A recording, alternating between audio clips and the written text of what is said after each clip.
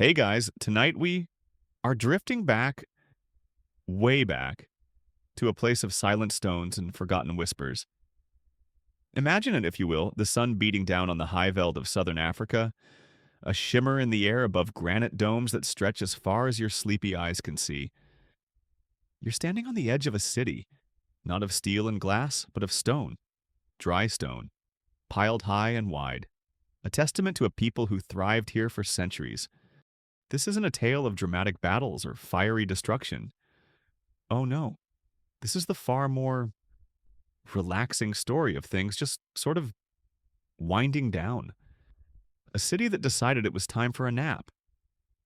You probably won't survive this episode awake.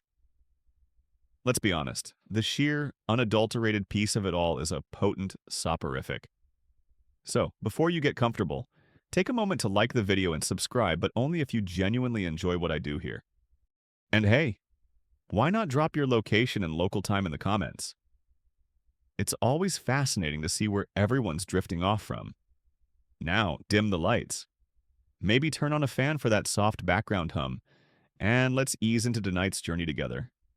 You find yourself walking, not on a paved road, but on a well-worn path of reddish earth, the kind that puffs a little cloud around your ankles with each step. The air is warm, carrying the scent of wood smoke, distant cattle, and something else. A kind of earthy, settled aroma that speaks of many people living closely together for a very long time. As you crest a gentle rise, it appears before you Great Zimbabwe. Not a ruin.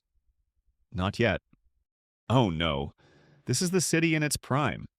A sprawling metropolis of stone, humming with a quiet energy that seems to vibrate up from the very ground beneath your feet.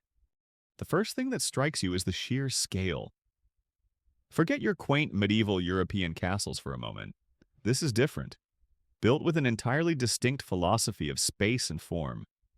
These are vast, curving walls of granite, fitted together with such meticulous precision that no mortar was needed to bind them.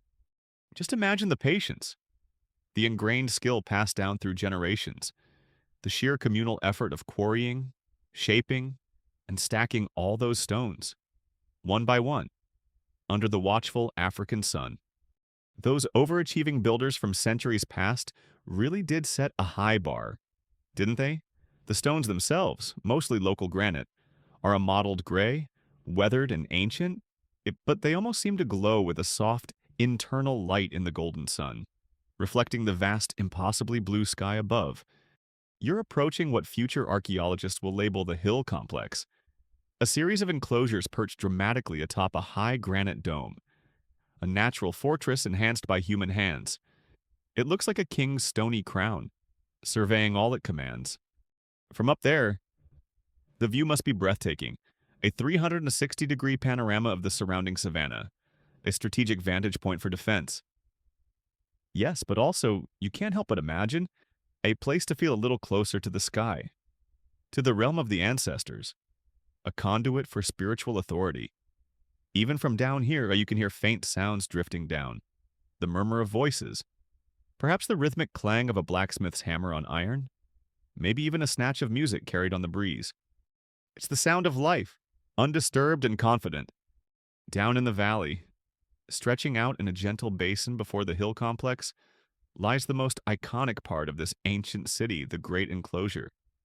Its outer wall is truly immense, a flowing, organic curve that seems to have grown out of the earth rather than being imposed upon it. It's not a perfect circle, but rather a majestic ellipse. And its walls are so thick in places, up to 5 or 6 meters, you could probably host a fairly decent-sized, socially distanced picnic on top of them. Assuming you weren't afraid of heights and didn't mind the distinct lack of safety handrails. Inside this formidable perimeter, you'd find a labyrinth of passages, smaller enclosures, and the mysterious conical tower. The true purpose of the Great Enclosure remains one of history's charming enigmas. Historians still argue whether its primary function was defensive, a royal residence, a temple complex, a symbolic granary showcasing the ruler's ability to provide, or perhaps a center for initiation rites. It's one of those delightful scholarly debates where everyone gets to marshal their evidence and no single answer has yet claimed ultimate victory. And nestled between and around these two monumental stone complexes are the Valley Ruins, as they'll later be known. This is no ruin now, though. It's a vibrant, sprawling network of homesteads, the living heart of the city, where the thousands of ordinary people who call Great Zimbabwe home reside. Population estimates for its peak are, understandably, a bit like trying to count stars on a cloudy night. Census takers with clipboards weren't exactly a feature of 14th century Shona society. But you could be looking at a thriving urban center of anywhere between 10,000 and perhaps even 20,000 souls. That's a significant congregation of people, a multitude of cooking fires, an ocean of conversations, hopes, and dreams. It's a proper, functioning city, the capital of a powerful state. As you wander deeper into these valley settlements, the thrum of daily existence becomes almost palpable. The air is thicker here, rich with the layered smells of life, the nutty aroma of roasting sorghum or millet, the slightly sweet, musky scent of the vast cattle herds, their dung an incredibly versatile resource, used for fuel, for plastering floors and walls, and perhaps even, as some old tales suggest, mixed with herbs for some kind of rudimentary, if slightly alarming, sunscreen. Probably best not to try that particular beauty tip at home. And the sharper, cleaner tang of wild herbs drying in the sun, destined for food or medicine. The houses, or imba, are mostly circular, constructed with sturdy wooden poles and daga, a kind of adobe made from termite mound soil, cow dung, and water for the walls, all topped with expertly thatched conical roofs of bundled grasses, perfectly designed to shed the seasonal rains. They're clustered together in family units, forming little neighborhoods within the larger city, interconnected by winding paths and shared courtyards. You see women, their movements economical and practiced from years of repetition, grinding grain on large, smooth stones, their quiet chatter a constant, soothing backdrop. Children, coated in a fine layer of reddish dust and fizzing with boundless energy. Chase scrawny, long-legged chickens that scatter with bursts of indignant squawks. Some archetypes of daily life, it seems, are truly timeless. Men are perhaps returning from the agricultural lands that fan out beyond the city's immediate stone embrace, carrying iron-bladed hoes, or maybe from the more distant pastures, guiding the precious herds of cattle that represent the community's collective wealth and individual status. Cattle were far more than just walking protein here. They were a currency, a critical social lubricant, a source of milk, hides for clothing and shields, and a vital link to the spiritual world, often used in ritual sacrifices to honor the ancestors. The more cattle a family or lineage possessed, the greater their influence, their metaphorical Wi-Fi signal to the ancestral realm stronger and clearer. You might imagine. Except, of course, their ancestral server rooms were probably a bit more organic and less reliant on air conditioning. You can't help but notice the sophisticated craftsmanship evident everywhere. The pottery is particularly beautiful, with intricate incised patterns and burnished surfaces, ranging from huge storage jars, clearly designed for water or grain, to smaller, finer vessels for daily use or special occasions. There's abundant evidence of skilled iron smelting, too. The Shona people who built and inhabited Great Zimbabwe were master metallurgists, transforming the rich local iron ores into essential tools, effective weapons, and delicate adornments. And then, of course, there was gold. While not necessarily mined in colossal quantities right within the city's immediate vicinity, Great Zimbabwe was undeniably a pivotal hub in a vast and sophisticated inland and coastal trade network. Gold, mined on the Zimbabwean plateau, flowed through this city, controlled and taxed by its rulers, and was then exchanged for highly prized exotic goods brought by traders from faraway lands. Vibrant glass beads from India, lustrous ceramics from Persia, and even delicate porcelain from distant China. Imagine the incredible journeys those small, inanimate objects undertook, traveling thousands of miles by land and sea to end up here, adorning the people of this flourishing stone city, one of the most iconic and enigmatic discoveries to eventually emerge from the ruins of Great Zimbabwe. Centuries from your current vantage point will be the collection of 8 skillfully carved soapstone birds. These stylized, majestic avian figures, often found perched atop tall stone columns, were primarily located within the sacred hill complex. It's a fascinating linguistic tidbit that the very name Zimbabwe is generally accepted by scholars to derive from the Shona phrase Dzimba za Mabwe, which translates to houses of stone, or perhaps more evocatively, venerated houses or sacred houses, reflecting the deep cultural and spiritual significance attributed to these monumental structures. The soapstone birds themselves, some scholars suggest, might represent battler eagles or fish eagles, powerful totemic symbols of royalty, spiritual messengers connecting the earthly and ancestral realms, or perhaps emblems of different ruling lineages. Or maybe the artist just had a particular fondness for avian subjects and a lot of soapstone.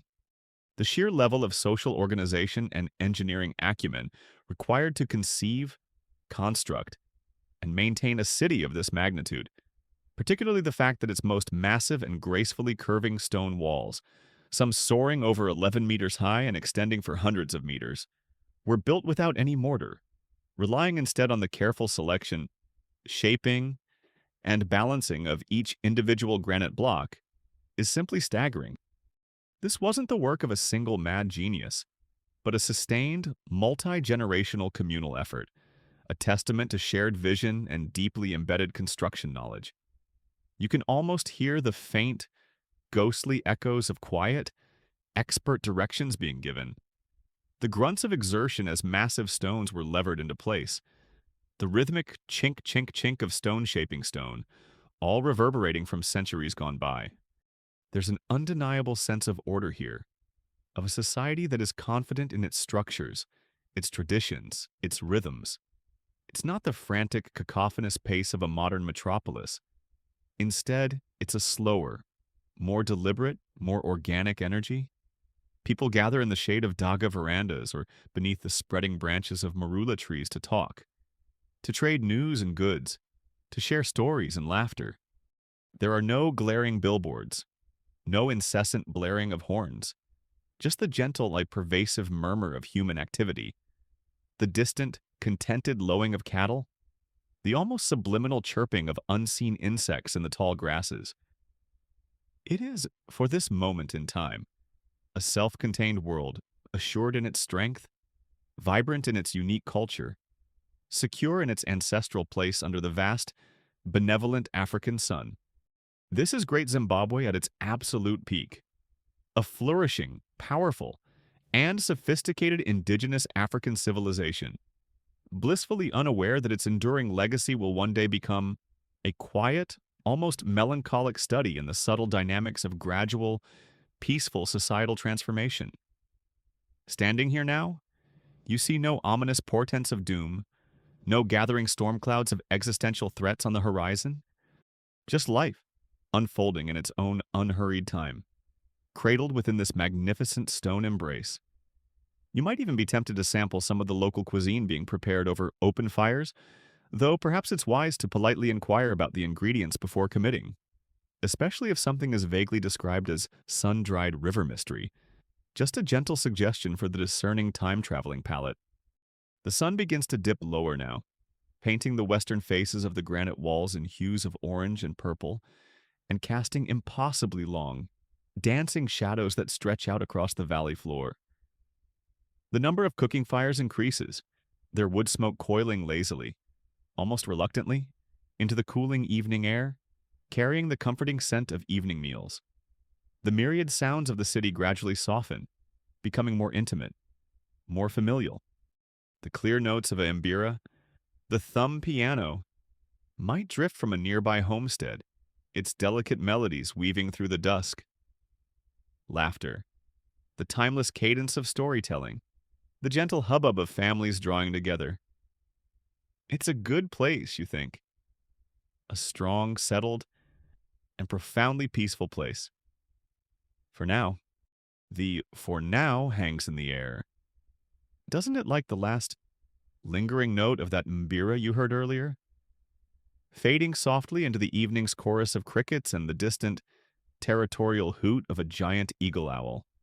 And for a good long while, perhaps for the span of a generation or two, that deeply ingrained sense of settled strength, of a city in almost perfect harmonious equilibrium with its surrounding world, does indeed continue. The sun rises and sets with dependable regularity over the silent, watchful stone enclosures.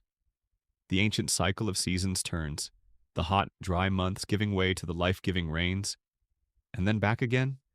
Children are born, grow, play, learn, love, and eventually grow old, all within the familiar, protective embrace of those massive, mortarless granite walls. Life flows on, a deep, wide, and steady river, its currents shaped by tradition and the timeless rhythms of the African highveld. But if you linger here, not as a fleeting visitor, but as a silent, patient observer, if you allow your senses to attune themselves not just to the grand, imposing sweep of the city's stone architecture, but to its faintest, most subtle undertones, you might begin to perceive, well, cracks is far too dramatic a word. Too sudden, too alarming for the story we're easing into tonight. Think of it more as the almost imperceptible loosening of a single, tiny thread in a vast, incredibly complex, and intricately woven tapestry. Or perhaps it's akin to that moment when you first notice, with a slight pang you can't quite explain, that your favorite super comfy Goda t-shirt, the one you've lived in for years, is just a tiny, tiny bit thinner in one spot than it used to be. It's still your absolute favorite. Of course, still perfectly wearable, still imbued with all those sleepy memories, but a change, however minute, has undeniably begun. A process so slight, so gradual, you almost doubt your own keenly honed perception. You might notice the first hints of this subtle shift in the early mornings, as the dew still clings to the thatch of the circular huts. The women and younger members of the households, those traditionally tasked with gathering firewood, their journey seems to take them just a little further afield with each passing cycle of seasons. The immediate vicinity of Great Zimbabwe, which in its earlier days was likely well wooded with acacia, miambo, and other native trees, is now predominantly cleared land, cleared for agriculture to feed its thousands, cleared for timber to build and maintain the huts, and cleared, constantly, for the never-ending need for fuel. Those thousands of domestic hearths, those specialized forges of the ironworkers and goldsmiths, they consume an immense quantity of wood. So the well-trodden paths to the denser woodlands, where suitable deadwood or sustainably harvested branches can be found, become progressively longer. The bundles of firewood carried back on strong heads are perhaps, on average, a fraction smaller than they once were, or their gathering requires a few more precious hours of daylight. It's not something anyone would likely complain about loudly or overtly, it's just the evolving way of things. A bit like when your favorite walking trail gets a new, slightly longer detour, you sigh internally, adjust your expectations, and just get on with it. No major drama, but the change is duly noted in the collective subconscious. Then there are the fields, the cultivated lands that are the lifeblood of this urban center. The rich, dark, fertile earth that once yielded such bountiful harvests of sorghum, millet, finger millet, cowpeas, and other essential crops. Perhaps right on the city's immediate doorstep, might be showing the first subtle signs of nutrient depletion, of tiring after centuries of continuous or near-continuous cultivation. The dual reliance on agriculture for staple foods and their vast cattle herds for protein, wealth and social obligations was the absolute bedrock of Great Zimbabwe's enduring prosperity. A mainstream historical fact that also meant any slow degradation of these fundamental resources would inevitably have significant, albeit initially subtle, long-term consequences for the city's sustainability. So, new plots of arable land need to be identified and cleared, often further from the central homesteads, pushing the agricultural frontier outwards. This, in turn, means more walking to and from the fields, more labor invested in clearing virgin bush, preparing the soil and guarding the crops from opportunistic wildlife. The hazy smudge of smoke from burning bush to clear new land might become a slightly more frequent sight on the distant horizon, a faint, almost artistic smear against that vast, clear blue African sky. And what of the cattle, those magnificent, long-horned Sanga cattle, the symbols of wealth, status, and crucial spiritual connection to the ancestors? The herds are undeniably vast, a visible testament to the city's power, its regional influence, and the accumulated pastoral skills of its herders. But tens of thousands of cattle, as you can imagine, require an enormous expanse of grazing land. The choicest pastures, those closest to the city with easy access to water, are heavily, constantly utilized. You might observe, if you watched very closely over many seasons, that the herds are being driven progressively further afield each day to find fresh, nutritious grass. Their countless hooves, over decades and centuries, have compacted the earth in many areas, slowly altering the composition of the native grasslands, perhaps favoring hardier, less palatable species of grass. During the increasingly parched months of the long, dry season, the competition for good grazing and reliable, clean water sources for these precious animals becomes just a little more pronounced, a little more keenly felt. Not a crisis, mind you. Not anything approaching starvation or societal breakdown. Not yet. But perhaps the ribs of the cattle are a little more visible at the tail end of one particularly harsh dry season compared to the memory of the last one. Or the elders in council spend a little more time than they used to discussing rainfall patterns, the condition of the distant grazing lands, and the subtle politics of shared resource access with neighboring communities. You might even notice this almost imperceptible pressure reflected in the water sources. The springs, seeps, and small streams that supply the city with its essential fresh water are still flowing. Their locations well known and carefully managed, but perhaps during the absolute peak of a prolonged dry season, the flow from some of these sources is a little less vigorous, a little less reliable than it was in the oral histories passed down from grandparents. More care might be taken in the collection and storage of water. More discussions might be had, particularly among the women who manage the households, when about conserving this precious, life-sustaining resource. These are the quiet, creeping pressures, the kind that insinuate themselves so slowly, so stealthily, into the fabric of daily life that you barely register them as distinct changes against the constant, reassuring backdrop of routine and tradition. It's like a very, very slow-motion version of your internet bandwidth, gradually decreasing as more people in your neighborhood sign up for the same service. It's a bit annoying when you're trying to stream your favorite sleepy history channel. But you adapt. Maybe you buffer it in advance, or just resign yourself to a slightly lower resolution. The city itself, viewed from a distance, still hums with its usual confident energy. The great stone walls stand as proud, silent and imposing as they ever did, catching the morning light, basking in the midday heat, and glowing softly in the light of the full moon. The sacred rituals are performed with due reverence in the hill complex. The tinkling caravans of traders still arrive and depart, their donkeys laden with goods, and the skilled artisans in the valley continue to craft their beautiful pottery, their sturdy iron tools, and their delicate gold adornments.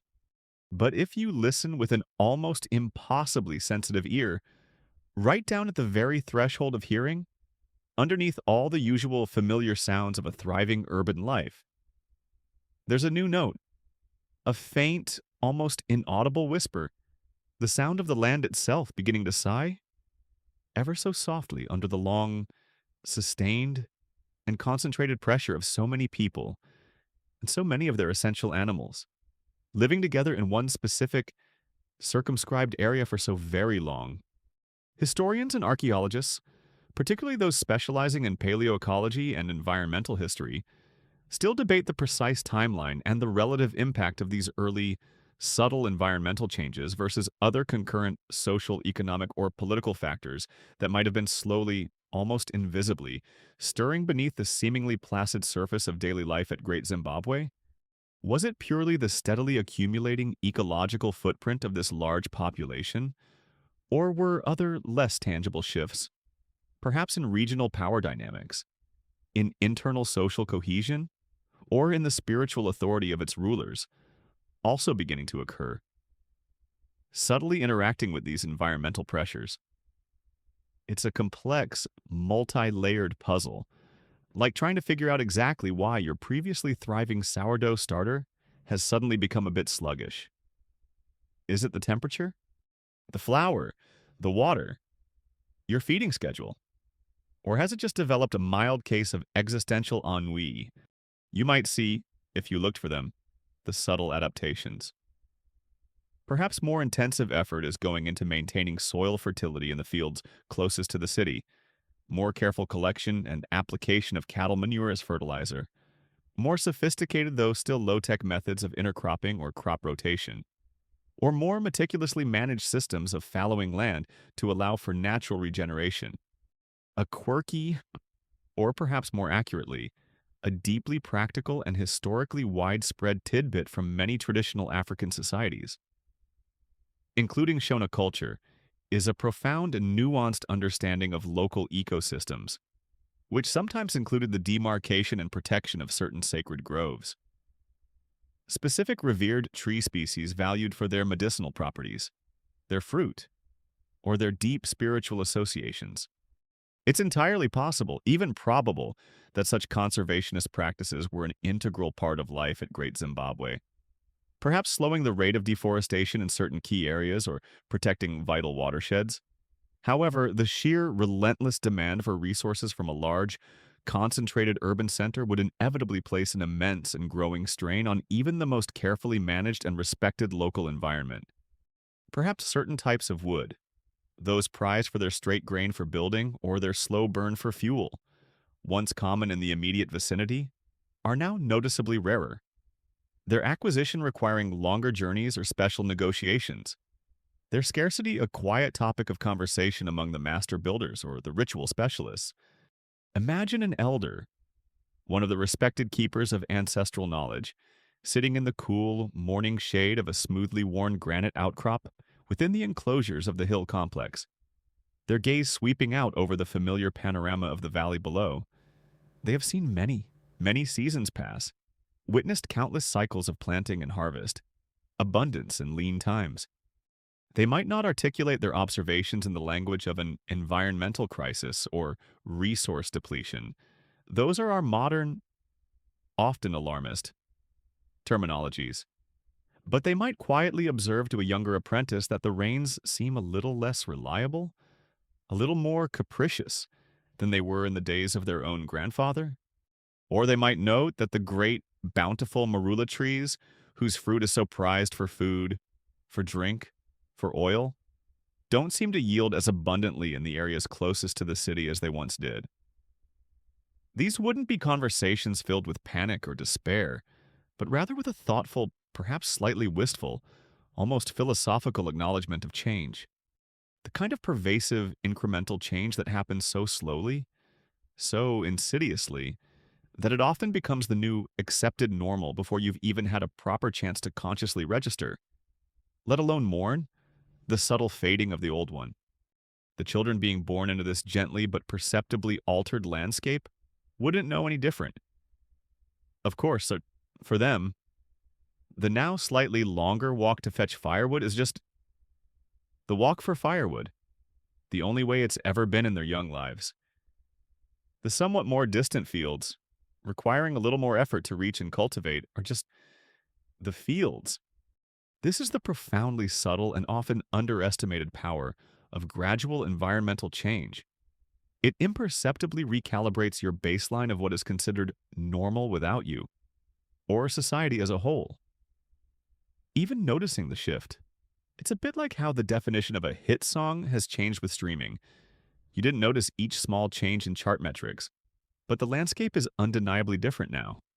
Well, perhaps the fate of Great Zimbabwe is a touch more significant than chart music, but the principle of unnoticed incremental change holds. There's no sense of impending doom, no frantic, crisis-driven activity to suggest that the city is on the brink of collapse. Far from it. The skilled stone masons are still meticulously repairing, and perhaps even extending the incredible walls. The long-distance traders are still arriving with their precious cargoes of glass beads, cloth, and other exotic wares. And the paramount ruler, from his seat of power in the hill complex or the great enclosure, still commands respect and allegiance, his authority apparently undiminished. Yet, these almost invisible shifts in the resource base, these faint environmental whispers, are like the first faint, almost undetectable tremors that might eventually, if other social, political, or climatic factors align in just the right or wrong way, contribute to a much larger, more significant societal earthquake. But for now, as you observe this magnificent city, these changes are just that whispers. They are the quiet, almost imperceptible creaking of a mighty, ancient ship that has sailed smoothly and confidently for a very long time, now beginning to encounter the first, almost unnoticeable swells of a subtly changing and ever-demanding sea. The city of Great Zimbabwe is still strong. Its societal heart still beats powerfully and rhythmically, but the land that cradles and sustains it is subtly, undeniably, beginning to respond to its enduring, concentrated presence. The land is talking, you realize, but its voice is still so soft, so patient, that it is too quiet for most to truly hear. Or perhaps its message is simply too familiar, too deeply woven into the background hum of daily life, to cause any immediate or widespread concern. And it's not just the land whose voice is almost too soft to register, whose subtle shifts in scent and texture require such patient attention. Other, equally understated currents are beginning to meander and change. Currents that flow not through the soil and the diminishing streams, but along the dusty, sun-baked, and well-trodden trade roads. Those ancient commercial arteries that connect the stone heart of Great Zimbabwe to the vast, pulsating, wider world. For many, many generations, this magnificent city hasn't just been a dominant center of local agricultural wealth and regional political power. It has also functioned as a crucial linchpin, a sophisticated nexus in a sprawling, intercontinental network of commerce. Its far-reaching influence, and indeed much of the prestige and authority of its ruling elite, has been deeply and inextricably intertwined with the astute control and channeling of valuable goods. Most notably, the gleaming allure of gold. Imagine, for a moment, the intricate circulatory system of this trade, deep within the expansive Zimbabwean plateau, often many arduous days' journey from the protective stone walls of the city itself. Determined miners, both men and women, toiled under the hot sun. They worked to extract precious gold from stubborn quartz reefs, laboriously crushing the ore, and from the rich alluvial deposits found in riverbeds, patiently panning the glittering dust and occasional nuggets. This precious metal, alongside other equally valuable and sought-after commodities like ivory from the great elephant herds, perhaps even exotic animal pelts like leopard skins for royal regalia, or the prized long feathers of ostriches, would then make its intricate way. It would travel through a complex, multi-tiered system of local exchange, tribute payments, and controlled accumulation, eventually converging towards the central authority residing at Great Zimbabwe. From this powerful hub, it was strategically directed outwards, primarily flowing eastwards, like a golden river towards the distant, shimmering turquoise waters of the Indian Ocean. There, dotted along the length of the Swahili coast, vibrant, cosmopolitan city-states such as Kilwa, Sofala, Gedi, and Mombasa thrived, acting as sophisticated mercantile gateways, crucial middlemen in the grand exchange between the resource-rich African interior and the ancient maritime trade routes that crisscross the ocean, linking the continent to Arabia, Persia, India, and even, astoundingly, to distant imperial China.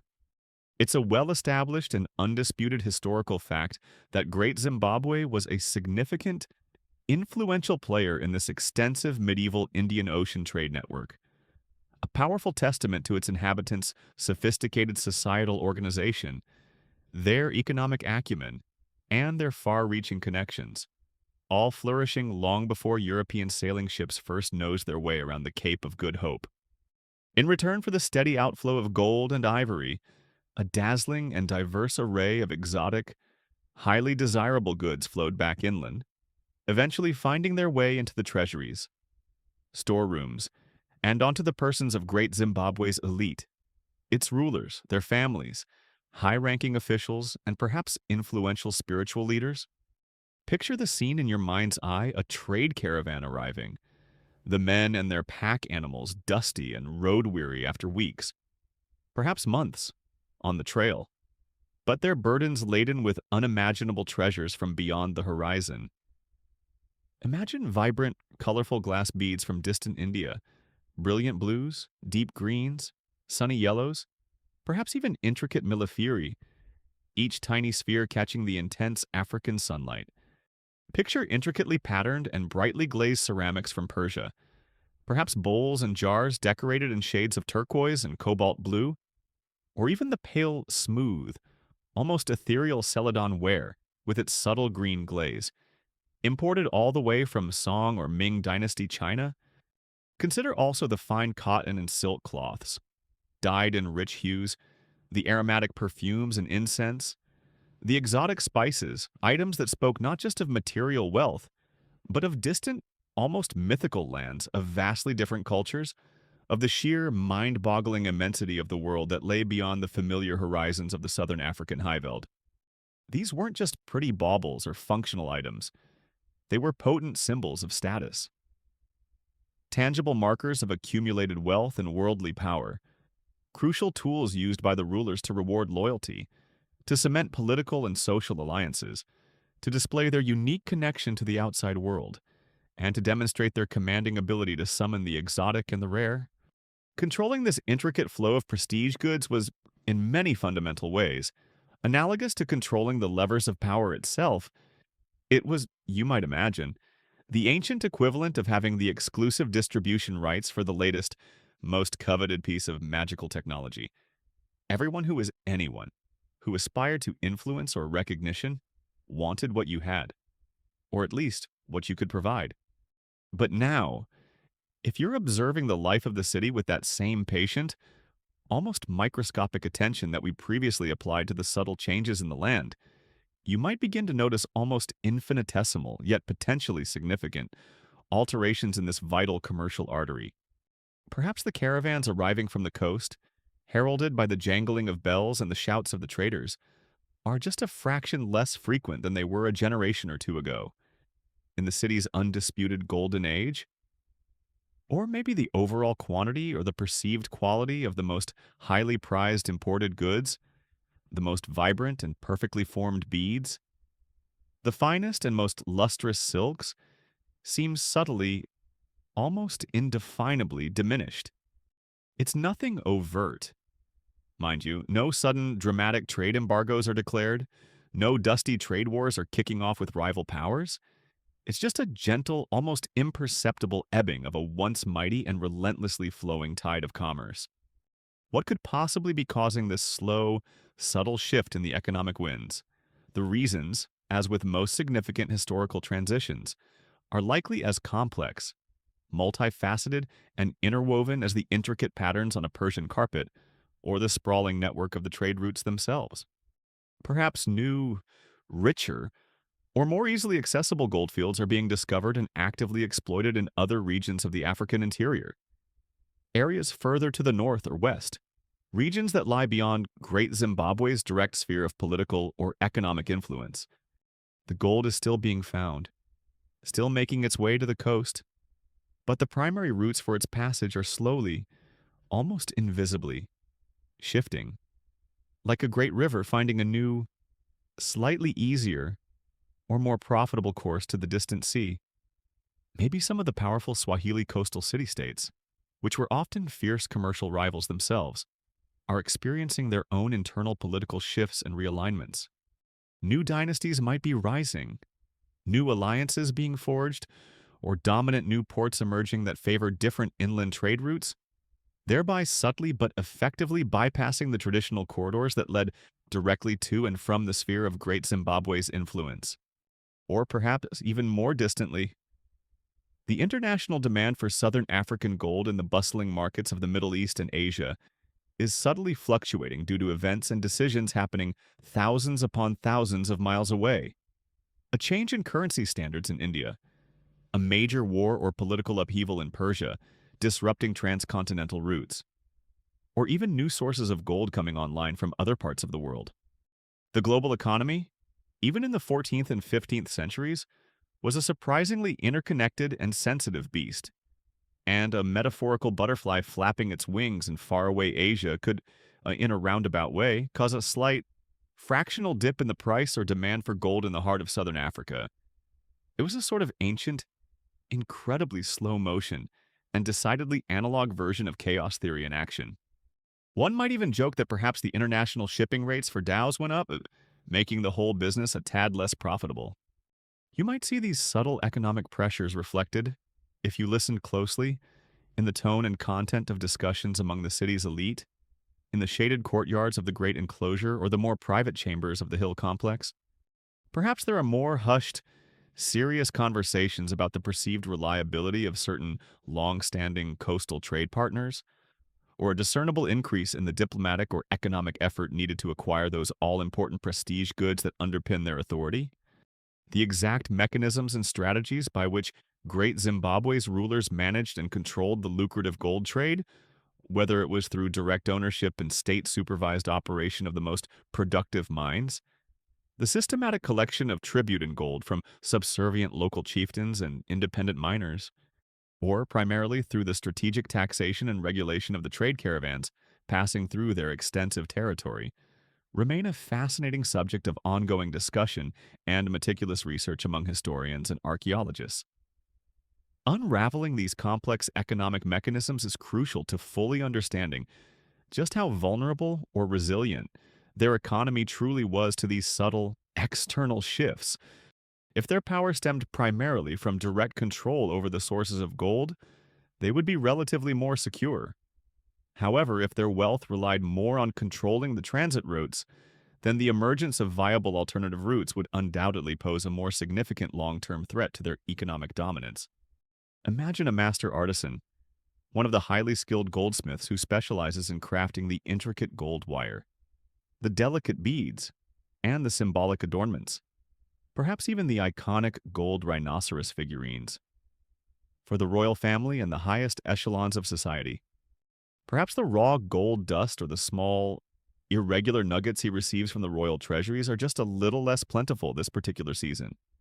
Or perhaps the quality is perceived as being slightly less pure than in former times, requiring more labor-intensive refinement before it can be worked. Or picture a high-ranking official, one accustomed to receiving a certain generous quantity of fine imported silk or richly dyed cotton cloth as a customary gift, a tangible mark of his unwavering loyalty and esteemed status. He might find his allocation subtly, almost apologetically, reduced this year. These aren't cataclysmic, society-shaking changes, but of course, no one is suddenly going without the absolute necessities of life. But it's perhaps a bit like your favorite premium streaming subscription service suddenly removing a few of the best, most popular channels from its lineup while keeping the monthly price exactly the same. It's undeniably disappointing, a subtle but definite erosion of perceived value and satisfaction. A quirky and illuminating tidbit often highlighted by archaeologists studying Great Zimbabwe and related contemporary sites is the sheer variety, the widespread distribution, and the distant provenance of the many thousands of glass beads that have been painstakingly excavated.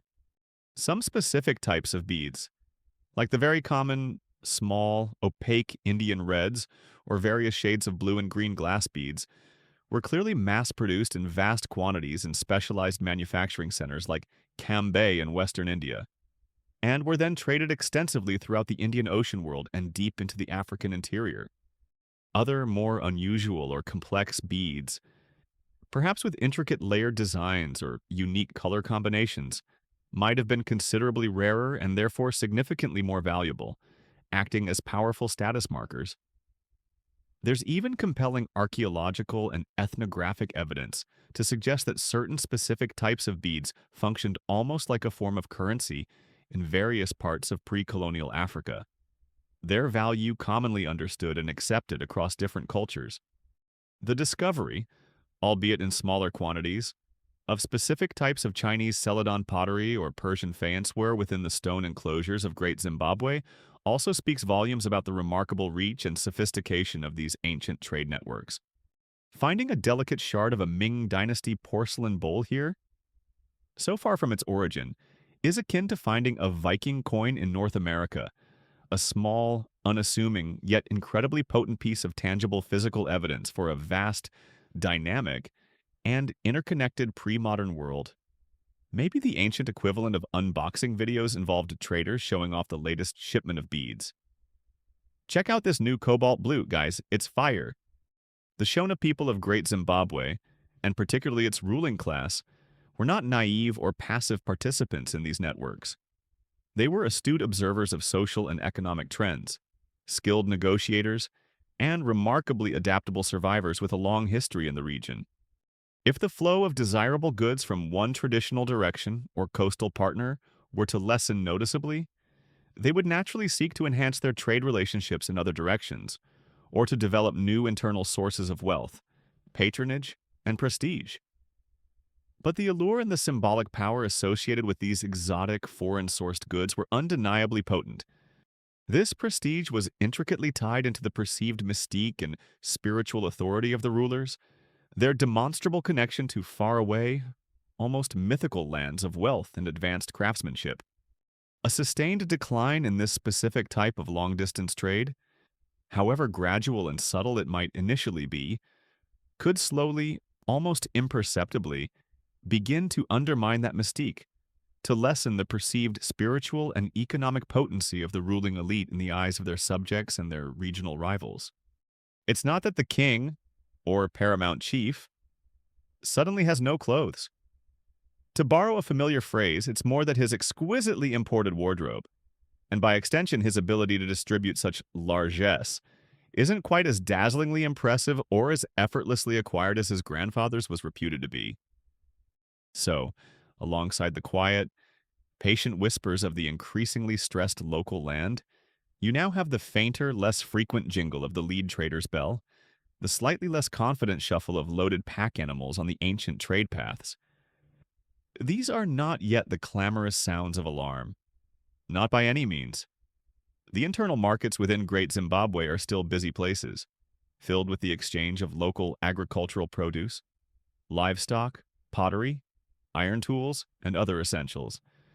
The fundamental agricultural and pastoral economy, though perhaps beginning to feel those subtle, pervasive environmental strains we've already considered, undoubtedly remains the broad and resilient bedrock of Shona society.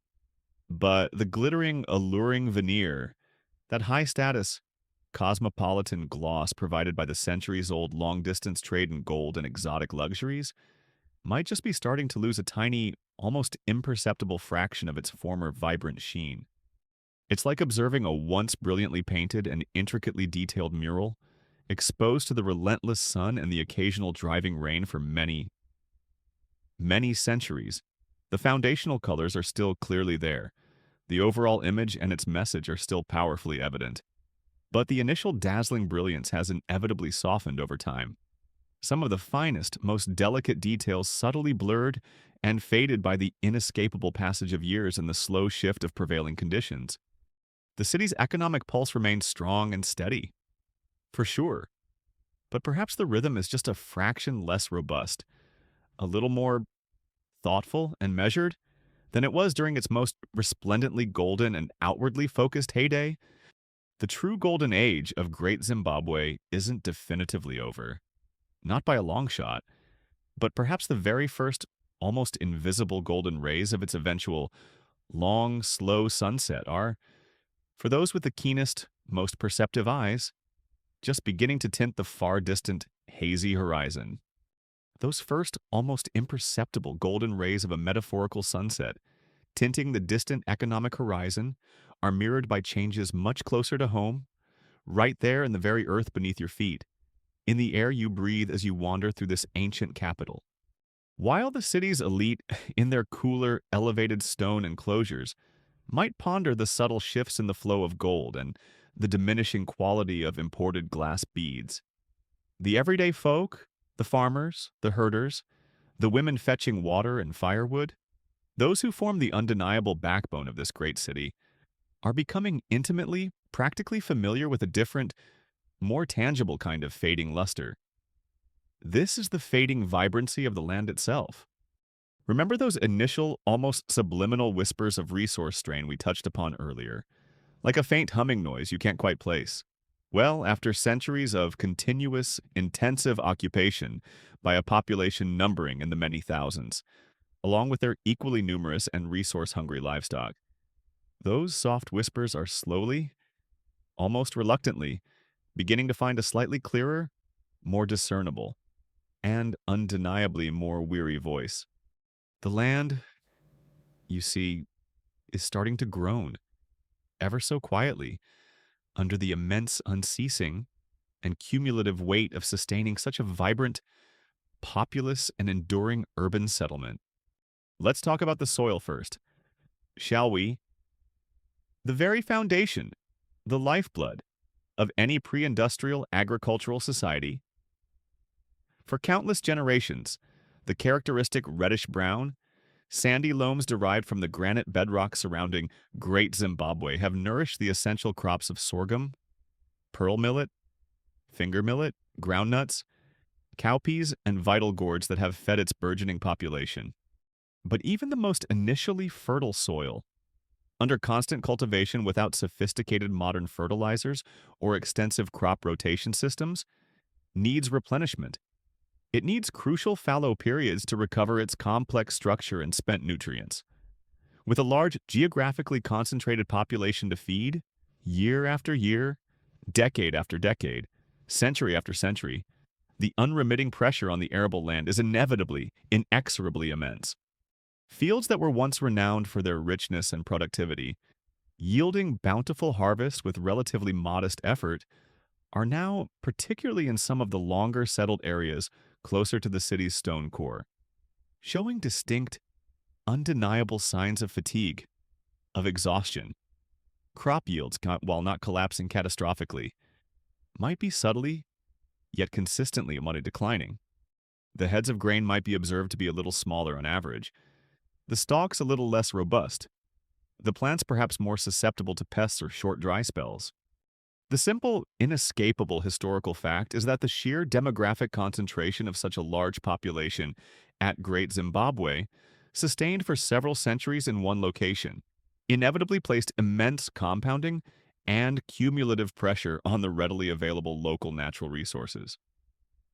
Most critically, the fertile soil essential for agriculture and the dwindling woodlands needed for fuel and construction. This isn't necessarily a sign of inherently poor or negligent farming practices. The ancestors of the modern Shona people were, and indeed still are, highly skilled and knowledgeable agriculturalists with a deep, nuanced understanding of their specific environment. But rather it's an almost unavoidable ecological consequence of such prolonged, intensive, and geographically anchored land use. You can see the evidence of this in the way the agricultural landscape itself is slowly, but visibly, expanding outwards, like ripples from a stone dropped in a pond. The most convenient, most fertile, and most easily worked plots of land immediately adjacent to the sprawling homesteads are perhaps now being left fallow for increasingly longer periods, a somewhat desperate, though traditional, attempt to allow them to recover some measure of their spent vitality.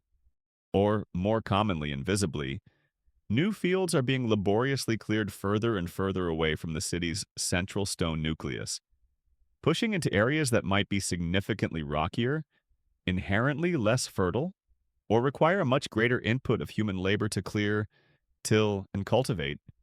This, in practical terms, means substantially longer walks for the farmers, both men and women, to simply reach their fields each morning. It translates into more precious daylight hours spent merely traveling to and fro, and consequently, less time available for other essential tasks like tool repair, food processing, or social obligations. It means carrying heavy hoes and seed bags further out.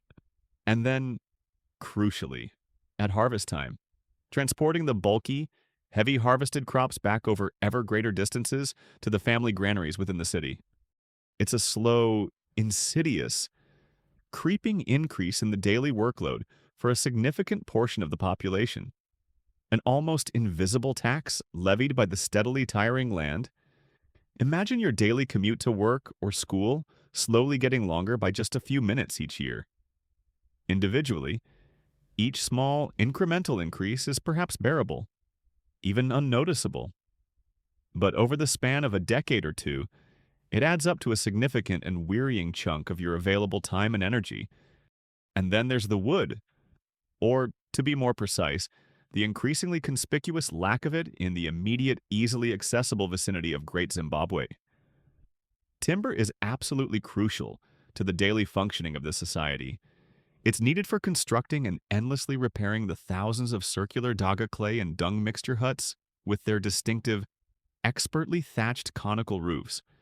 It's essential for building and maintaining the strong wooden stockades that enclose family compounds, protect valuable livestock at night from predators like hyenas or leopards, and demarcate social spaces.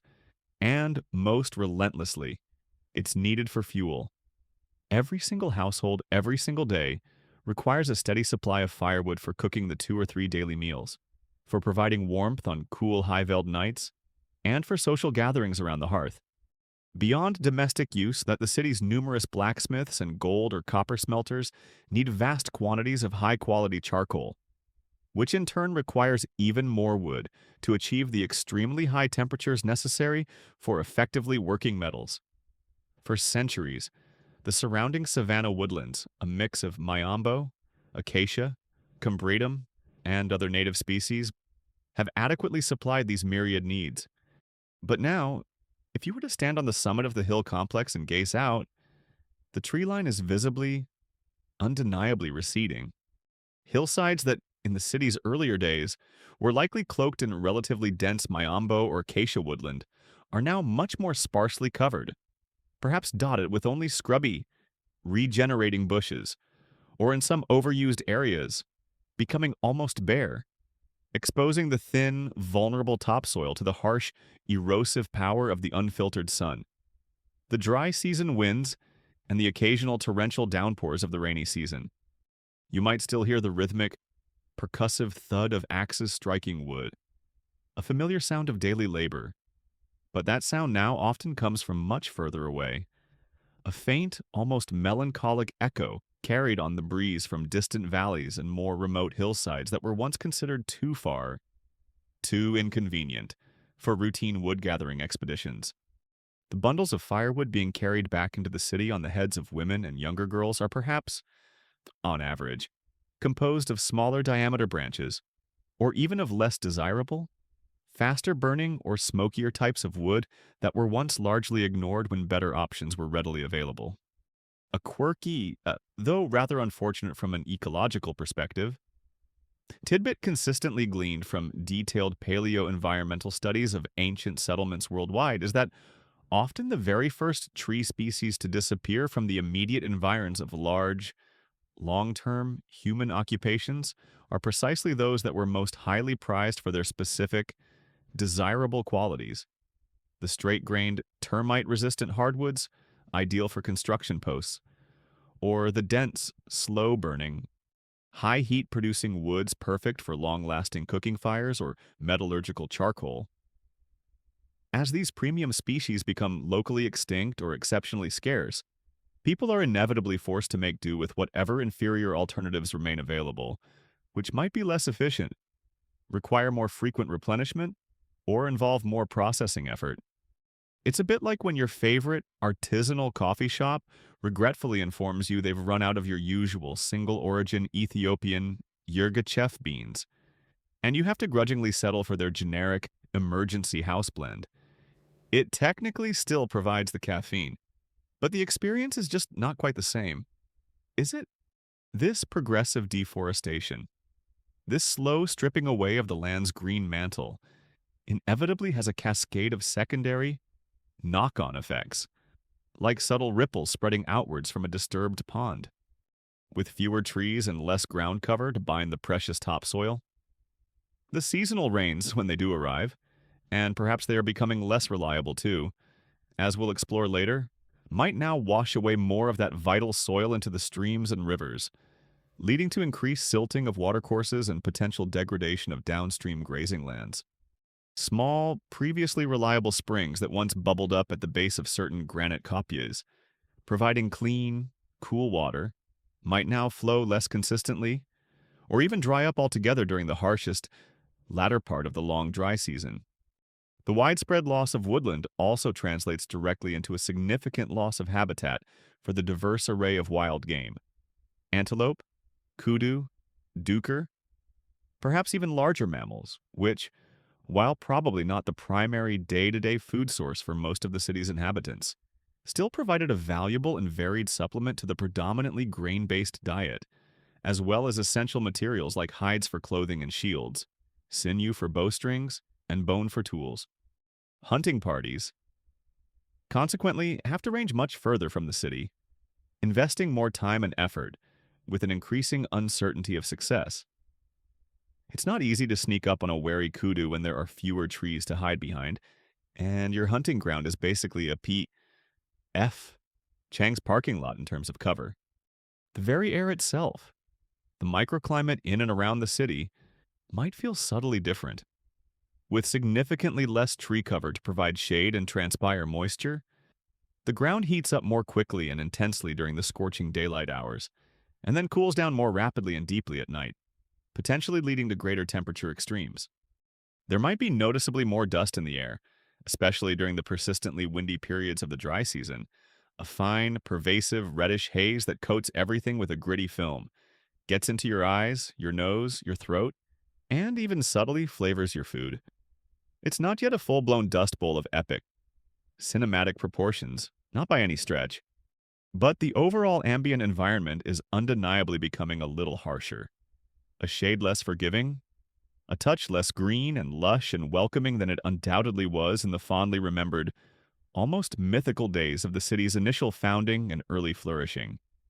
Paleo-environmental studies, which involve the painstaking analysis of ancient pollen grains preserved in soil layers, charcoal deposits from long-dead fires, soil erosion rates, and other subtle sedimentary clues, continue to refine the complex, evolving picture of environmental change around Great Zimbabwe. Some researchers, interpreting the data, suggest that there might have been localized periods of woodland recovery, perhaps linked to temporary shifts or even reductions in population density in certain sectors, or changes in resource use strategies, while other scholars, looking at the broader regional picture, point to a more widespread, continuous, and perhaps irreversible decline in overall woodland resources throughout the main centuries of the city's occupation. It remains a complex scientific puzzle, akin to trying to reconstruct the precise score of a long-forgotten symphony based on only a few surviving, damaged pages of sheet music and the faint echoes heard by distant listeners. Of course, as we've noted before, the Shona people of Great Zimbabwe are not, and were never, passive victims, simply waiting for ecological doom to befall them. They are, and were, intelligent, observant, and remarkably resourceful people. You might see them adapting to these mounting pressures in numerous, small, ingenious, and often unrecorded ways. Perhaps they are investing more communal labor into building and maintaining more extensive stone-walled terraces on the slopes of hillsides, a time-honored technique to try and conserve precious soil and water for their crops. Maybe they are subtly shifting their agricultural focus, experimenting with different, more drought-resistant or quicker-maturing varieties of their traditional staple crops like sorghum or millet, or perhaps placing a greater emphasis on hardier livestock like goats, which can survive and even thrive on rougher, more limited browse than the more prestigious but also more demanding cattle. There might be more meticulous, widespread collection and use of ashes from household fires, carefully spread onto the fields to eke out a little more fertility from the tired soil. These are the quiet, unheralded, everyday innovations of a resilient people striving, with considerable effort, to maintain their established way of life in a subtly, yet persistently changing and increasingly challenging world. But these adaptations, while clearly testament to their profound resilience and deep environmental knowledge, also speak volumes about the increasing, undeniable pressures they face. It simply takes more collective effort now, more individual ingenuity, more sheer back-breaking labor to achieve the same, or perhaps even slightly diminished, agricultural results that their ancestors, living on a more forgiving and bountiful land, might have achieved with considerably greater ease and certainty. The almost effortless, taken for granted abundance of the city's early formative days is slowly, almost imperceptibly, giving way to a period where life, and for many, requires a bit more daily toil, a bit more careful, forward-thinking planning, and perhaps a bit more anxious. Skyward scanning for the longed-for signs of life-giving rain, the land isn't suddenly barren or overtly hostile. It's more like a once consistently generous and deeply indulgent parent who, through no fault of their own, is becoming a little stricter, a little more demanding, a little less able to provide for all needs without requiring significantly more effort and deference in return. The magnificent city, with its awe-inspiring stone walls, still stands immensely proud and visibly strong, an enduring symbol of human ingenuity, social organization, and cultural achievement. But the underlying natural foundations upon which that extraordinary achievement was painstakingly built, and upon which it continues to depend, are undeniably showing the cumulative strain of centuries. The earth is tired, you sense, and its tired, weary sighs are becoming just a little harder for everyone to completely ignore, even amidst the familiar, comforting daily hustle and bustle of this enduring, magnificent stone metropolis.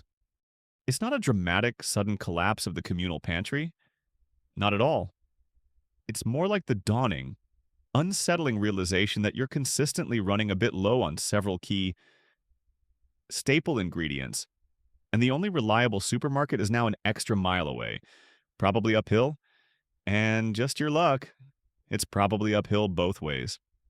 That feeling of the local supermarket suddenly being an extra mile uphill, both ways, with a dwindling selection on the shelves when you finally get there, it doesn't just affect your personal grocery budget or your daily step count, does it? It's the kind of creeping inconvenience that starts to subtly percolate through the entire system, right up to the very highest echelons of power. Those residing within the cool, imposing stone enclosures of Great Zimbabwe. Because, you see, the enduring authority of Great Zimbabwe's rulers, their well-established ability to command vast amounts of labor for constructing these monumental edifices, to control those extensive and lucrative long-distance trade networks we've already touched upon, and to maintain a delicate social cohesion among many thousands of inhabitants, wasn't just based on the sheer, undeniable impressiveness of their granite architecture or the strength of their warriors. It was also meticulously built upon a complex and delicate balance of providing tangible benefits for their people. Strategically distributing prestige goods to affirm loyalties, performing essential and deeply resonant spiritual functions that ensured the land's fertility and the community's well-being, and, well, fundamentally, being the biggest, most successful, and most divinely favored show in the entire region. And when that show starts to require a little more collective effort for slightly, almost imperceptibly, diminishing returns. Some members of the audience, and perhaps even some of the more ambitious stagehands, might just begin to quietly ponder the attractions of other potential theaters, or even the possibility of starting their own.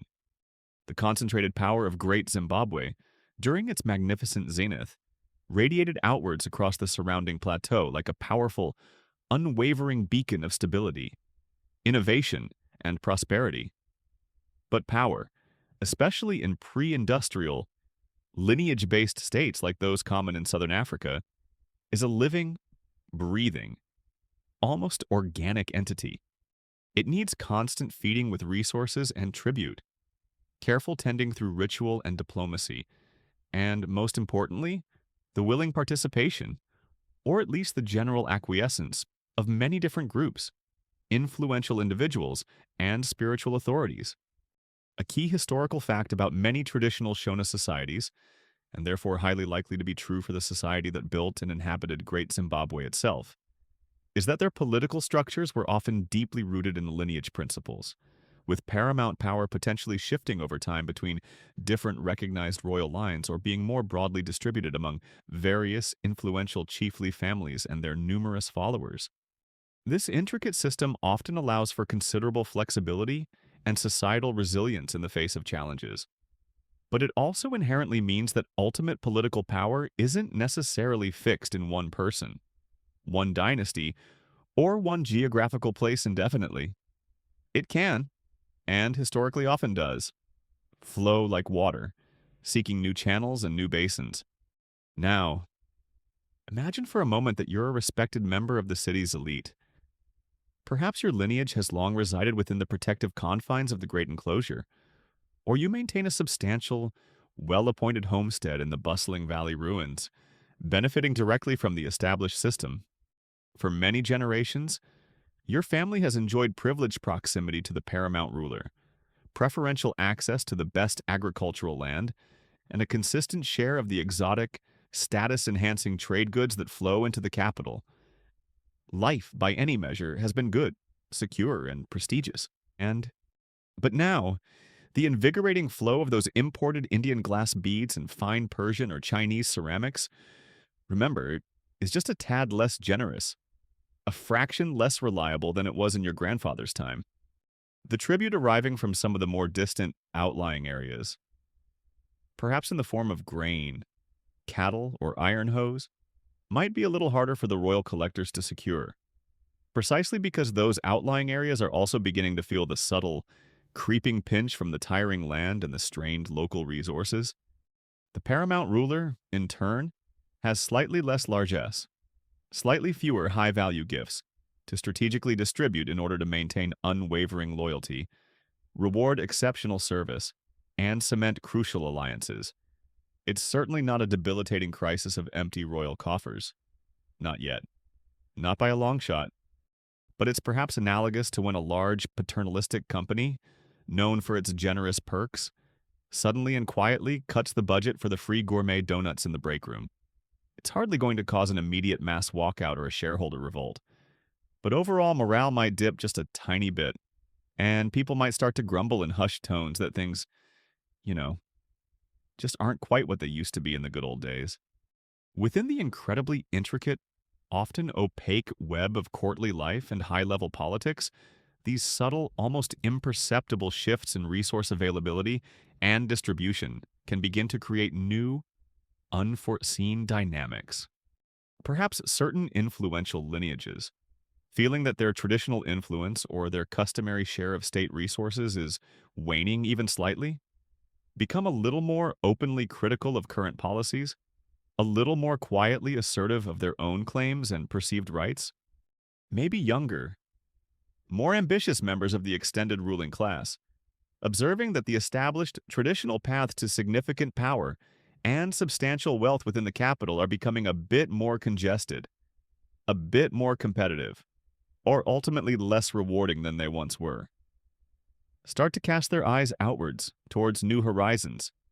They might begin to seriously consider the prospect of establishing new settlements in fresher, less exploited, and potentially more promising territories, taking their immediate families, their loyal followers, and their valuable skills in agriculture, animal husbandry, or even stone masonry with them.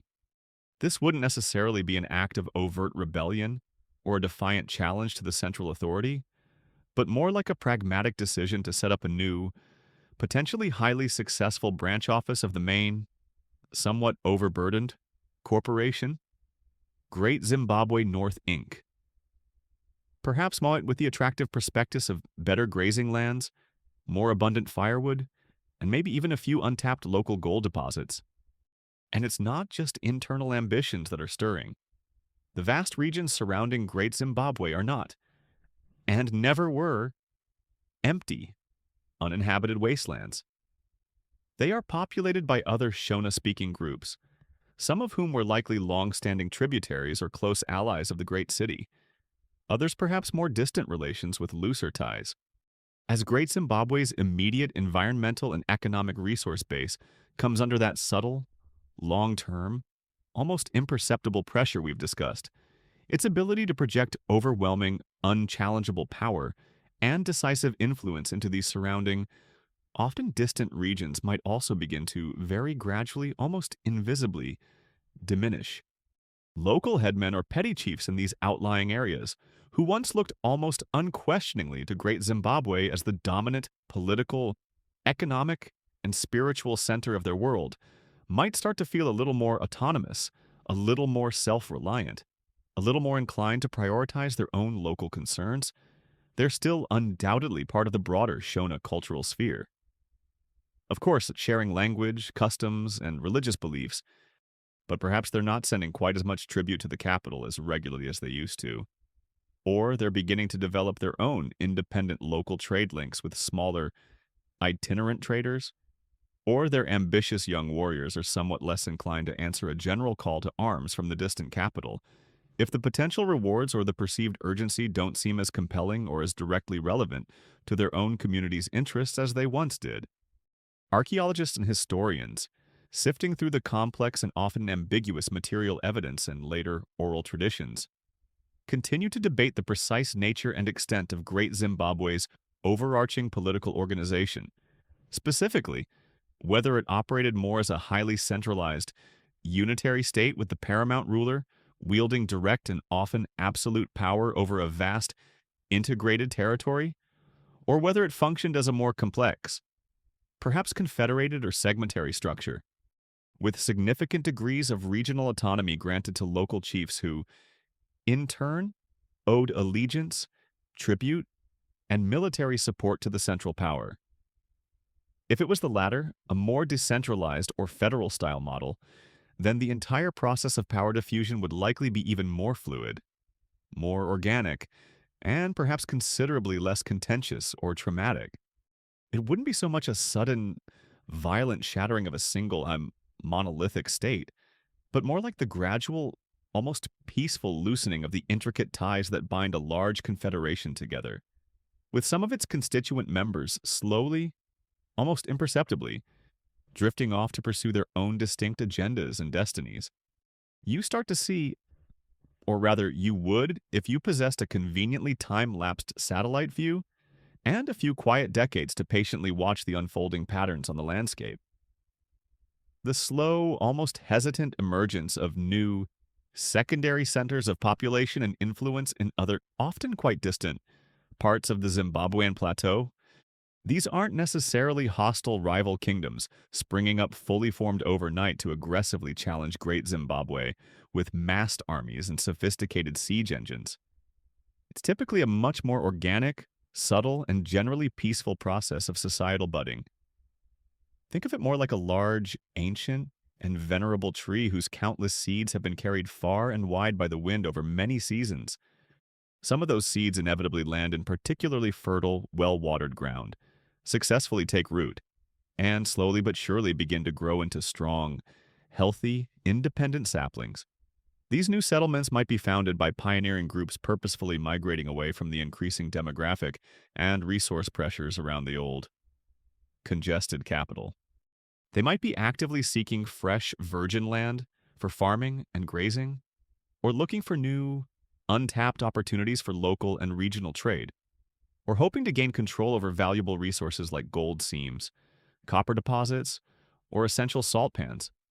Perhaps a particularly charismatic and ambitious leader, maybe a discontented younger son from one of the less powerful royal lineages, or a widely respected elder with a compelling spiritual vision, gathers a substantial following of kinsfolk and adventurous individuals and makes the momentous decision to move to a promising new area, one reputed to be rich in untapped natural resources or strategically located along budding new trade routes that offer exciting possibilities. You can almost picture areas that will, in later centuries, become the recognized heartlands of the powerful Mutapa state to the north, near the Zambezi River, or the Torwa state to the southwest, around Kami, beginning to experience a gradual increase in population density during this period. You'd see the establishment of new, substantial villages, some perhaps even boasting their own smaller, but still impressively constructed, stone enclosures, reflecting their growing status and aspirations. These new centers aren't attempting to be exact replicas of Great Zimbabwe, but they very often share similar architectural traditions like the use of dry stone walling, pottery styles, and core cultural practices, all of which strongly suggests a common heritage, a shared ancestral memory, a widely understood vocabulary for organizing society and expressing status and power. It's like different regional orchestras playing their own unique variations on the same grand classical symphony. A fascinating and quirky, or perhaps more accurately, a rather vital and politically potent tidbit concerning Shona concepts of political legitimacy, evident even in much later historical periods, was often the absolutely crucial role played by influential spirit mediums, known as svikaro. These revered individuals were believed by the community to be periodically possessed by powerful and ancient ancestral spirits, including, most importantly, the spirits of former paramount kings and founding ancestors of dominant lineages. The pronouncements and guidance issued by these mediums, while in a state of spiritual possession, could serve to legitimize a current ruler's claim to power, endorse his policies, and ensure the continued favor of the ancestors for the land and its people. Conversely, and critically, they could also withdraw that vital spiritual legitimacy if the ruler was widely perceived as failing in his duties, if the land suffered unduly, or if the ancestors were believed to be profoundly displeased with his conduct. One can only speculate, of course, as the stones themselves are silent on such spiritual matters.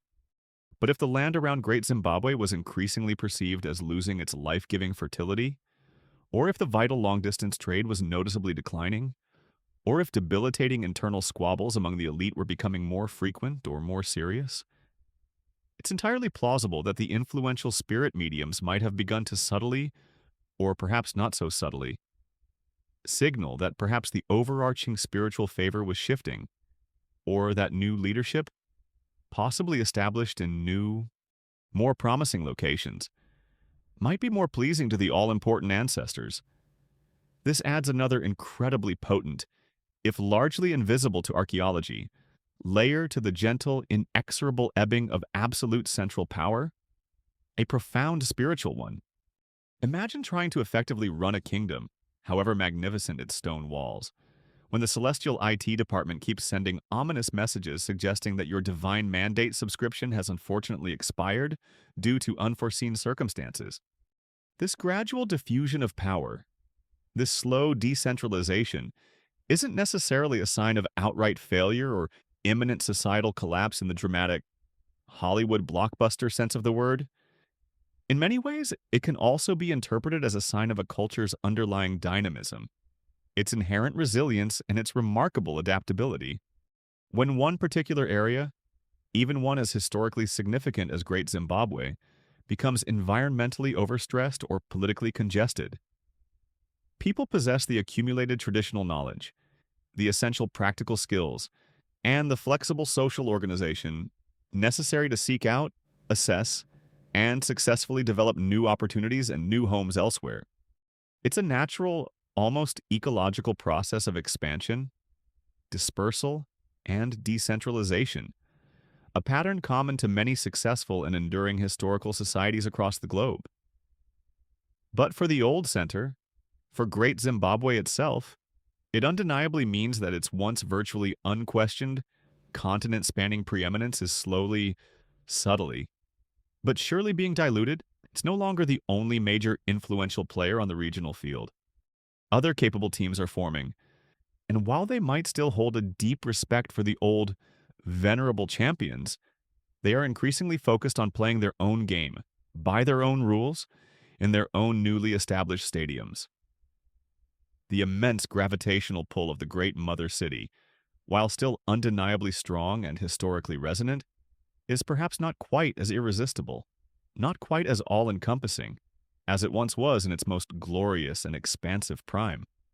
The great stone ship of state isn't sinking, not by any means, but some of its more adventurous, Ambitious or perhaps simply pragmatic passengers are quietly, and without excessive fanfare, disembarking in well-provisioned lifeboats to explore promising new shores and chart their own independent courses. As those more adventurous or perhaps simply pragmatic passengers quietly disembark from the great stone ship of state, seeking out new shores, greener pastures, and fresh opportunities. It's not just the political or economic map of the region that's being subtly, almost imperceptibly, redrawn. The very spiritual and social cement, that invisible yet incredibly strong adhesive that has bound the diverse community of Great Zimbabwe together for so many prosperous generations, might also be undergoing its own almost imperceptible, yet profoundly significant, quiet evolution. When old, time-honored certainties begin to fade, even slightly at the edges like a well-loved photograph, and when new, unforeseen challenges arise from the tired land, the shifting trade routes, or the evolving political landscape, people often, quite naturally, begin to look at their oldest, most sacred beliefs and their most revered rituals with fresh, and sometimes unconsciously questioning, eyes. For many centuries, Great Zimbabwe has likely been far more than just a formidable political capital or a bustling cosmopolitan trading hub. The sheer, almost overwhelming scale and the unique, symbolic architecture of its principal stone structures, like the ancient, revered hill complex, with its cave-like, shadowy passages, its protective enclosures, and its commanding panoramic views over the surrounding countryside, or the mysterious and awe-inspiring Great Enclosure, with its massive, smoothly curving walls and its enigmatic, solid conical tower, strongly, almost irrefutably, suggest a profound and central spiritual purpose. A well-accepted and foundational historical fact is that traditional Shona religion, whose deep roots may very well extend far back into the era of the builders of Great Zimbabwe, places a strong and consistent emphasis on the active veneration of ancestral spirits. The Vadzimu, who are the spirits of deceased family members and a deeply ingrained belief in a remote, all-powerful, supreme creator god, often known by names such as Mwari, Musikavanhu, creator of people, or Nyadenga, lord of the sky. Within this spiritual worldview, rulers and chiefs frequently played absolutely crucial roles as vital intermediaries between the living community and these potent, often capricious spiritual forces. They were seen as responsible for ensuring harmony, maintaining the fertility of the land and its people, guaranteeing the timely arrival of rains, and securing overall prosperity through the correct, meticulous, and timely performance of prescribed rituals and sacrifices. Great Zimbabwe, in this context, was almost certainly a major ceremonial center, perhaps the major pan-regional ceremonial center for a vast territory, a sacred place where these vital connections to the spiritual realm were forged, nurtured, and regularly reaffirmed. Think of it, if you will, as the ancient equivalent of the Vatican, or Mecca, or perhaps even a major university's advanced research laboratory dedicated to metaphysics, all rolled into one impressive granite-clad package, but with significantly more open-air ambiance and, one presumes, a rather different approach to peer review. The iconic, stylized soapstone birds, discovered perched high on their stone columns, predominantly within the more sacred areas of the hill complex, likely gazed out with their inscrutable carved eyes over countless solemn ceremonies and vibrant communal gatherings. Their enigmatic, almost aloof expressions perhaps symbolized undisputed royal authority, the watchful presence of powerful founding ancestors, or even a direct line of communication with the divine or the sky spirits. The imposing conical tower itself, solidly, meticulously constructed, and famously without any discernible internal chambers or accessible spaces. What exactly was its primary purpose and symbolic meaning?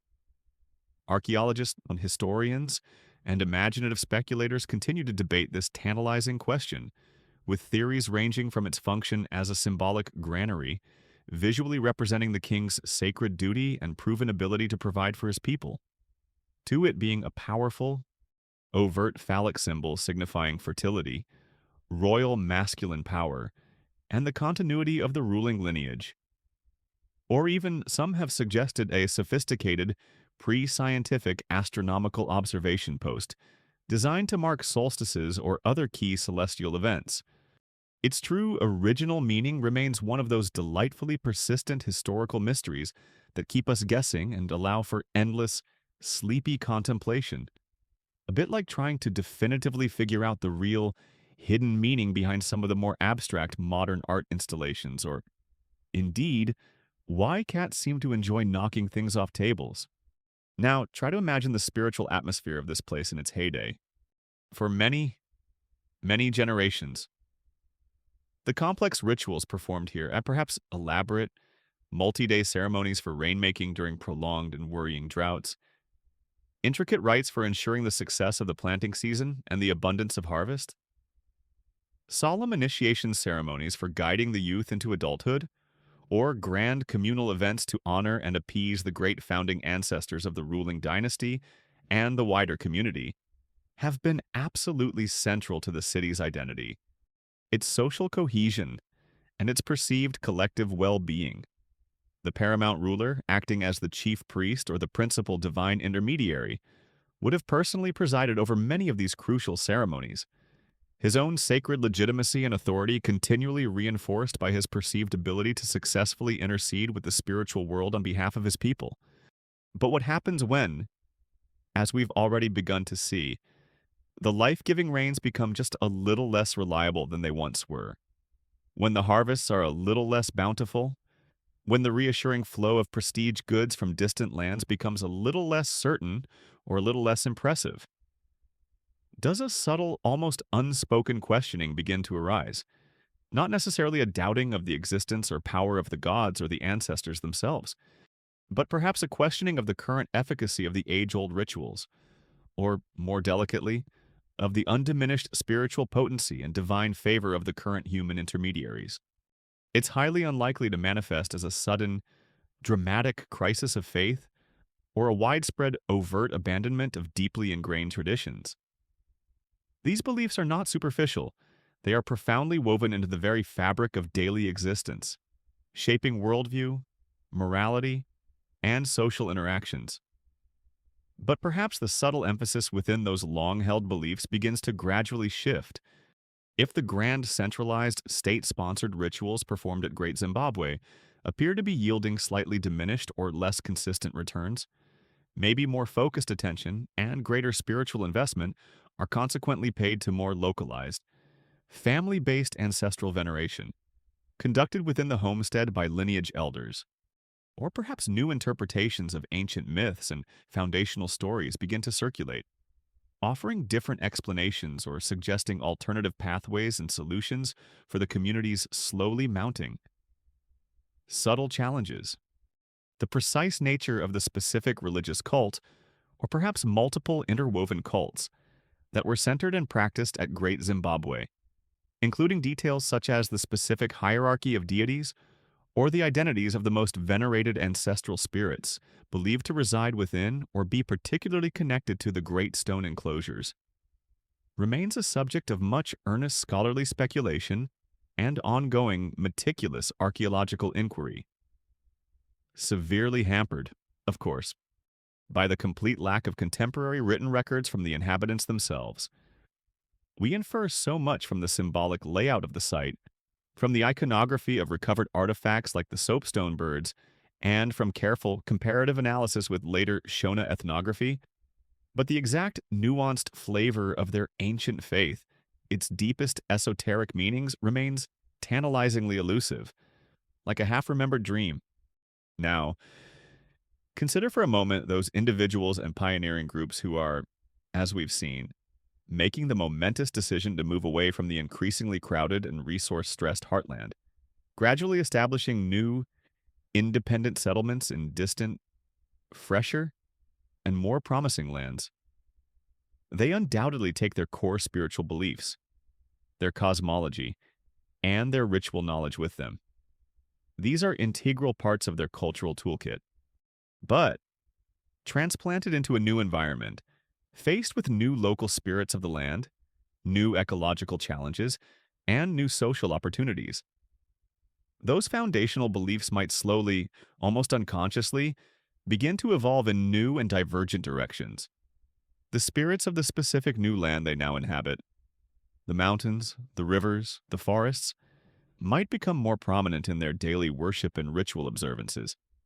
New leadership emerging in these newer settlements might, over time, develop its own unique, localized spiritual authority, perhaps less directly tied to or dependent upon the ancient primary cult center at Great Zimbabwe. They might still acknowledge Great Zimbabwe with reverence as the ancestral hearth, the sacred place of origins, the fount of their oldest traditions. But their day-to-day practical spiritual practices could become increasingly localized, more specifically tailored to their immediate environmental circumstances and their community's unique needs. It's somewhat like a popular band that moves to a completely new city and gradually starts incorporating local musical styles, rhythms, and instruments into their signature sound. The core identity is still recognizably there, but it's undeniably evolving, adapting, and creating something fresh and new. Back in the great mother city itself, if you observe very closely, you might notice subtle changes in the conduct and atmosphere of the established rituals. Perhaps the offerings made to the ancestors or the local spirits, libations of specially brewed beer, sacrifices of livestock, portions of the harvest are slightly less lavish, a little more modest than they were during the city's most prosperous and confident times. Maybe there's a greater, more palpable sense of anxiety, or a more fervent, almost desperate plea, discernible in the communal prayers and chants that echo around the stone enclosures.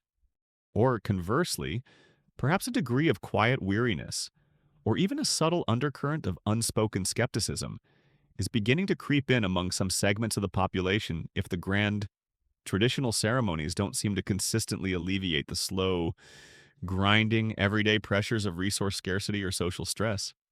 If the divine customer service hotline seems to be perpetually busy, or if the solutions offered feel increasingly out of sync with the problems at hand, some people might, quite understandably, start discreetly looking around for alternative spiritual providers or more effective homegrown remedies. This potential dilution of centralized spiritual authority, this subtle questioning of old certainties, could also, over the long term, have a discernible impact on overall societal cohesion. The shared, enthusiastic participation in grand communal rituals is an incredibly powerful bonding agent for any society, reinforcing shared values, common identity, and collective purpose. If these pivotal rituals become less frequent, if they are less well attended by people from the outlying districts, or if they are widely perceived as being less effective in achieving their desired outcomes, then some of that crucial social glue, that sense of belonging to something larger and more powerful than oneself, might begin to slowly weaken or lose its binding strength.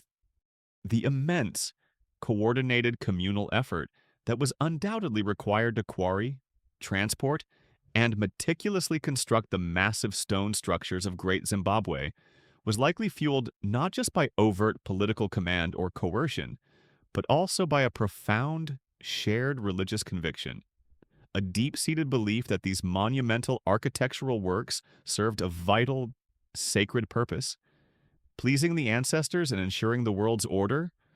If that underlying conviction begins to waver, even slightly and almost imperceptibly, a paramount ruler might find it progressively harder to mobilize the necessary voluntary labor for ambitious new grand projects, or even for the constant, demanding, and extensive upkeep of the existing ancient structures.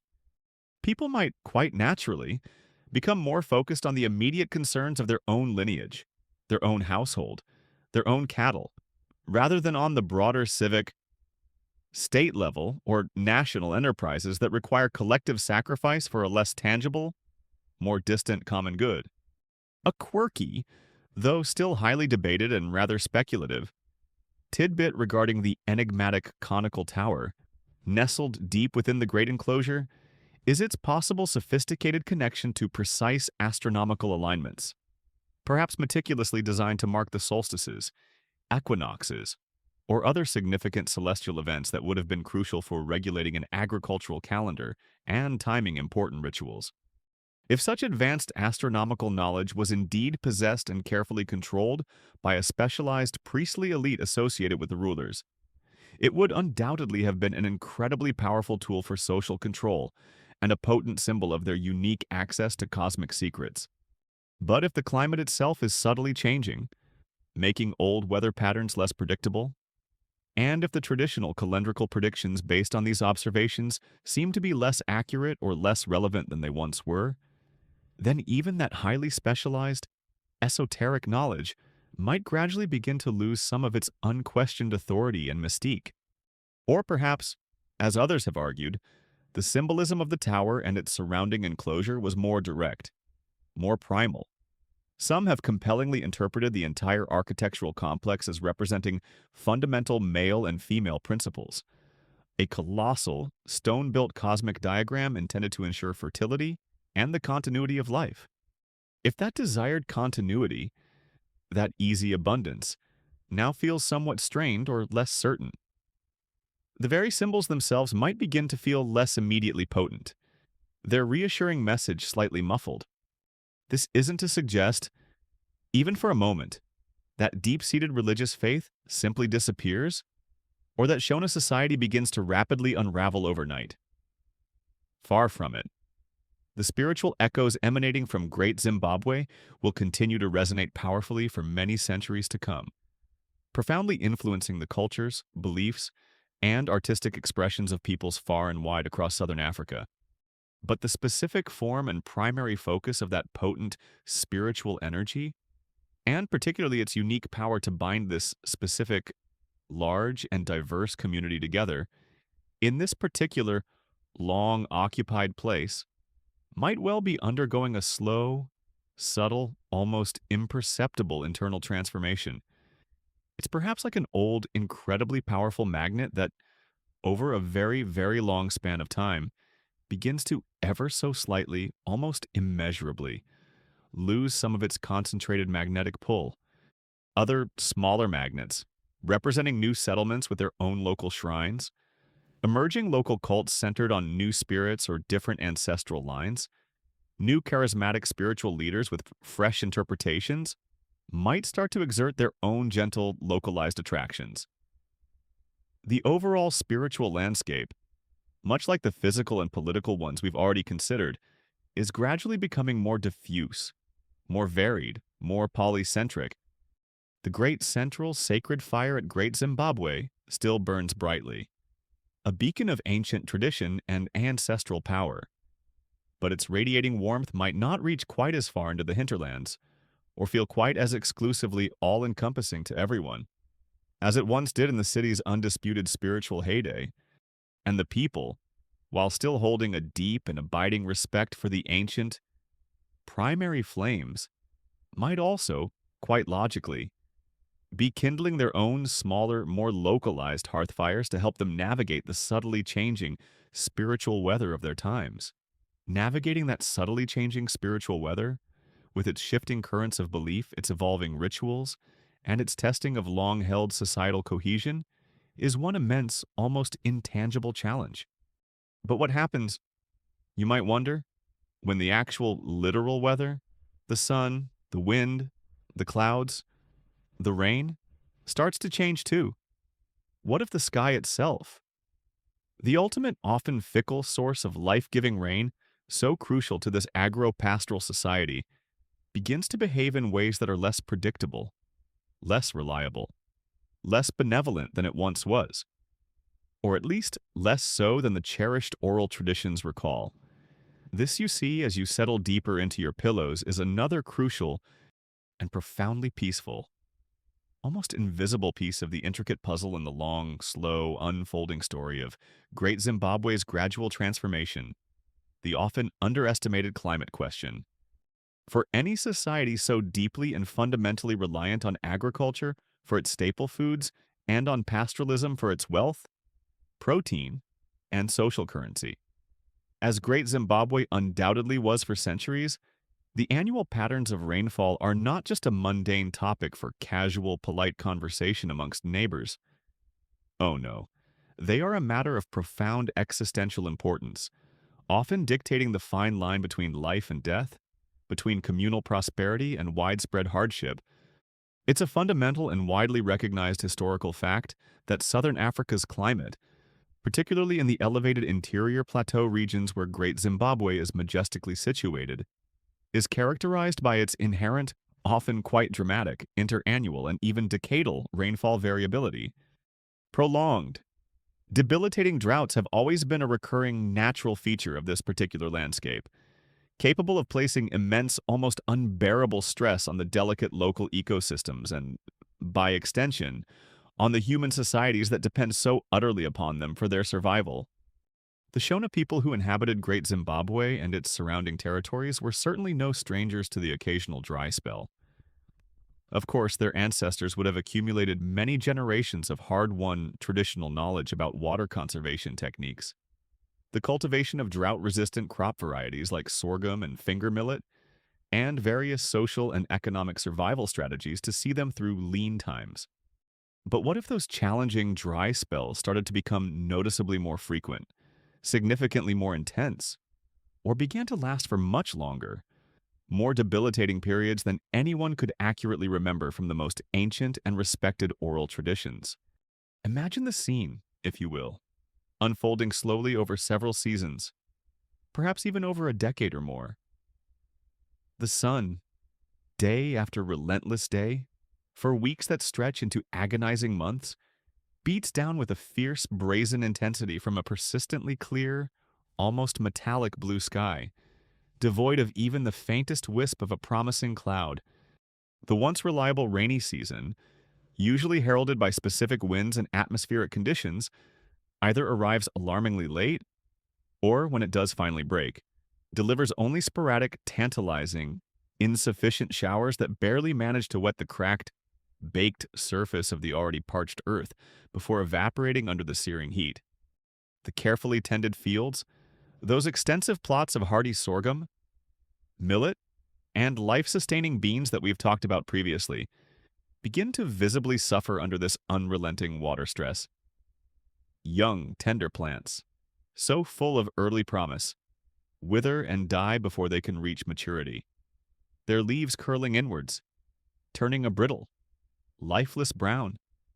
The precious heads of grain, if they manage to form at all under such adverse conditions, are sparse, stunted, and underdeveloped. Remember how we discussed the soil itself already feeling a bit tired, a bit overworked from centuries of continuous cultivation. Now add a significant multi-year drought to that already challenging equation, and you can see how agricultural yields could plummet dramatically, perhaps even catastrophically in some localized areas. It's rather like attempting to cultivate prize-winning, delicate roses in a child's sandbox during the peak of a scorching Saharan heat wave, armed only with a leaky, thimble-sized watering can. The odds, you'd have to agree, are just not stacked very favorably in your favor. The vast, culturally significant herds of Sangha cattle, the pride and joy and principal store of wealth for the people of Great Zimbabwe, would also face immense life-threatening hardship during such a prolonged climatic downturn. The once lush grazing lands, already under considerable pressure from centuries of continuous, concentrated use, would shrivel and turn brown. The sweet, nutritious grasses, essential for milk production and maintaining the animal's condition, would transform into dry, unpalatable, almost useless straw. The vital water holes, springs, and shallow streams, many already diminished by the effects of local deforestation and subtle changes in the regional hydrology, would shrink further, some inevitably drying up completely, forcing the desperate herders to drive their weakened animals over ever greater, more perilous distances in a frantic search for any remaining pockets of sustenance. If you were there, you'd see the cattle grow progressively thinner, their ribs becoming starkly prominent beneath their hides, their milk production dwindling to a mere trickle, significantly impacting the nutrition of young children and the vulnerable. The weakest animals, the very young calves, the aging cows, those already suffering from minor ailments, would begin to perish in increasing numbers. This isn't just an abstract economic loss for the community, it's a profound blow to the social and spiritual heart of their society. Given the deep, multi-layered cultural and religious significance attributed to cattle, the concentrated human population, living within and immediately around the protective stone ramparts of the city, would inevitably feel this escalating strain acutely in their daily lives. The sturdy household granaries, usually well stocked with surplus grain from previous, more bountiful harvests, would begin to empty at an alarming, noticeable rate, prompting anxiety and the careful rationing of remaining supplies. Water, always a precious and respected commodity in this semi-arid environment, would become even more so, its collection demanding longer, more arduous journeys to increasingly distant or less reliable sources, and its use governed by stricter, more parsimonious household rules. You can almost feel the pervasive anxiety prickling the air, a palpable, unspoken tension as people diligently scan the skies day after weary day, hoping, sometimes praying, for the telltale buildup of dark, pregnant cumulus clouds that promise blessed, life-sustaining relief. The wind, when it blows, might carry more fine dust than usual, a constant, gritty, reddish reminder of the desiccated, suffering land, the familiar, cheerful sounds of the normally bustling city, the laughter of children, the songs of women at their grinding stones. The boisterous calls of men might become more subdued, the usual social vibrancy perhaps a little less frequent, replaced by more urgent, hushed discussions about dwindling food supplies, the health of the cattle, and the uncertain prospects for the next crucial agricultural season. Now, it's important to understand that significant global climatic shifts were indeed occurring around this general historical period. The medieval warm period, a time of relatively stable and generally favorable climates that benefited many parts of the globe, though not uniformly then, was gradually, almost imperceptibly, giving way to what paleoclimatologists often refer to as the Little Ice Age. This was a complex period, broadly spanning from around 1300 to 1850 AD, characterized by greater climatic instability, cooler temperatures in many regions, and shifts in atmospheric circulation patterns. While these are very broad global terms, and their specific impacts varied greatly from one region of the world to another, there is a growing body of scientific evidence derived from various paleoclimatic sources, such as the analysis of lake sediment cores for pollen and diatom changes, tree ring studies from long-lived species were available in Africa, isotopic analysis of speleothems, stalactites, and stalagmites from caves, and ocean core data, suggesting that parts of southern Africa did indeed experience significant climatic instability. This included periods of protracted and exceptionally severe drought, particularly during the 13th, 14th, and 15th centuries, precisely the time frame when Great Zimbabwe was flourishing at its peak and then subsequently beginning its long, slow, and peaceful transformation. Paleoclimatologists and archaeologists are currently actively engaged in ongoing research and lively debate regarding the precise timing, the specific regional intensity, and the geographical extent of these documented climatic shifts in various parts of southern Africa during this critical historical period. Furthermore, there is much scholarly discussion about their direct causal links to specific, observable societal changes at sites like Great Zimbabwe versus the complex interplay of other internal factors like resource degradation and political shifts, which we've already explored, and external pressures like changing trade dynamics. It's very rarely a simple and straightforward case of one-to-one cause and effect when it comes to societal change. More often than not, it's a highly complex interplay of multiple, interconnected factors where something like adverse climate change can act as a powerful, often decisive, stress multiplier, relentlessly exacerbating existing vulnerabilities and perhaps pushing a delicately balanced system past a critical tipping point. It's like trying to untangle a bowl of very old, very sticky spaghetti. All the strands are connected, and it's hard to say which one started the knot. Think of it this way. The society centered at Great Zimbabwe was already, as we've seen, dealing with the subtle but growing challenges of slightly tired and depleted agricultural soils, a slowly but surely receding local tree line, and almost imperceptible shifts in the dynamics of long-distance trade and regional political power. Now, imagine throwing a series of truly devastating multi-year droughts into that already complex and delicately balanced mix. It's rather like a champion boxer who's already a bit weary, a bit bruised from a long and grueling fight, suddenly having to deal with an opponent who's unexpectedly found a second wind and is now throwing a barrage of unpredictable, powerful new punches from unexpected angles. The inherent resilience of the societal system, its innate capacity to absorb such severe shocks and then effectively bounce back, is inevitably and severely tested.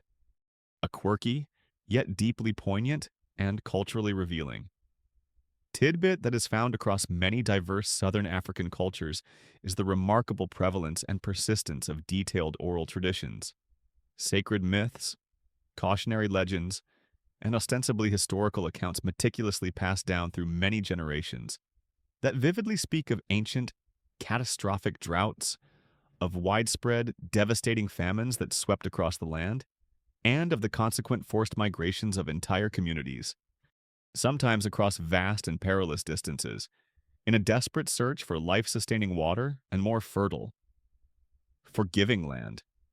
These powerful stories, while often embellished with mythical elements or heroic figures over the long course of the transmission, likely contain a significant kernel of historical truth, reflecting the very real, ever-present, and existentially recurring threat that profound climatic variability posed to ancestral societies throughout the region. Perhaps entirely new stories, new epics of hardship and resilience, were being forged during this very time of climatic stress at Great Zimbabwe, harrowing tales that would be recounted by the descendants of its inhabitants for many centuries to come, serving to explain, to justify, and to commemorate why certain groups eventually made the difficult decision to move on from this once great center. Such prolonged, severe, and apparently intractable climatic stress provides a powerful, entirely peaceful, and eminently logical underlying reason for any sensible group of people to begin to seriously reconsider their long-term reliance on a specific, fixed geographical location, even one as historically significant, architecturally impressive, and spiritually resonant as Great Zimbabwe, if the rains consistently fail. Season after weary season, if the staple crops wither in the fields year after year, despite all efforts, if the precious cattle die in large numbers from thirst and starvation, and if the most revered spiritual leaders, despite performing their most ancient and fervent rituals with utmost precision, seem unable to restore the crucial balance with nature and bring back the rains, then the ancestors themselves might well be perceived as subtly, or even overtly, signaling that it's finally time to move, to seek a new beginning elsewhere. There's no inherent shame or failure in such a decision. It's a deeply ingrained, sensible, and time-tested survival strategy for people living in marginal environments. Why, after all, continue to pour effort and hope into a place that no longer seems able to adequately support you and your children, especially when there are credible, if perhaps distant, reports of potentially greener, wetter, more fertile lands elsewhere, perhaps those very lands to which some pioneering groups were already beginning to migrate. As we noted earlier, it's the ancient, communal equivalent of your favorite, once reliable neighborhood restaurant consistently messing up your order, the food quality declining precipitously, and the prices going up, eventually, after giving it a few chances.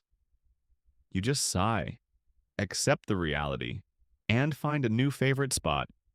Don't you? No major drama, no public outcry, just a quiet, practical, and eminently rational decision made for your own well-being.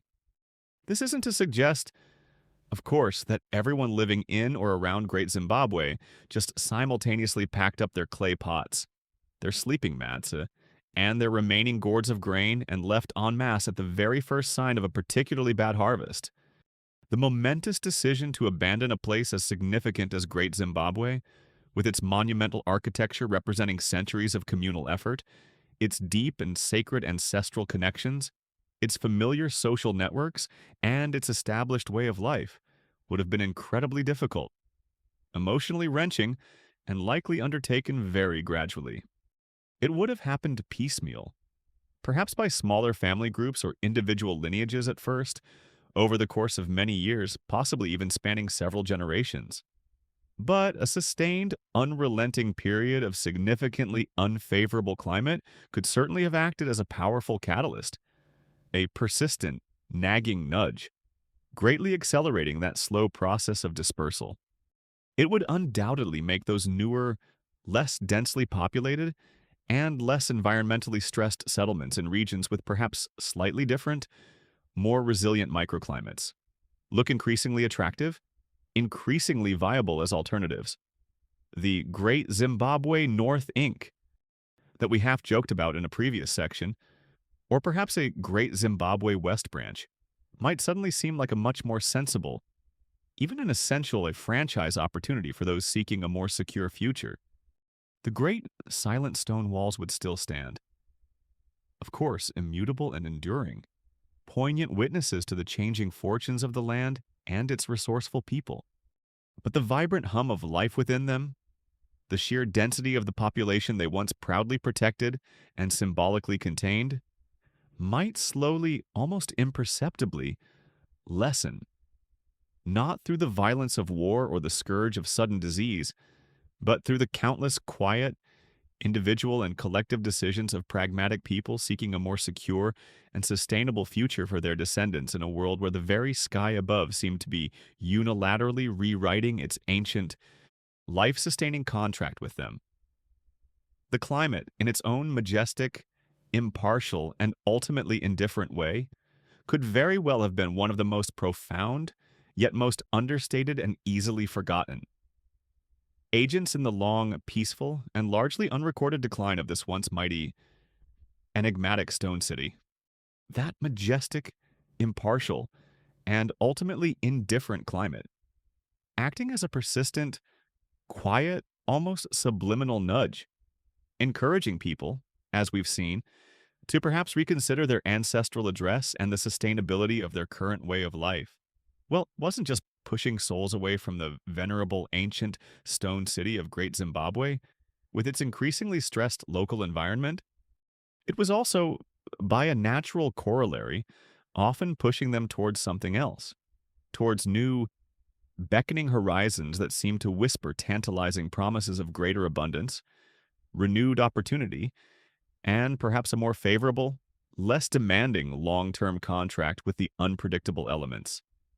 And as you drift along further in our sleepy, unfolding story, you begin to notice a significant, though unhurried, number of these northward drifting souls, their attention, their curiosity, their hopes, and eventually their weary but determined footsteps are increasingly turning towards the fertile, well-watered valleys and the reputedly mineral-rich territories of what would soon become widely known across the region as the great, formidable, and wealthy Mutup Estate.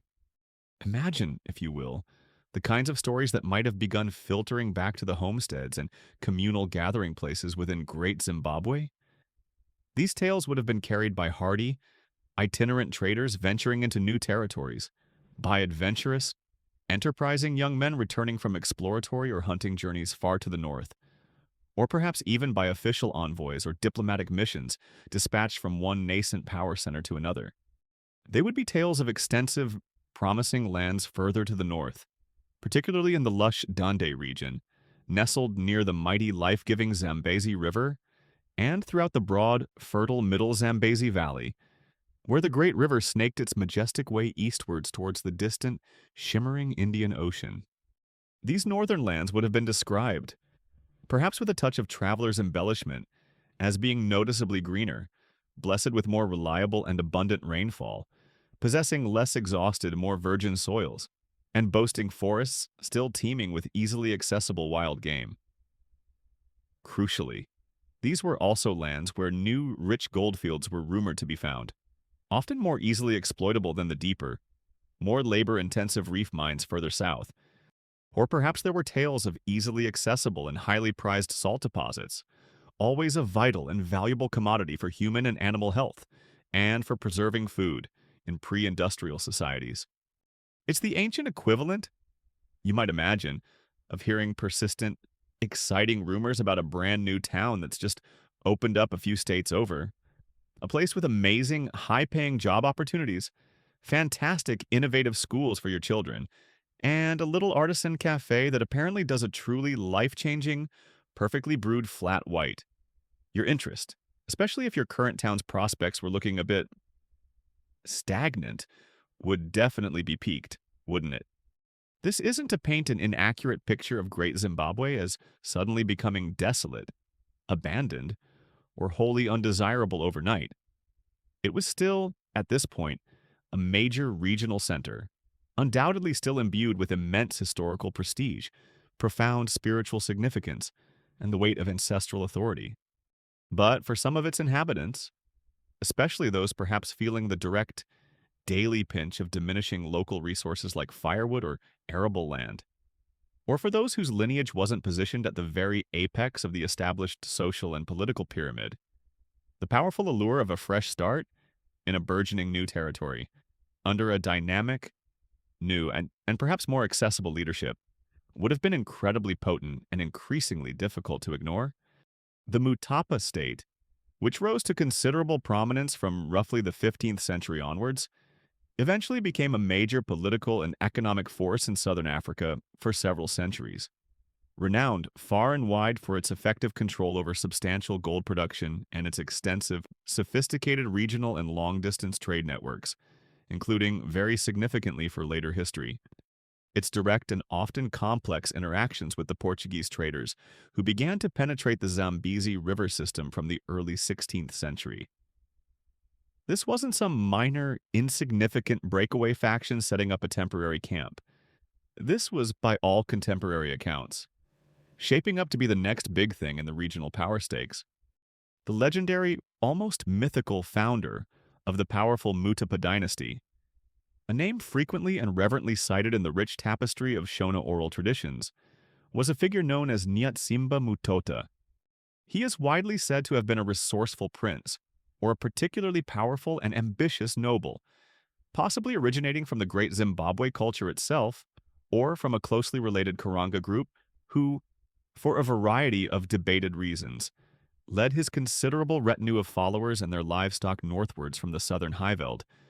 The traditions vary. Some say he was primarily in search of vital salt deposits. Others suggest he was driven by a desire for new conquest and the establishment of a personal domain, while yet others imply he was simply seeking better, more fertile lands and greater opportunities for his people.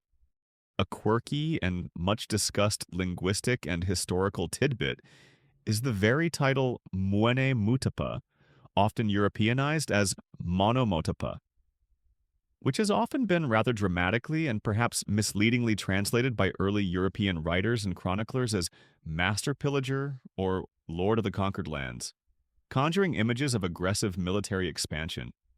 However, many modern historians and linguists suggest more nuanced and possibly more accurate interpretations, such as Lord of the Mines, reflecting control over gold sources, or perhaps relating to the administration and control of tribute-paying territories, or even a title as simple and evocative as Great Hunter, signifying prowess and leadership.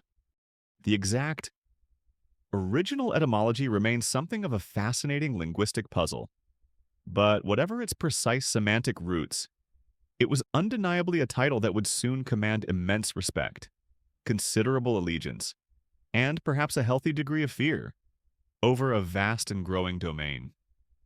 It certainly sounds a lot more impressive on an imaginary 15th century business card than assistant regional manager of slightly depleted pastures and formerly abundant woodlands. So, as you picture this evolving regional landscape, you have a clear push factor slowly intensifying in and around Great Zimbabwe, the subtly strained local environment, the gently diffusing political authority we've already discussed, and now, concurrently, you have a significant and growing pull factor emanating from the north. The burgeoning promise, the expanding opportunities, and the dynamic energy of the nascent Mutapa state.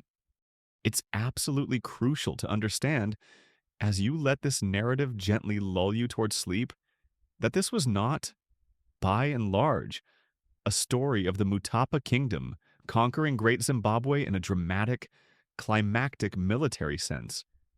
There are no widespread historical or archaeological accounts of great invading armies from the north, laying siege to the magnificent stone walls of the old capital. No tales of fiery destruction or forced subjugation. Rather, what appears to have happened is a much more gradual, largely peaceful demographic shift, a kind of collective voting with their feet.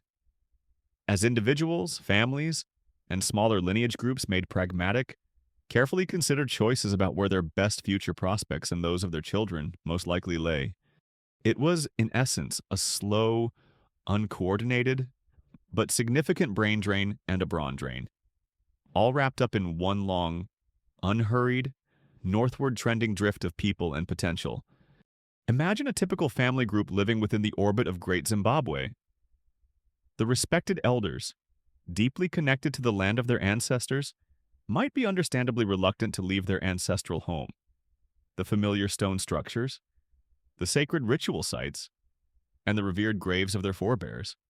But the younger, more adaptable generation, perhaps seeing the family fields yield a little less each year, witnessing the grazing lands for their cattle shrink and degrade, and hearing these persistent, exciting tales of prosperity and opportunity emanating from the north, might feel a powerful, almost irresistible urge to seek their fortunes elsewhere. Perhaps a newly married son-in-law, who originally hailed from a northern clan, decides to return to his own people, taking his new wife and her dowry cattle from Great Zimbabwe with him, thus establishing new kinship ties between the regions. Or maybe a particularly skilled artisan, a master potter renowned for his fine wares, or an experienced ironworker whose tools are highly sought after, hears through the trade networks that his specific craft is in exceptionally high demand in the rapidly expanding settlements and royal courts of the Mutapa kingdom, where newly empowered elites are eager for the symbols of status, the tools of production, and the technologies of a sophisticated society. These aren't generally dramatic, desperate columns of refugees fleeing immediate disaster. It's a more considered, often voluntary, and usually phased process of relocation, driven by a complex, interwoven mix of perceived necessity and beckoning aspiration. The precise, intricate relationship between the gradual decline of Great Zimbabwe as the preeminent regional center and the roughly concurrent rise of the Mutapa state to its north is, as you might easily expect by now, a highly complex historical issue. It's one that historians and archaeologists continue to debate, research, and refine, using a combination of archaeological evidence from multiple sites, analysis of later oral traditions, linguistic studies, and sparse early European documentary sources. Was the spectacular rise of Mutapa a direct cause of Great Zimbabwe's subsequent wane, actively drawing away its population, its skilled artisans, and its control over vital resources like gold and trade routes? Or were these two major societal shifts more like parallel, though interconnected, developments, both profoundly influenced by broader underlying regional changes in climate patterns, shifts in resource availability, the opening of new trade routes, especially along the Zambezi, and perhaps even internal political cycles common to states in the region? It's highly likely that the truth involves a complex interplay of both scenarios, a sort of historical feedback loop where success and growth in one area create attractive opportunities that, in turn, gently accelerate the decline or transformation of another, older center, especially if that older center is already facing its own set of internal and environmental challenges. You can almost feel the growing buzz, the sense of excitement and burgeoning potential surrounding this rising northern power. Traders returning from the Zambezi Valley would speak with animation of the reputed wealth of the Mwene Mutapa's royal court. The vibrancy of his principal capital, which, unlike Great Zimbabwe, was likely a series of shifting locations over time, rather than a single monumental stone city built for permanence. They'd share news of the significant quantities of gold flowing from newly exploited mines. Perhaps now under the more direct and efficient control of this new, vigorous dynasty, or they'd describe the valuable ivory being traded down the Zambezi River to newly active coastal ports, possibly bypassing some of the older Swahili city-states further south that had traditionally been Great Zimbabwe's primary mercantile partners. This gradual but decisive shift in the major east-west trade routes, away from the Save River Valley, which Great Zimbabwe largely dominated towards the Zambezi corridor, would have acted as a powerful economic magnet, pulling activity and wealth northwards. If the main superhighway of regional commerce slowly but surely reroutes itself, then the businesses, towns, and even cities situated along the old, increasingly quieter road inevitably begin to feel the economic impact. It's like when a new bypass is built around your town. Suddenly, all that through traffic and the money it brought just vanishes. The journey north from the familiar environs of Great Zimbabwe to the relatively unknown territories of the Mutapa sphere would not have been undertaken lightly or without considerable forethought and preparation. It meant leaving behind the familiar comforts, the established social networks, the ancestral traditions, and the deeply sacred sites of one's birth. But for those who made the arduous trek, the potential rewards could be very significant. Access to more fertile, less depleted land meant the promise of better, more reliable harvests and healthier, more numerous livestock. Active involvement in the burgeoning new trade networks of the Mutapa sphere could bring unprecedented wealth, status, and influence.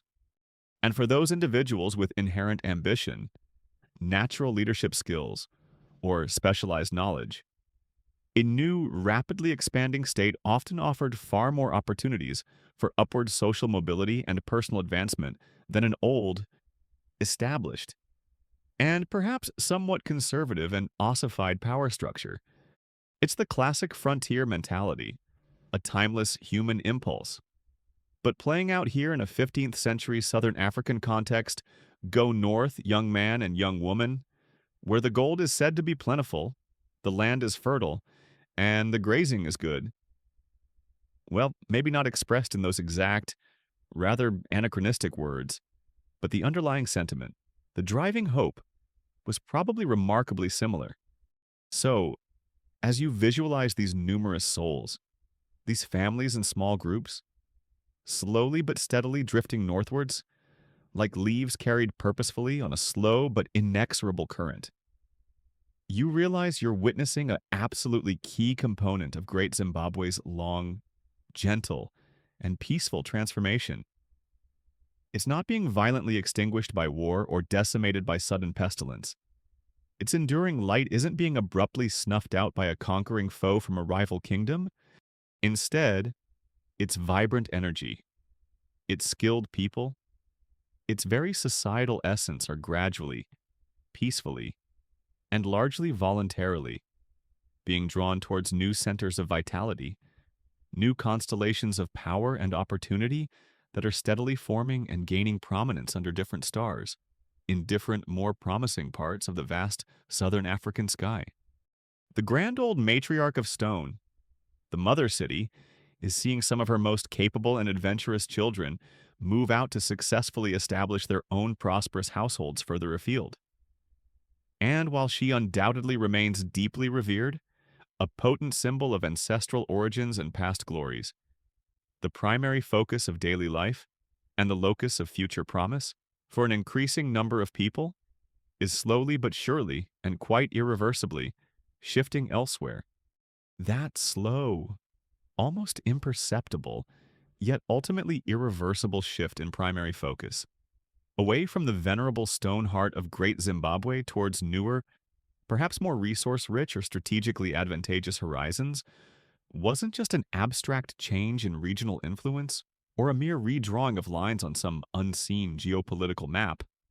Oh no, it had tangible, physical, and deeply human consequences right there within those magnificent, curving granite walls that had defined a civilization for centuries, as more and more people, entire families, cohesive lineage groups, skilled artisans with their precious tools and knowledge, made the incredibly difficult but often eminently pragmatic decision to seek their fortunes and futures elsewhere.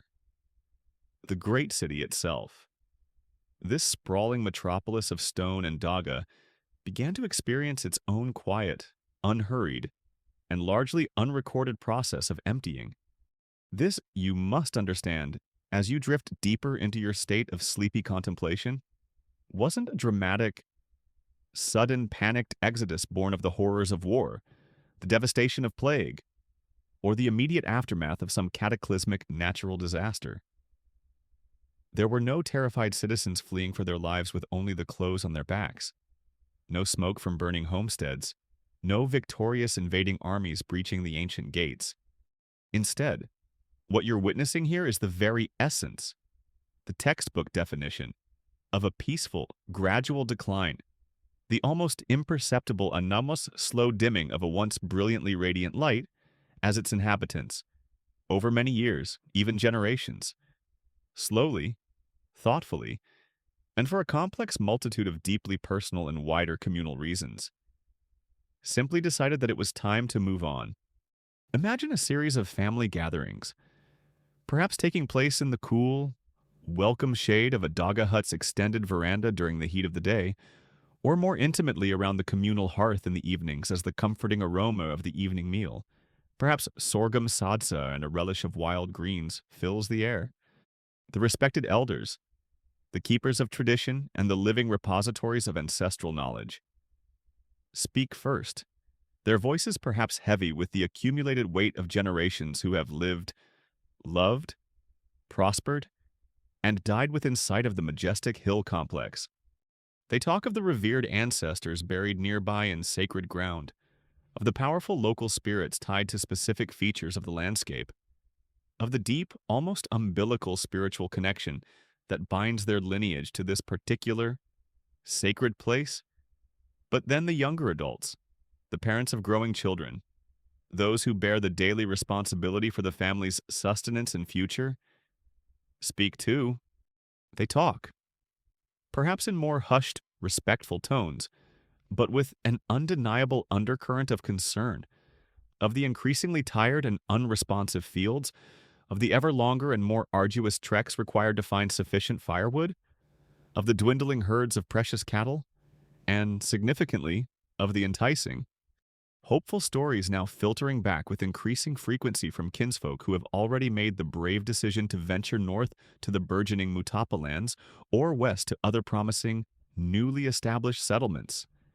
They meticulously, and no doubt anxiously, weigh the profound, deeply felt pull of ancestral loyalty and tradition against the equally pressing, practical need to provide a secure and prosperous future for their own children.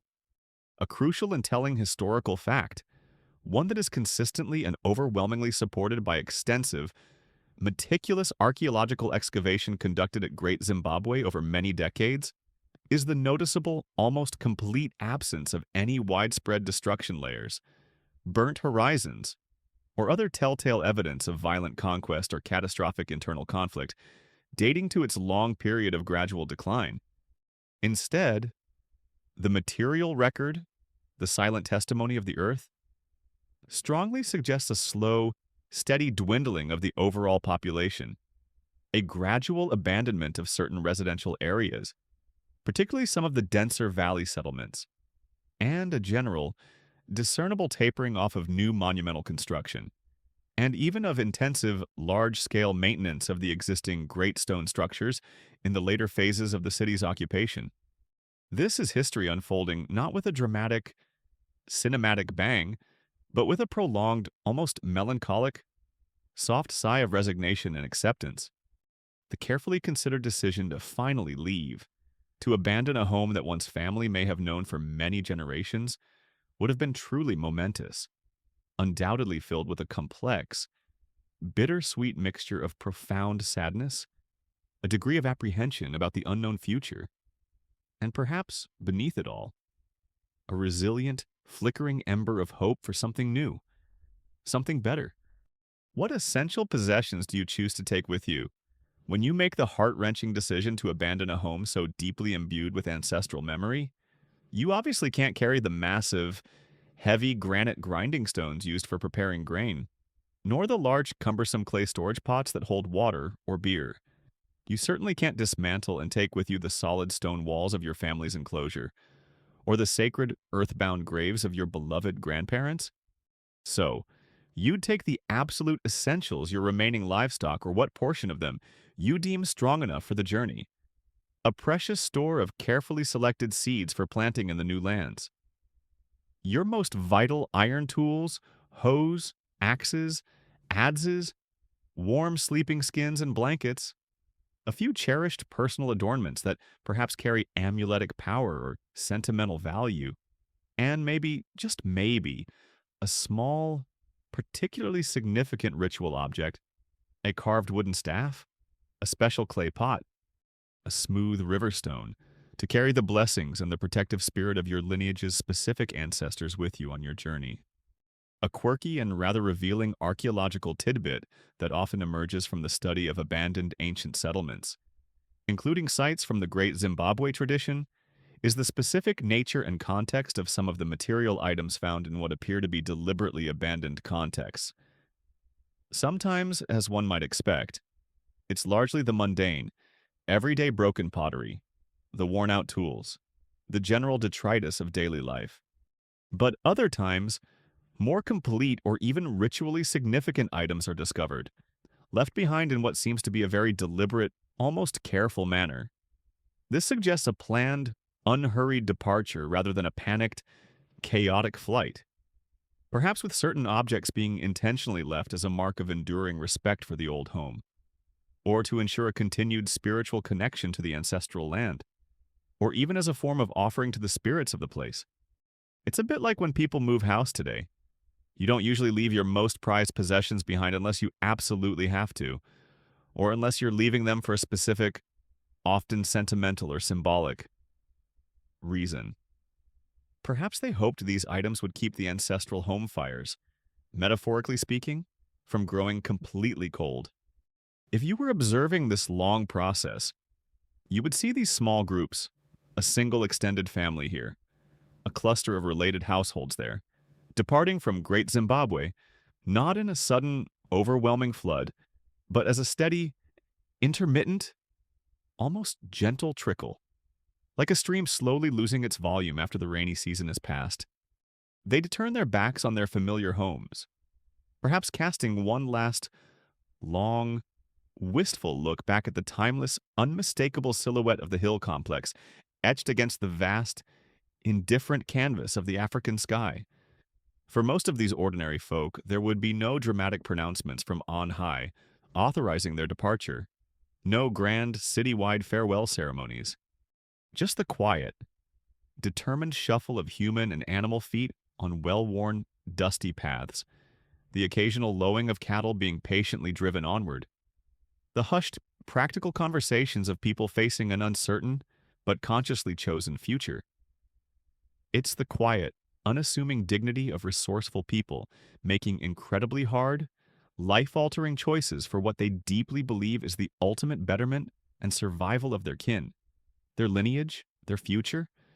And back within the slowly emptying precincts of Great Zimbabwe, the Great Stone City itself begins to breathe differently, its ancient rhythms subtly changing. The once densely populated valley ruins, which for centuries had teemed with the vibrant life of thousands of families, start to feel noticeably roomier, less congested. Some individual homesteads, once filled with the sounds of life, gradually fall silent. Their sturdy Daga clay walls, no longer regularly maintained with fresh plaster, slowly begin to crack and crumble under the relentless assault of the alternating baking sun and the seasonal driving rains. Their expertly thatched conical roofs, once providing cool shade and secure shelter, gradually succumb to the insidious attentions of the elements and the tireless, voracious efforts of the local termites, nature's own tiny, persistent, and remarkably efficient demolition crew. The intricate, maze-like network of pathways that once connected the numerous family compounds becomes less clearly defined in some of the more depopulated areas, with hardy grasses and opportunistic shrubs tentatively, then more boldly, beginning to reclaim the well-trodden thoroughfares. The vibrant, noisy hubbub of the central marketplaces, While still active and drawing people from the remaining population, it is perhaps a little less crowded now. The range and quantity of goods on offer subtly, yet perceptibly, diminished. You might also notice that fields located closer to the city, those that were most intensively farmed for many centuries, are now being left fallow for much longer periods, or perhaps are being used for less demanding grazing by the diminished herds. As the relentless demographic pressure on them finally mercifully begins to ease, the great silent stone enclosures, particularly the vast, awe-inspiring great enclosure, would begin to echo more profoundly, more emptily, with each solitary footstep, each isolated spoken word within their curving embrace. Their original intended purpose, whether as an exclusive royal residence, a sacred ceremonial center, a place of public gathering, or some complex combination of all these roles, was undoubtedly predicated on the existence and active participation of a large, dynamic, and engaged population. As that population gradually and progressively thins, the very monumental scale of these magnificent structures would become all the more apparent, more overwhelmingly empty. Imagine yourself walking through the once bustling, narrow, shaded passages within the great enclosure, now with far fewer people to brush past. The sounds of your own solitary movement, your breathing, the scuff of your sandals on the worn granite dust, amplified by the surrounding, unaccustomed silence. It's not a spooky, haunted silence, not yet. Not in these early stages of depopulation. It's more akin to the peculiar quiet of a grand, historic theater after the main performance has ended and the majority of the audience has departed, with just a few stragglers remaining behind. The sheer, unexpected vastness and emptiness of the auditorium space suddenly becoming more palpable, more noticeable.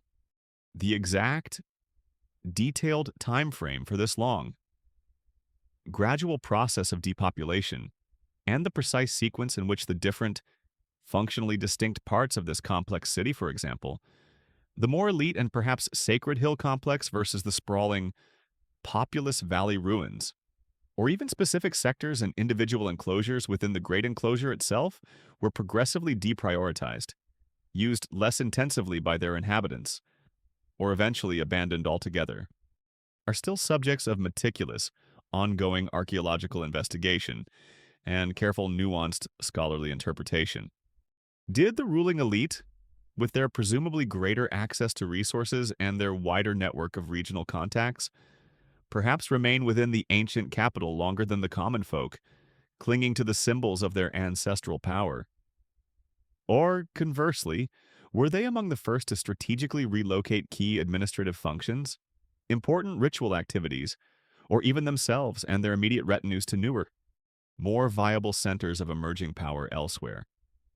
The Silent Stones don't always give up their secrets easily or willingly, and piecing together this slow, intricate unwinding of a great civilization is rather like trying to reconstruct a complex, multi-layered piece of ancient music from only a few scattered, faded notes and the lingering, almost inaudible reverberations in the air. The very sounds of the city are undeniably changing. Fewer children's joyous voices echo in the courtyards and alleyways. The rhythmic, almost hypnotic thud-thud-thud of women diligently grinding grain at their homesteads. Once a constant, reassuring backdrop to daily life becomes less pervasive, more localized. The distant, sharp ring of the blacksmith's hammer on hot iron, which once provided a daily, almost metallic punctuation to the passing hours, might now become a more intermittent, less frequent sound. The important spiritual ceremonies, the lifeblood of the community's connection to the divine and the ancestors, while still undoubtedly performed with reverence and precision, might now be attended by noticeably smaller congregations, their ancient chants and call and response songs resonating within the ancient stone circles with a different, perhaps more poignant, more introspective timbre. It's somewhat like when your favorite local band, the one you've followed for years, starts playing much smaller, more intimate venues because a few key members have moved away or retired. The music is still good, perhaps even more heartfelt, but the vibrant collective energy, the sheer joyful volume of a shared, packed house experience is subtly, undeniably altered. This isn't a city dying in visible agony or sudden, violent convulsions. It's much more like a very old, very distinguished, and deeply respected person slowly, gracefully, and peacefully retiring from the demanding rigors of public life. The profound memories, the remarkable achievements, the enduring cultural legacy, all these remain, potent and resonant. But the daily hustle and bustle, and the constant outward projection of worldly power and vibrant communal vitality, gracefully, almost imperceptibly, recedes. The echoes now stirring in the magnificent stone halls of Great Zimbabwe are not the anguished cries of despair or defeat. They are, instead, the soft, fading, and increasingly solitary footsteps of a resourceful and resilient people moving on, carrying their indelible culture, their valuable skills, and their enduring, adaptable spirit to new homes, new challenges, new landscapes, and ultimately to new, unwritten dawns. The great city, this unparalleled architectural marvel of southern Africa, is slowly, quietly, and with immense dignity, beginning its long transformation into a monument, even as its last few remaining inhabitants still walk its well-worn, ancient paths, their lives a quiet epilogue to a glorious, epic tale.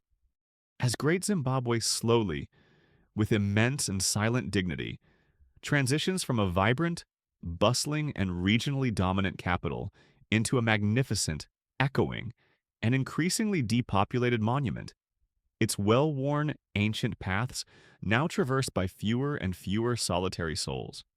Another, equally profound, though perhaps even quieter and less immediately visible, transformation is inexorably taking place. This subtle yet significant change concerns the very specialized, often sacred traditional knowledge, the intricate and beautiful arts, and the sophisticated time-honored craft traditions that not only physically built this extraordinary city of stone, but also palpably defined its unique cultural fingerprint on the African landscape. The soft, almost melancholic echoes that now drift through those vast, silent stone halls are not just of departing human footsteps, but also, if you listen very carefully with your inner ear, of slowly fading skills, of once prominent artistic motifs perhaps becoming less common, of ancient, complex techniques once practiced by revered masters, now having fewer eager apprentices to whom they can be meticulously and patiently passed. This isn't a sudden, catastrophic societal forgetting, like a crucial cultural hard drive being accidentally and irrevocably wiped clean by some unforeseen disaster. It's much more akin to a slow, gentle, almost imperceptible erosion of highly specialized, often communally held expertise. As the close-knit communities of practice gradually disperse across the wider region, and as the specific societal conditions and resource availability that once nurtured and sustained those exceptional skills begin to fundamentally and irreversibly change. Think for a moment, as you drift deeper into a state of serene relaxation, about that incredible, almost unbelievable dry stone masonry, those massive, mortarless, yet intricately fitted granite walls that curve and flow with such an astounding organic grace, seeming to grow out of the very earth they command. Building structures of that sheer scale, complexity, and enduring stability wasn't just a matter of casually piling up convenient stones. It undoubtedly required an immense, sophisticated, and probably jealously guarded body of accumulated practical knowledge and theoretical understanding. Imagine the expertise needed how to select precisely the right type and shape of granite blocks from the countless weathered exfoliations on the nearby kopjes, how to effectively quarry them using rudimentary tools, how to roughly shape them when necessary, and most critically, how to intuitively understand their individual weight, their specific center of gravity, and their precise relationship to neighboring stones in order to create stable, aesthetically pleasing, and towering structures that could successfully endure for many centuries without a single speck of binding cement.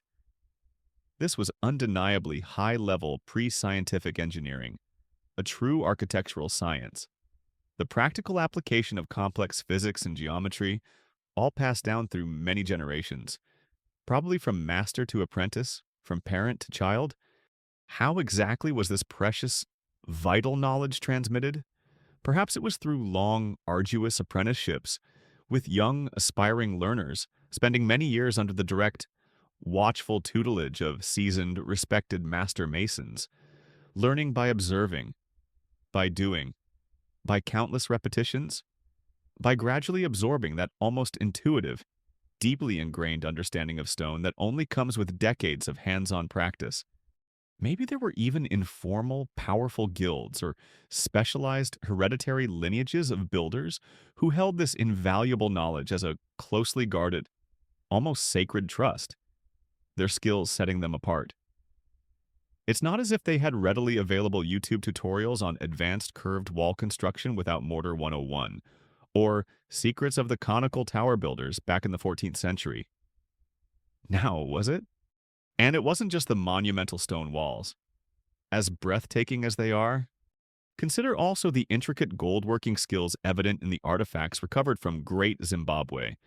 The practiced ability to smelt and meticulously refine the precious alluvial gold dust, to expertly draw it into incredibly fine wires for elaborate filigree work, to patiently beat it into delicate, shimmering foils for covering wooden carvings, and to skillfully craft it into a myriad of beautiful beads, intricate bangles, ceremonial staff heads, and other potent symbols of wealth and royal adornment. Remember, too, the unique, almost haunting artistry of the soapstone carvers who so patiently and skillfully created those enigmatic, iconic birds, each one a stylized, powerful masterpiece of abstract form and symbolic meaning. Or think of the countless anonymous potters, mostly women, whose varied, often beautifully incised or burnished ceramic wares, from massive storage jars for grain and beer to finer, more delicate vessels for serving and drinking, served every conceivable household and ritual need within the city.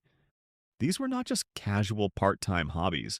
These were highly developed, essential crafts, often requiring specialized tools, predictable access to specific, high-quality raw materials like particular clay deposits or sources of soapstone, and, crucially, a complex, stratified society that consistently valued and actively supported such refined artistry, usually through the sustained patronage of the ruling elite and the wealthy.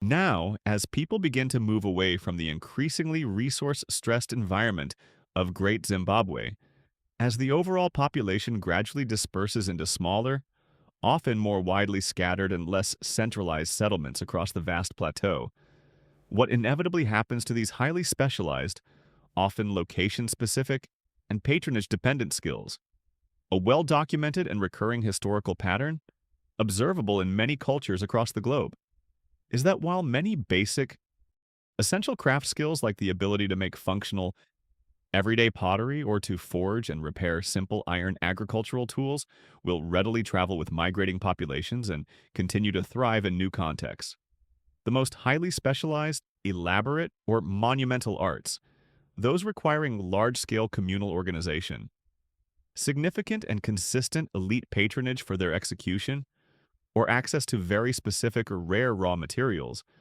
often tend to decline, become simplified, or are significantly transformed when the specific societal structures and economic conditions that originally supported and nurtured them begin to fundamentally change or disappear. The incredibly sophisticated, labor-intensive stone masonry skills required to plan and construct the great enclosure, for example, with its vast quantities of quarried stone and its intricate mortarless construction, might simply not be in such high demand, or even be feasible in a new, smaller, pioneering settlement primarily focused on the urgent, practical challenges of establishing basic subsistence agriculture, building modest dwellings, and ensuring immediate security. The grand, unified vision, the readily available and organizable workforce, the necessary surplus resources, and the powerful centralized authority needed to undertake such monumental multi-generational projects simply might not exist in the same concentrated way in these newer, more dispersed communities. It's the difference between commissioning a cathedral and needing a garden shed, both useful, but requiring vastly different scales of skill and resources. Imagine, for a moment, a revered master stone mason, an elder whose entire life has been dedicated to understanding the subtle, silent language of granite, a man who knows instinctively, almost preternaturally, how to select and fit one massive, irregular block against another to create a seamless, enduring, and aesthetically pleasing curve. He makes the difficult decision, perhaps with his extended family, to move to a new village located many days' journey from the familiar majesty of Great Zimbabwe. In this new, smaller settlement, there are no more grand royal enclosures to build, no more towering, symbolic ceremonial walls to erect. He might still find use for his deeply ingrained skills. Of course, perhaps building smaller, entirely functional stone crawls enclosures for protecting the community's precious cattle, or constructing sturdy retaining walls for new agricultural terraces on sloping ground. He adapts his profound knowledge to the new, more modest, and practical requirements of his new home. His knowledge isn't instantly, magically lost, but the opportunity to practice it at its highest, most complex, most monumental level is undeniably gone. And if there are significantly fewer large-scale, prestigious projects being commissioned, there are, by logical extension, far fewer opportunities to fully train the next generation of apprentices in those most advanced time-consuming and esoteric techniques. The once unified body of knowledge might gradually become fragmented, simplified to its most essential elements, or adapted to suit very different local architectural styles and readily available building materials. It's a bit like a world-class, Michelin-starred chef moving to a small, remote town and finding that the only available culinary position is flipping burgers at the local diner. The talent and knowledge are still fundamentally there, but the grand stage, the full orchestra of a professional kitchen, and the appreciative, discerning audience are largely missing. The precise extent to which these highly specialized, almost iconic stone masonry skills, so strikingly evident and architecturally unique at Great Zimbabwe, were meticulously maintained in their original form, significantly adapted to new contexts, or perhaps largely lost among the slowly dispersing populations, versus being consciously and creatively transformed into the somewhat different, though still undeniably impressive architectural styles seen at later Kami-type sites, such as the ruins of Kami itself. Danangombe and Nalatole, which are characterized by their distinctive platform mounds, terraced hillsides, and intricately decorated stone wall panels, is a key area of ongoing, intensive archaeological research, comparative analysis, and scholarly debate.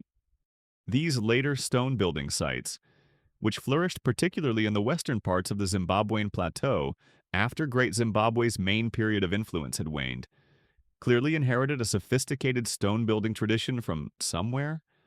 However, the sheer, almost overwhelming scale and certain specific stylistic elements of the earlier capital, like the freestanding, massive, smoothly curving enclosure walls and the unique conical tower, were not precisely replicated. This strongly suggests a complex process of cultural evolution, perhaps a regional diversification of architectural styles, but also, quite possibly, a gradual fading or partial loss of some of the specific, highly specialized technical and organizational knowledge associated with the Great Zimbabwe school of monumental architecture. The architectural DNA was passed on, but some of its most flamboyant expressions were perhaps put aside. The same general principle of skill dilution or transformation would likely apply to other elite crafts as well. The consistent, high-level demand for elaborate gold regalia, intricate ivory carvings, or large symbolic soapstone sculptures might be significantly less in a smaller, less stratified chiefdom compared to the great, powerful, and wealthy royal court that once presided at Great Zimbabwe. The specific type of high-quality, easily carvable soapstone favored for creating the iconic birds might simply not be readily available in the new territories to which some groups migrated. Or the primary religious impetus for creating such large-scale public totemic symbols might have subtly shifted or diminished in importance as new local cults and beliefs emerged. The craft itself, whatever it may be, doesn't necessarily vanish completely or overnight, but it might well become rarer, its active practitioners fewer in number, its finished products perhaps less elaborate, less monumental, or more focused on utilitarian rather than purely symbolic functions. It's a slow, almost imperceptible fading, much like a vibrant, complex dialect of an ancient language gradually losing its most fluent, eloquent speakers until only a few scattered elders can still recall and correctly use the most complex grammatical constructions or the richest, most nuanced turns of phrase. Now, the core language survives, but some of its poetry is lost. A quirky, or perhaps just eminently practical, consideration that often puzzles archaeologists involves the precise nature of the tools used by these master masons and carvers at Great Zimbabwe. While no vast, clearly identifiable troves of highly specialized stone-shaping kits have been unearthed, it's generally presumed they used a relatively simple but effective combination of hard hammerstones for percussion, perhaps iron gads or chisels for splitting and finer shaping, though direct evidence for these is sparse for the stoneworking itself, and immense, almost unimaginable patience. Fire and cold water were also likely employed for splitting larger granite slabs along their natural cleavage planes. The real special tool, however, the most crucial component of their toolkit, was almost certainly the deeply accumulated, generationally transmitted knowledge and the acutely practiced, discerning eye of the individual artisan, understanding the internal grain and hidden flaws of each stone, knowing precisely where and how hard to strike it, how to skillfully utilize natural fracture lines to one's advantage. These were the invisible, intangible, yet absolutely essential elements of their craft. One can only idly wonder if there was a specific, recognized social status attached to being a builder of the Great Walls. Were these individuals revered for their almost magical skills? Perhaps feared for their secret knowledge? Or just seen as highly skilled, if somewhat temperamental?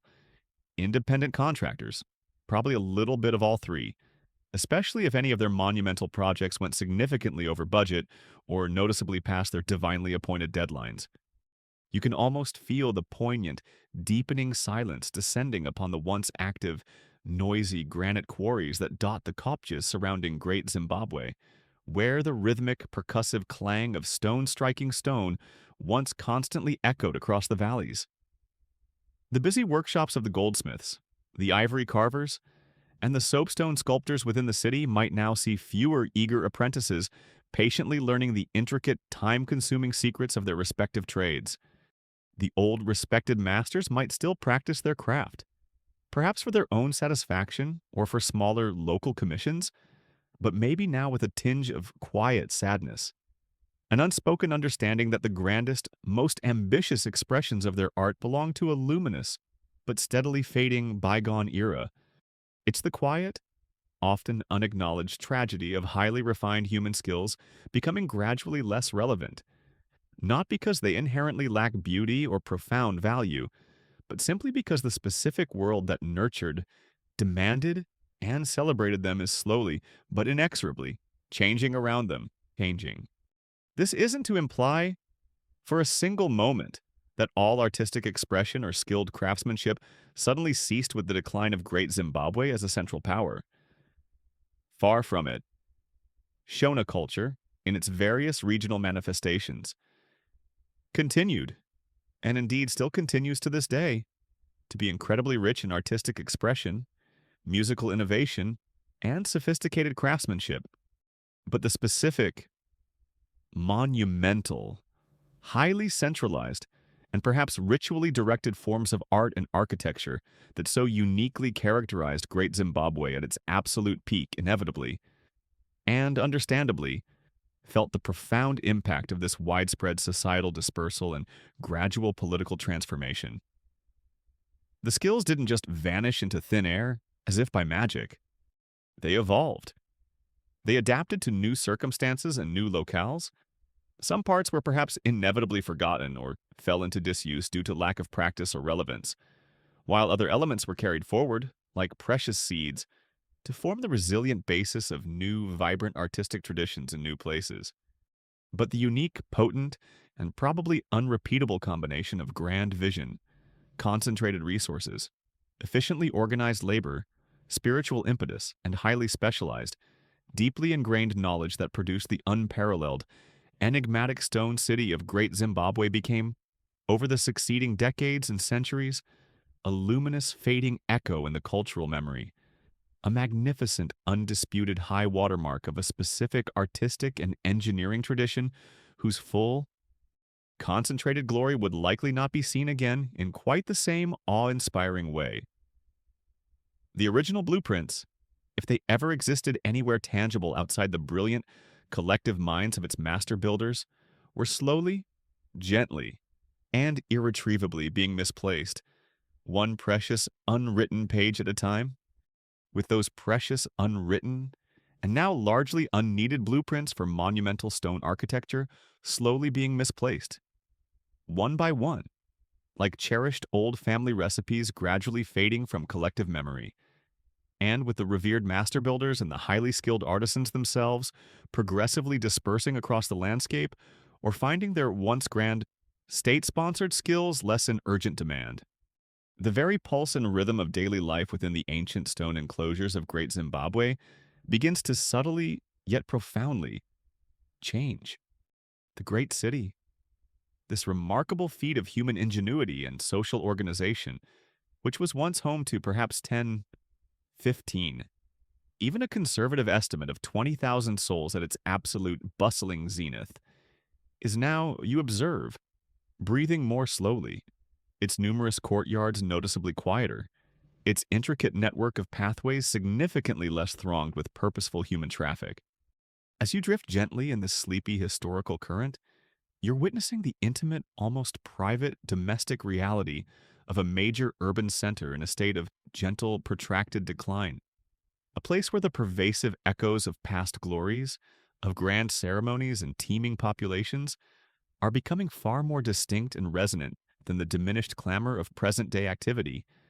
Imagine yourself, for a peaceful moment, walking slowly and reflectively through the extensive area that archaeologists have termed the Valley Ruins, where once, in the city's heyday, almost every available suitable space seemed to be densely filled with bustling, circular homesteads, the air constantly alive with the rhythmic, almost hypnotic sounds of women grinding grain on stone querns, the lively, ubiquitous chatter and laughter of children at play, the animated conversations of neighbors, and the contented lowing of treasured cattle.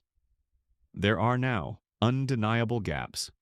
You see empty, silent spaces where well-maintained huts once stood proudly, their smooth daga clay walls now perhaps just melted, amorphous mounds, slowly but surely being reclaimed by opportunistic, resilient grasses and hardy, pioneering shrubs.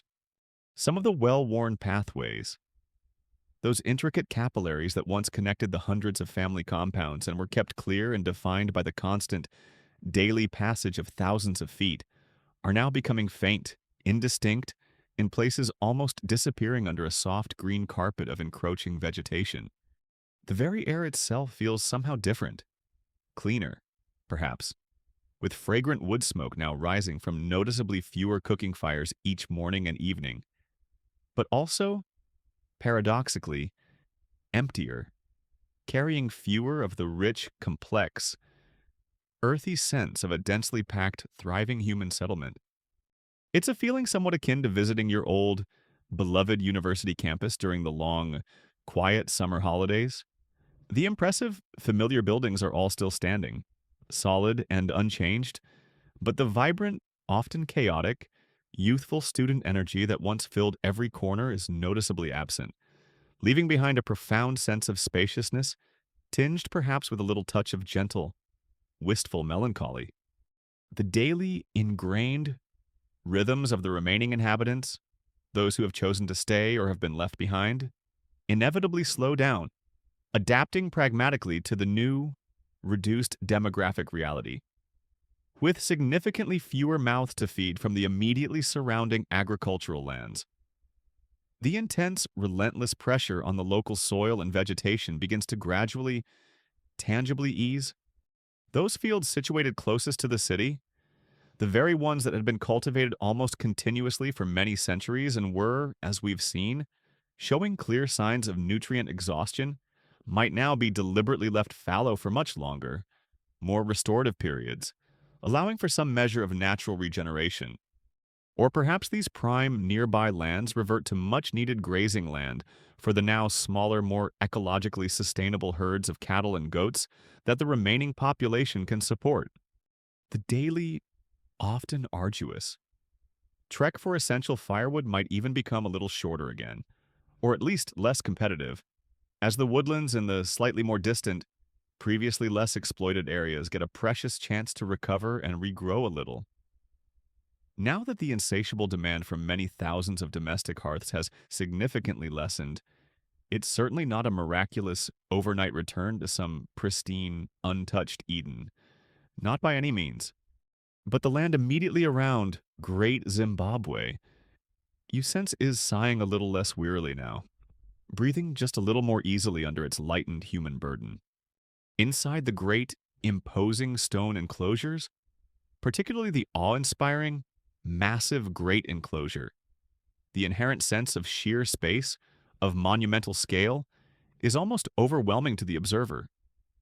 Originally built to impress, to intimidate, and perhaps to accommodate large, important ceremonial gatherings or the extensive household and retinue of a powerful paramount ruler. These magnificent, laboriously constructed structures now visibly dwarf the dwindling resident population. Wandering through its silent passages, you might see a lone woman, her movements slow and deliberate, sweeping a small, designated section of a vast, otherwise empty courtyard. Or perhaps you'd encounter a few wizened elders, their faces etched with the wisdom of many seasons, sitting in quiet, sun-drenched contemplation in a sheltered spot that once bustled and hummed with the urgent activities of influential courtiers, petitioners seeking royal justice, and traders displaying their exotic wares. Even as the wider kingdom's overarching political power irrevocably shifted, and the bulk of its once teeming population gradually dispersed to other regions, compelling archaeological evidence strongly suggests that a smaller, resilient community likely continued to inhabit various parts of Great Zimbabwe for a considerable period, possibly for several generations, often repurposing some of the existing grand structures to suit their changed, more modest needs and their significantly smaller numbers. This clearly wasn't an abrupt, chaotic abandonment scenario. It was a slow, dignified fading out, with the remaining people resourcefully adapting to life in a city that was, in many fundamental ways, simply too vast, too grand, for their current circumstances. The nature of social interactions within this shrinking community would also subtly, yet profoundly, shift. In a smaller, more sparsely populated environment, personal relationships might become even tighter-knit, more interdependent, among those who remain.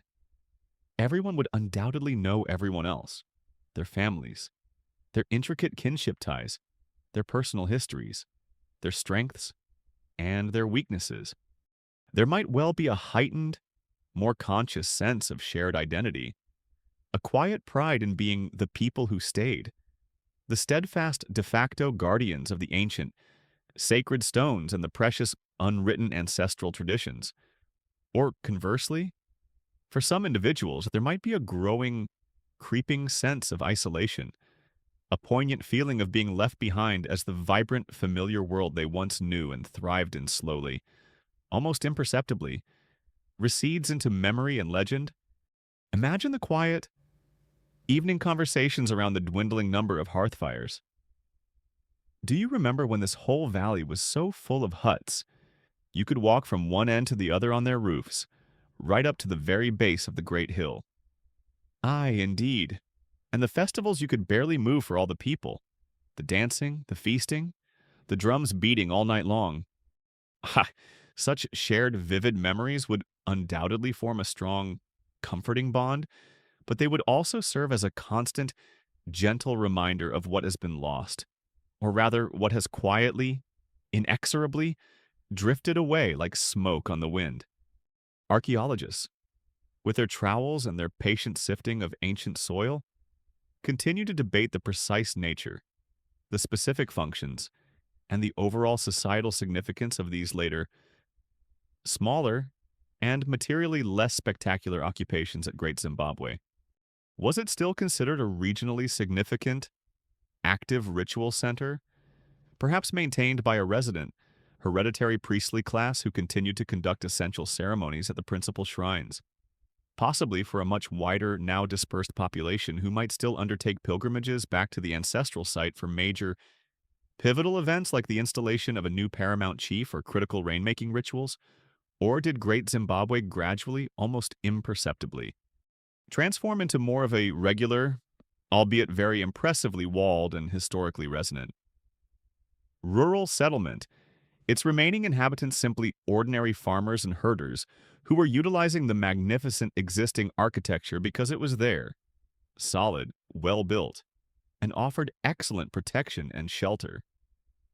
Perhaps, as is so often the case with complex historical processes, the reality was a nuanced mixture of both scenarios, with some of the most sacred, ancient areas within the city retaining their profound spiritual potency and drawing occasional pilgrims, even as other, more peripheral parts of the sprawling complex became more mundane, more workaday in their function.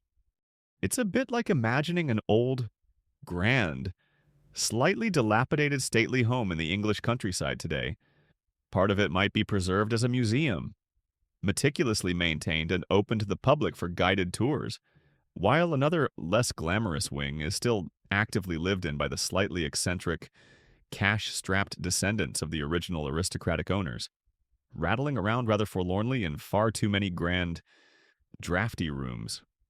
The very sounds you hear as you wander through these quieter courtyards are different now, subtly altered.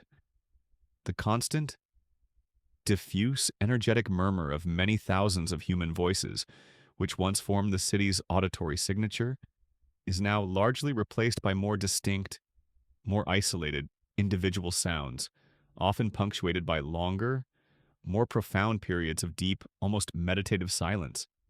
The gentle, mournful sighing of the wind as it whispers through the carefully placed, narrow gaps in the towering stone walls, the incessant, high-pitched chirping of crickets and cicadas emanating from the surrounding, encroaching bushveld, particularly loud in the heat of the day, the distant, piercing cry of a hunting bird of prey, perhaps a beetle or eagle, as it effortlessly circles on the thermal currents high overhead. All these natural, timeless sounds become much more prominent, more noticeable, no longer consistently drowned out by the pervasive, energetic hum of concentrated human activity. The once mighty, commanding city is slowly, almost imperceptibly, being reabsorbed into the wider natural landscape, its stark, enduring stone bones becoming more exposed, more prominent, as its once vibrant, fleshy human vibrancy gradually recedes. Looking closely, you might see sections of the magnificent stone walls beginning to show the first subtle, telltale signs of long-term disrepair, a few carefully placed stones having fallen here, a slight, almost imperceptible bulge appearing there, but with significantly fewer people available, and perhaps less overarching centralized authority or diminished communal will to organize the massive, labor-intensive repair efforts required. These small, insidious decays might now go untended for much longer periods than they ever would have in the city's prime. It's the subtle but significant difference you see between a meticulously maintained, constantly staffed royal palace and a much-loved, historically significant, but slightly crumbling and underfunded ancestral manor house. It's still impressive, still full of history, but the groundskeepers are clearly struggling to keep up. A quirky, though entirely human and rather poignant, speculation inevitably revolves around the motivations and identities of those individuals who specifically chose to stay behind, to remain within the fading grandeur of Great Zimbabwe, as the majority of their kinsfolk and neighbors gradually moved on to seek their fortunes elsewhere. Perhaps it was the very elderly, those too frail, too tired, or too deeply rooted in their familiar surroundings to even contemplate the immense physical hardships and emotional upheaval of a long, arduous migration to new, unknown lands. Maybe it was the staunch, unwavering traditionalists, those individuals or entire families with exceptionally strong, lifelong spiritual and emotional ties to the specific sacred sites and ancestral shrines within Great Zimbabwe, who felt a profound, almost sacred duty to remain as the last dedicated caretakers of these holy places, the literal keepers of the dying flame. Or perhaps more prosaically, it was simply those who were, for whatever personal reasons, less able, less equipped, or simply less willing to undertake the considerable risks and daunting uncertainties inherent in pioneering a new life elsewhere. The naturally cautious, the deeply contented with their current lot, or perhaps even those who just really, really profoundly hated the idea of moving house. You could almost imagine some of the spirited, whispered family debates. But all our beloved ancestors are buried here within these sacred walls. We simply cannot abandon them to the wilderness, versus the more pragmatic, youthful counter-argument. Yes, honored grandmother, but the ancestors probably wouldn't want us all to slowly starve to death either. And besides, I hear the grazing up north is fantastic, and my cousin says the Wi-Fi signal from the Mudapa capital is much, much better these days. Okay, perhaps not the Wi-Fi exactly, but the fundamental human sentiments, the tension between tradition and perceived progress, almost certainly holds true across the centuries. Life for this gradually dwindling resident population at Great Zimbabwe would not necessarily have been one of constant, unremitting hardship and profound despair. In some particular practical ways, it might even have become slightly easier, more relaxed. There would have been noticeably less direct competition for essential local resources like water, firewood, and arable land. There would certainly have been more available living space per person, and the overall pace of daily life might have become considerably quieter, less pressured, but it would also, undeniably, have been a life lived constantly in the long, imposing shadow of immense, awe-inspiring, and increasingly empty monumental structures. Structures that were clearly built by and for a much larger, more powerful, more complex, and more outwardly focused society than their own. There might have been a growing, shared sense among those who remained of being the somewhat melancholic caretakers of a magnificent, fading legacy, a quiet, almost sacred responsibility to remember and to honor the glorious past, even as their present offered a very different, more modest and more inward-looking reality. Or perhaps, for most of the remaining inhabitants, it was simply a matter of continued, pragmatic adaptation, of making the very best of their unique circumstances, their daily lives primarily focused on the timeless, essential human tasks of farming their small plots, herding their few animals, raising their families, and maintaining the cohesion of their shrinking community, all taking place within the magnificent but increasingly empty and silent shell of a once great African metropolis. The great stone halls, no longer thronged with the representatives of an entire nation, would now offer quiet, shaded courtyards for much smaller, more intimate gatherings, their monumental, brooding silence a profound backdrop to a more modest, more personal, and ultimately more sustainable human story. The echoes are much softer now, more diffuse, but they still speak eloquently of quiet resilience, of tenacious continuity, of life finding a way to persist, even as the grand stage around it slowly, inexorably, empties.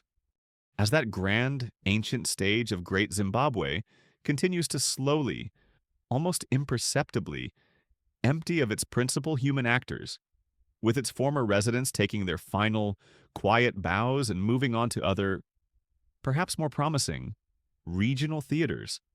A new and altogether different cast of characters begins to make its equally quiet, entirely unhurried, and inexorable entrance. These are the patient, persistent, and ultimately triumphant forces of the natural world, always waiting patiently in the ecological wings, ever ready to reclaim any space, no matter how grand or seemingly permanent, that humanity temporarily vacates or uses less intensively. The monumental and silent stone halls, the vast empty courtyards, the once bustling, now fading pathways, they are all now becoming the picturesque atmospheric setting for nature's soft, green, and entirely peaceful, almost tender reclamation. There's no dramatic, violent invasion here, no sudden, overwhelming biblical flood of untamed wilderness.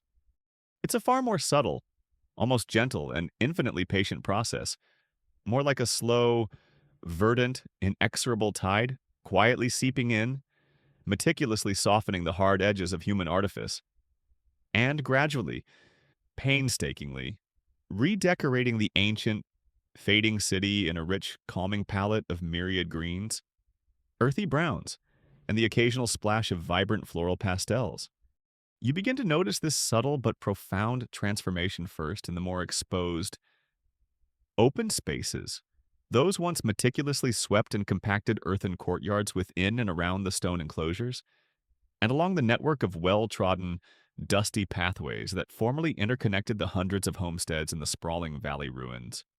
Hardy, resilient pioneer grasses, the kind that can tenaciously sprout in the smallest, most uninviting cracks and somehow manage to thrive on minimal moisture and scant nutrients, start to determinedly push their delicate green shoots up through the hard-packed earth. Tiny, yet vibrant, wildflowers, perhaps little yellow stars, or delicate purple bells, nature's own understated jewels, begin to appear in scattered patches where before there was only bare, sun-baked, compacted earth, frequently trodden by human and animal feet. These aren't carefully cultivated, intentionally planted ornamental gardens. Of course, this is wild, untamed nature tentatively, almost shyly, reasserting its ancient claim, patiently laying down a soft, new living carpet over the fading, almost invisible footprints of the city's departed inhabitants. It's a little like watching your own back lawn decide to go a bit wonderfully feral and embrace its wild side when you skip mowing it for a few consecutive weeks. Nature, it seems, truly abhors a vacuum, especially a neatly manicured, artificially maintained one. Then, following the pioneering grasses and wildflowers, come the more substantial shrubs and the saplings of small, hardy trees. Their seeds, carried passively by the capricious wind, or dropped by birds perching on the ancient walls, or perhaps transported in the dung of small, foraging mammals, find a surprisingly welcoming purchase in the slowly crumbling, nutrient-rich daga clay and dung mixture walls of the long-abandoned huts. They also take root in the tiny, almost invisible crevices between the massive, precisely fitted granite blocks of the great enclosure walls themselves. Fig tree saplings, particularly species like the rock-splitting fig, Ficus glumosa, or Ficus ingens, notorious for their incredibly tenacious and invasive root systems, might start to sprout, their exploratory, almost intelligent tendrils patiently, relentlessly probing the ancient, venerable stonework for purchase and moisture. It's a well-known and widely observed historical fact that, while well-built, massive stone structures like those at Great Zimbabwe can impressively endure for many centuries, even millennia, if left undisturbed. The less permanent, unmaintained earthen structures, such as the daga walls and the intricately thatched grass roofs of the common dwellings, will decay and collapse relatively quickly when exposed to the relentless cycles of sun, wind, rain, and the activities of insects like termites. This decay, however, ironically provides a fertile, if temporary, enriched foothold for all sorts of encroaching vegetation. The once sharp, clean, and deliberately defined lines of human construction, of human order imposed upon the landscape, begin to visibly soften, to gently blur at the edges, as this encroaching green mantle gradually, almost lovingly, drapes itself over the weathered shoulders of the fading, silent city. As the diverse vegetation steadily returns, establishing a more complex, multi-layered habitat, so too does the varied local wildlife. Cautiously and tentatively at first, then with discernibly growing confidence and in increasing numbers as the human presence continues to diminish. The myriad insects are often among the very first to explore and colonize these new, quieter, and less disturbed ecological niches. Industrious beetles scurrying purposefully amongst the accumulating carpet of fallen leaves, vibrant butterflies flitting gracefully over the newly blooming wildflowers, organized columns of ants marching with unwavering determination along the ancient stone foundations as if they're navigating newly discovered, convenient superhighways, sleek, agile, and sun-loving lizards, like the colorful agama species. Find the warm, weathered granite surfaces of the great enclosure walls to be ideal basking spots, often seen doing their characteristic tiny push-ups as if they are proudly surveying their rapidly expanding, predator-free kingdom. Elusive snakes, masters of stealth and camouflage, might find cool, dark, undisturbed hiding places within the slowly collapsing, hollowed-out daga mounds of former huts or in the shadowy, protective bases of the massive stone walls. It's the original, ancient concept of a timeshare property. You might reflect, but with significantly less complex paperwork and a considerably higher proportion of residents possessing scales rather than bank accounts, gradually over seasons and years, smaller mammals begin to confidently venture into the increasingly quiet and verdant precincts of the old city.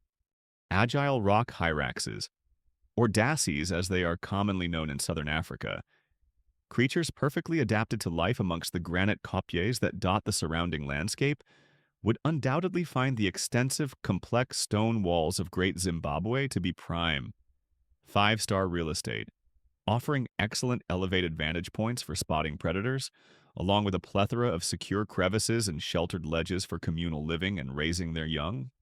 Active, inquisitive mongooses might be seen darting like quicksilver through the overgrown, disused pathways, diligently hunting for the insects, lizards, or small rodents that have also taken up residence in this evolving ecosystem. The characteristic sounds of the city are undeniably changing yet again. The once pervasive human hum, the cacophony of voices, laughter, and labor has now almost completely faded, to be gradually replaced by the gentle, sibilant rustle of leaves in the breeze, the constant, almost subliminal buzzing of countless unseen insects, the cheerful, territorial chirping of numerous species of birds, and perhaps, if you listen very intently, the occasional furtive scuttling sound in the dense undergrowth as some small creature goes about its secretive business. Archaeobotanists who study ancient plant remains and zooarchaeologists who study ancient animal remains continue to diligently investigate the complex, site-specific ecological succession patterns, that is, the predictable, ordered sequence in which different types of flora and fauna would have methodically reclaimed the abandoned sections of Great Zimbabwe. They might debate, for instance, using pollen analysis from soil cores or the study of faunal assemblages from different excavation layers, precisely how this intricate ecological process might have varied between the more open, sun-exposed, and probably grassier valley settlements, which might have been relatively quickly colonized by hardy savanna grasslands and scattered acacia scrub, and the more shaded, sheltered, and perhaps moister microclimates found within the towering, protective stone enclosures themselves, which could well have fostered the growth of different, perhaps more diverse plant communities, including denser thickets or even small patches of woodland. A deeper understanding of these natural reclamation processes can tell us much more about the specific local environment at the time of abandonment, the resilience of the native ecosystems, and how quickly the visible human impact on the landscape began to fade once the significant demographic pressure was substantially lifted. It's like watching a super slow-motion nature documentary, where the patient camera of archaeological science records the earth healing itself. Larger, more cautious animals would naturally be more hesitant to venture too close, but eventually they too would likely be drawn by the promise of returning vegetation, the availability of water in certain seasons, and, most importantly, the pervasive absence of a large active human presence.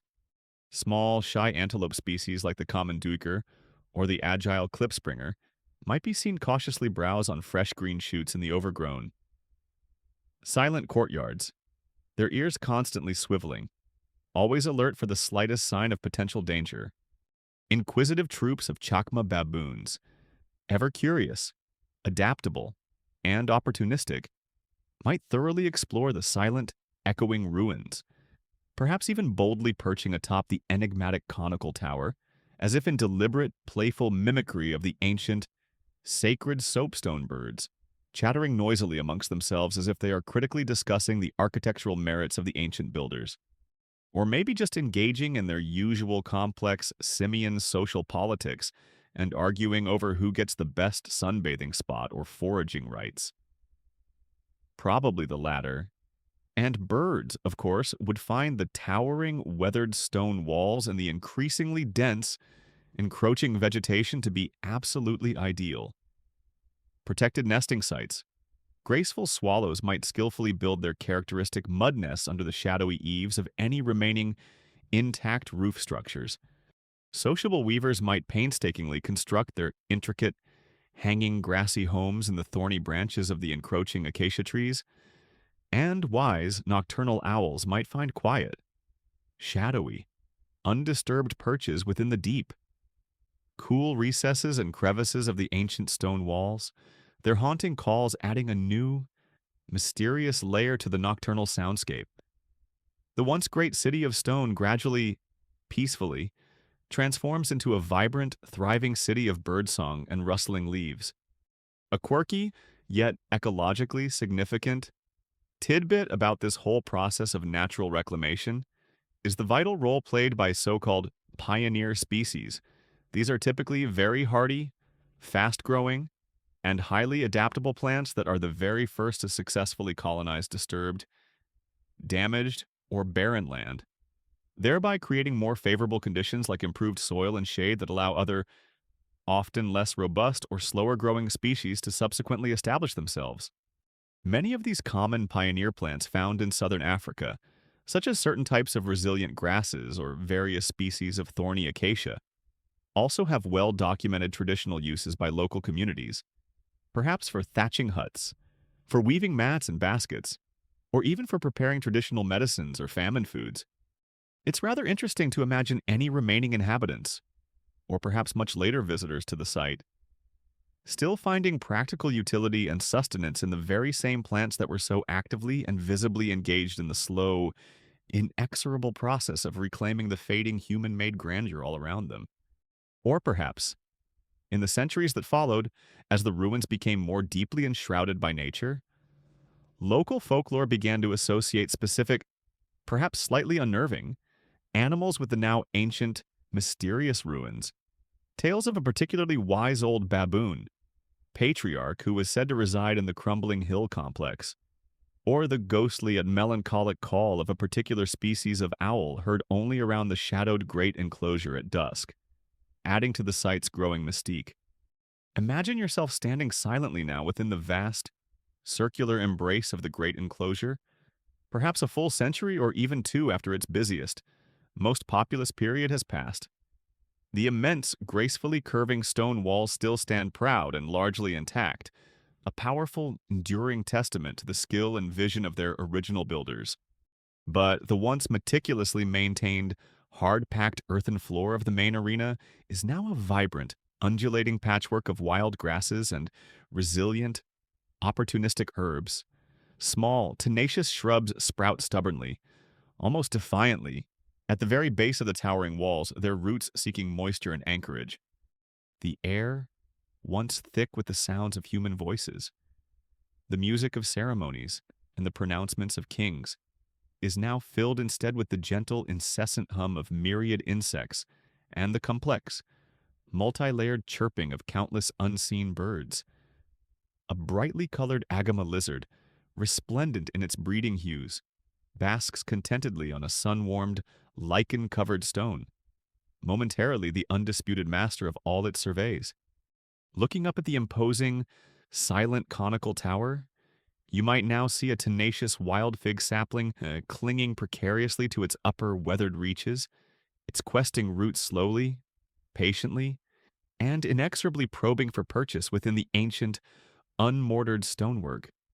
It's an undeniably poignant, yet strangely peaceful scene, not one of violent destruction or tragic decay, but rather of a slow, gentle, almost respectful embrace by the relentless, nurturing, and ultimately all-encompassing natural world. Nature isn't aggressively tearing the abandoned city down with brute force. It's more like it's slowly, softly, and with infinite patience, tucking it in under a thick, warm, living green blanket. This profound process of green reclamation is incredibly slow, almost imperceptible if one were to watch it only on a day-to-day basis. But it is also utterly relentless, driven by the fundamental, irresistible forces of ecological succession. The once sharp, deliberately defined angles and clear-cut lines of human design are gradually, inevitably rounded and softened. The meticulously ordered, socially demarcated spaces of the city are gently, almost playfully, disordered by the chaotic, exuberant, and entirely natural patterns of wild organic growth. The magnificent stones themselves, exposed to many centuries of intense equatorial sun, seasonal torrential rains, and constantly fluctuating temperatures, continue their own slow, inevitable process of geological weathering. But now, with a diverse array of plants actively growing in their cracks and crannies, their roots subtly expanding, holding moisture against the stone surfaces, and contributing to the formation of new soil. The complex process of biological weathering also significantly accelerates. However minutely and imperceptibly year by year, it's the planet's own ultimate, incredibly patient recycling program, operating quietly and efficiently on a vast, almost unimaginable geological timescale. This pervasive, encroaching green reclamation doesn't entirely erase Great Zimbabwe from the landscape. Of course, in many ways, it actually adds another fascinating, deeply evocative layer to its enduring mystique. Another compelling chapter to its long and complex story. The iconic, romantic image of these magnificent, ancient stone structures, partially veiled and softened by clinging vegetation, has indeed captivated and inspired visitors, explorers, artists, and storytellers for many centuries, creating a powerful, almost universal sense of timelessness, of a lost, enigmatic world slowly, tantalizingly, being rediscovered from the embrace of the wild. But for now, as you, our sleepy observer, witness this gentle, inexorable process just beginning to unfold, it stands as a quiet, profound testament to the enduring, indomitable power of nature, and a salient reminder that even the grandest, most ambitious, and seemingly permanent human endeavors are ultimately and always held lovingly but firmly within its all-encompassing, cyclical embrace. The Great Stone City, once a potent symbol of human dominance and ingenuity imposed upon the African landscape, is now gracefully, peacefully, becoming a harmonious, integrated part of that landscape once more, its deep, brooding silence increasingly filled with the subtle, persistent, and life-affirming whispers of the wild. As those subtle, persistent, and life-affirming whispers of the wild gradually grow stronger day by day, season by season, eventually becoming the dominant, almost symphonic soundtrack to Great Zimbabwe's ongoing peaceful transformation. You might find yourself wondering, as you drift further towards a state of deep, restful slumber, who, then, were the very last human voices to mingle their own soft sounds with the incessant rustling of leaves in the encroaching bush and the cheerful, territorial birdsong that now echoed so freely within these ancient, hallowed stone walls, who were the final devoted caretakers, the last few lingering human souls to call this magnificent, grand, but steadily fading city their cherished, ancestral home. Their largely unrecorded and deeply poignant story is perhaps the most touching of all. A quiet, almost melancholic coda to a glorious, powerful symphony. A simple, enduring tale of quiet resilience, of unwavering ancestral duty, and of the ultimate, inevitable, and entirely peaceful surrender to the slow, inexorable march of time, ecological change, and shifting human destinies. These final inhabitants are not, of course, the bustling, energetic crowds of the city's vibrant, populous zenith, nor are they even the still substantial, though steadily dwindling population of its earlier, more protracted stages of decline. We are now imagining a much, much smaller, perhaps increasingly isolated, and close-knit group of people, living out their final quiet years, their entire life cycle, amidst the pervasive, encroaching wilderness and the silent, colossal, stone-built testimonies of a glorious but undeniably bygone era.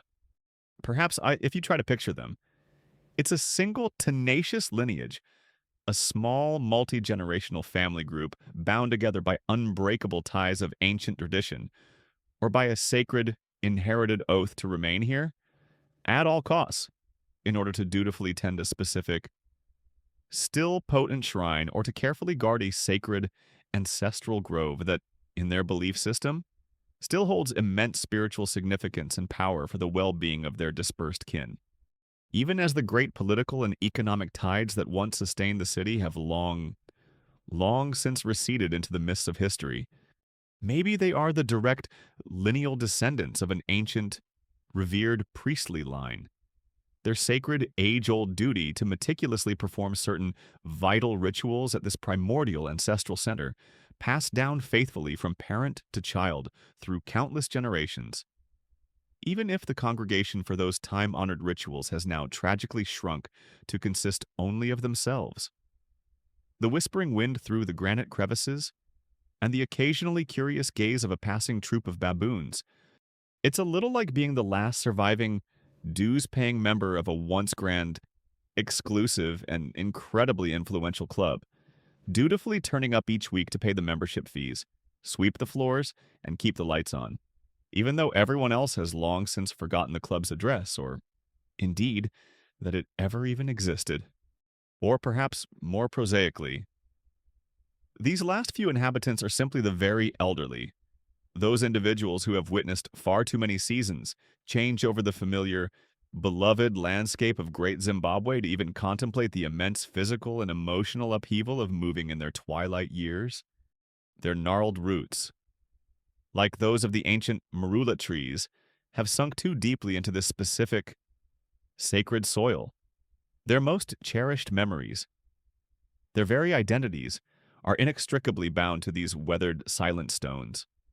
They might have watched, with a mixture of sorrow and understanding, as their own children, and then their grandchildren, made the difficult decision to leave, one by one, for the distant, uncertain promise of the northern Mutapa lands or other newly established, more vibrant settlements, fully understanding their pragmatic reasons but feeling utterly unable, or perhaps profoundly unwilling, to follow them into an unknown future. They remain, therefore, not as active, contributing participants in a dynamic, thriving society, but more as living, breathing memorials to a past age. Their continued quiet presence a final, fading spark of human warmth against the slowly cooling, dying embers of a once great, blazing fire. Their daily life, you can easily imagine, would be a world away from the bustling, complex, rigidly hierarchical, and densely populated society that originally conceived, designed, and constructed the great enclosure and the hill complex. Imagine them now, this handful of interdependent families, perhaps just a few dozen souls in total, diligently cultivating small, productive garden plots in the sunnier, more sheltered, and relatively open spaces that still exist within the sprawling valley, possibly close to a reliable perennial spring that continues to offer its sweet, life-sustaining water. Their precious cattle, and if they still possess any, are very few in number now, easily managed, and perhaps more highly valued than ever before. They would supplement their diet by hunting small game, duiker, rock hyrax, game birds, in the surrounding, increasingly wild bush, and by gathering edible wild fruits, roots, and herbs, their daily existence now much closer in character and scale to that of a small, isolated, and entirely self-sufficient rural village, yet played out, almost surreally, upon the magnificent, oversized, and increasingly dilapidated stage of a vast, semi-abandoned, stone-built metropolis. It's a known and well-documented historical pattern that even after major political collapses and significant demographic shifts have occurred, some discernible level of human occupation, or at the very least, specialized ritual use, often persisted for surprisingly long periods at particularly significant ancestral sites like Great Zimbabwe. This continuity was sometimes carried on by small, dedicated, often hereditary groups who maintained a deep, unbroken connection to the place's inherent perceived sanctity or its enduring historical and symbolic importance for their wider, dispersed people. They were, in essence, the living anchors to a sacred past. How, then, would these last few inhabitants interact with these immense, increasingly empty, and progressively overgrown stone structures that surrounded them on all sides? The ancient hill complex, once the exclusive, heavily guarded seat of powerful kings and the locus of state ritual, might now be a place they visit only occasionally, perhaps with a mixture of profound awe, deep respect, and possibly a little trepidation. Its crumbling, silent enclosures and shadowy, cave-like passages now the undisputed domain of chattering baboon troops, elusive rock dassies, and, in their beliefs, the potent, watchful spirits of the old ones, the long-dead rulers and founders. The great enclosure, far too vast and monumental for any of their current practical needs, might be largely left to the slow, inexorable embrace of the encroaching vegetation. Its original, complex purpose perhaps now only half-remembered, preserved in fragmented, slowly morphing oral traditions and fireside tales. Yet, it's highly probable that certain specific areas within these grand structures, particular ancient altars, significant weathered monoliths, perhaps the base of the enigmatic conical tower itself, might still be revered as active sites for their own, more intimate, smaller-scale rituals, a humble offering of freshly brewed beer carefully poured onto the parched earth to honor the ancestors. A quiet, personal prayer whispered to a specific lineage spirit whose name is still uttered with deep reverence and familial affection. They are, in a very real sense, living within a vast open-air museum, but a museum whose original builders and most knowledgeable curators have long since departed, leaving behind only the magnificent silent exhibits and the almost palpable presence of countless lingering ghosts and memories. It's like they're the volunteer staff in a museum so grand no one visits anymore, but they still lovingly dust the displays. Their connection to the newer, thriving centers of political and economic power located elsewhere in the region, such as the increasingly influential Mutapa state to the north, would likely be tenuous at best by this late stage, perhaps even entirely non-existent. They are, in effect, no longer part of that vibrant, forward-moving mainstream of regional history, no longer significant players in the great game of power and trade. They have become an isolated eddy, a quiet, forgotten backwater. Their simple lives now governed almost entirely by the timeless, local rhythms of sun and season, of planting and harvest, and by the immense, silent, brooding presence of the glorious, monumental past that physically and spiritually surrounds them on all sides. The exact, precise date and the specific, triggering circumstances of the final complete abandonment of Great Zimbabwe as a permanent, year-round human settlement, and particularly the crucial question of whether it transitioned into a purely symbolic or only very intermittently visited sacred ritual site for some transitional period before that ultimate cessation of habitation, remain frustratingly elusive and are, in fact, key unresolved questions for ongoing archaeological research, detailed periodization efforts, and scholarly interpretation. Pinpointing that very last, flickering hearth fire to finally grow cold amidst these ancient stones is an almost impossible, needle-in-a-haystack task for even the most meticulous modern archaeology. What, then, would finally make these last few tenacious souls decide to leave? Or did they, perhaps more prosaically and sadly, simply die out, their small, isolated communities' numbers dwindling below a viable threshold? Their children, if any survived to adulthood, ultimately choosing not to continue this increasingly isolated and perhaps melancholic existence. Perhaps the very last elder, the one who held the crucial, sacred ritual knowledge for the community, finally passed away, taking with them the final, unwritten key to a vital ancestral tradition, leaving the survivors feeling spiritually adrift, maybe a particularly harsh, prolonged drought, even for their greatly reduced numbers and their more modest needs, finally made life within the ancient walls utterly untenable, a final clear sign from the ancestors or the spirits of the land. Or it could simply have been a steadily growing, unbearable sense of profound, echoing isolation, the dawning, crushing realization that they were truly the last flickering, guttering candle in a vast, magnificent, but now almost entirely darkened hall. It wasn't likely to have been a dramatic event that precipitated the end. More probably it was a slow, weary fading, a final, reluctant decision made with incredibly heavy hearts when the cumulative burden of maintaining the old ways in an empty city, finally and decisively outweighed the deep, ingrained pull of ancestral duty or the fading comfort of familiar, sacred surroundings. You can almost visualize a final, deeply poignant moment. The last surviving family carefully packing their few meager belongings, taking one last, lingering, tear-filled look at the silent, imposing, vine-covered stones that had been their only world, and then resolutely turning their backs, their quiet, unheralded departure unrecorded by any scribe, unmourned by any but the invisible, watchful spirits of the now truly deserted place. The great city's last, faint human breath finally exhaled. It's rather like the very end of a tremendously long, epic movie, where the last surviving character solemnly turns off the lights in the grand, empty house, and you, the sleepy viewer, are just left there in the quiet darkness with the soft sound of the closing credits and perhaps the faint, lingering smell of imaginary ancient popcorn. The overall sensory experience for these very last, isolated inhabitants would have been unique and perhaps profoundly spiritual or deeply unsettling, depending on their individual temperament.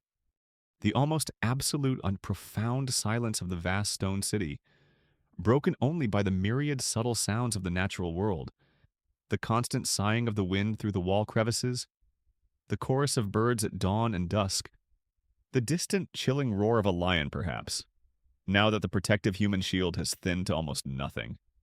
The pervasive, humbling feeling of being a tiny, almost insignificant human presence adrift in a vast, imposing landscape dominated by colossal, ancient, man-made stonework on the one hand, and the rapidly encroaching, untamed, and often unforgiving wilderness on the other. The common, everyday sight of once familiar homesteads and pathways now completely overgrown, of sacred ancestral springs now frequented more by wild animals than by human beings seeking water, the rich, earthy smell of damp soil and decaying vegetation from the reclaiming forest floor, mingling subtly with the faint, ghostly, lingering scent of countless thousands of old, long-dead cooking fires, a scent seemingly embedded deep within the very soil of the city. A quirky, yet remarkably common, phenomenon observed in many different cultures across the world is the subsequent development of rich local folklore and detailed oral traditions by those communities who later come to live in the vicinity of impressive, abandoned ancient sites. These traditions often attribute the construction of such monumental ruins to forgotten races of giants, to powerful gods, or to mythical, magical ancestors, and almost invariably imbue the silent, crumbling ruins with a potent aura of deep mystery, profound sanctity, or sometimes even a palpable sense of danger or taboo.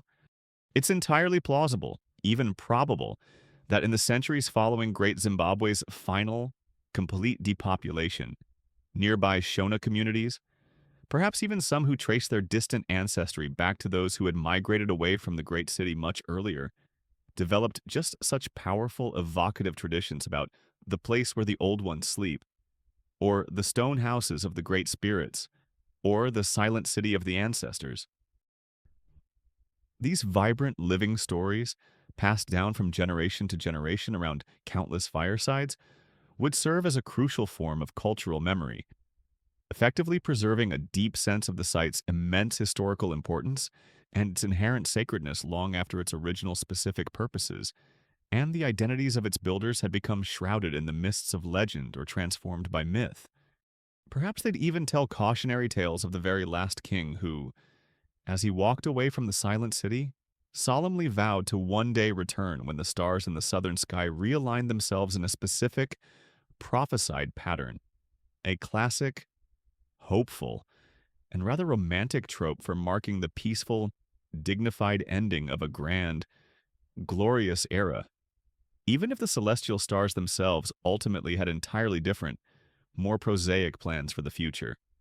The final unheralded departure of these last few devoted caretakers, or their simple quiet, fading away into the fabric of the land, marks the true, definitive end of Great Zimbabwe as a continuously living, breathing human city. It is no longer a dynamic place of human habitation, of daily joys and recurring sorrows, of intricate political intrigue or vibrant, communal spiritual ceremony enacted by a resident, participating community. It has now fully and irrevocably transitioned into its ultimate role, that of a magnificent, silent, and profoundly evocative monument, a timeless, awe-inspiring relic, a vast silent testament to a remarkable, sophisticated, and uniquely African past. The echoes that now stir within its ancient walls are purely those of memory, of half-forgotten history, of the wind whistling mournfully through countless empty doorways and over deeply weathered, lichen-covered stone. The final human chapter of this particular story has now closed, softly, peacefully, and without fanfare, leaving the great, enduring stones to their slow, patient, and eternal communion with wild nature and the relentless, indifferent passage of deep time.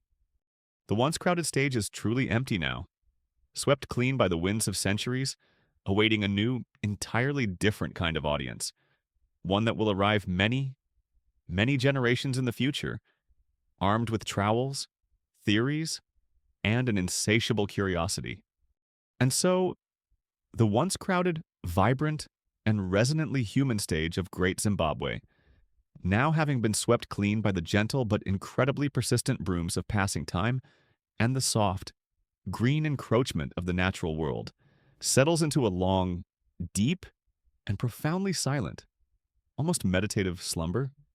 For many succeeding centuries, these magnificent, enigmatic stone giants, the regal hill complex perched so dramatically on its granite throne, the vast curving embrace of the great enclosure, and the sprawling, ghostly footprints of the myriad valley ruins, will lie largely undisturbed, patiently, almost expectantly, awaiting the arrival of that new, entirely different kind of audience. This future audience, as we've hinted, will be one armed not with the traditional spears and agricultural hoes of its original inhabitants, but rather with the curious tools of a later age, with archaeologists' trowels, with historians' theories, with surveyors' measuring tapes, and above all, with an insatiable, almost obsessive, and deeply romanticized curiosity about the mysteries of the distant past. This, then, is the extended period of Great Zimbabwe's forgetting, at least by the wider, interconnected global world beyond southern Africa. A long, quiet, almost dreamlike interlude where the once great city slumbers peacefully under the hot African sun and the cool, star-dusted nights, its profound secrets held ever closer, ever more securely, by the steadily thickening, protective green mantle of the resilient bushveld. Imagine, if you will, the slow, almost imperceptible passing of the years, then the decades, then entire centuries slipping by like grains of sand through an hourglass. The 16th century dawns, unfolds its own dramas of exploration and empire on other continents, and then eventually fades into history.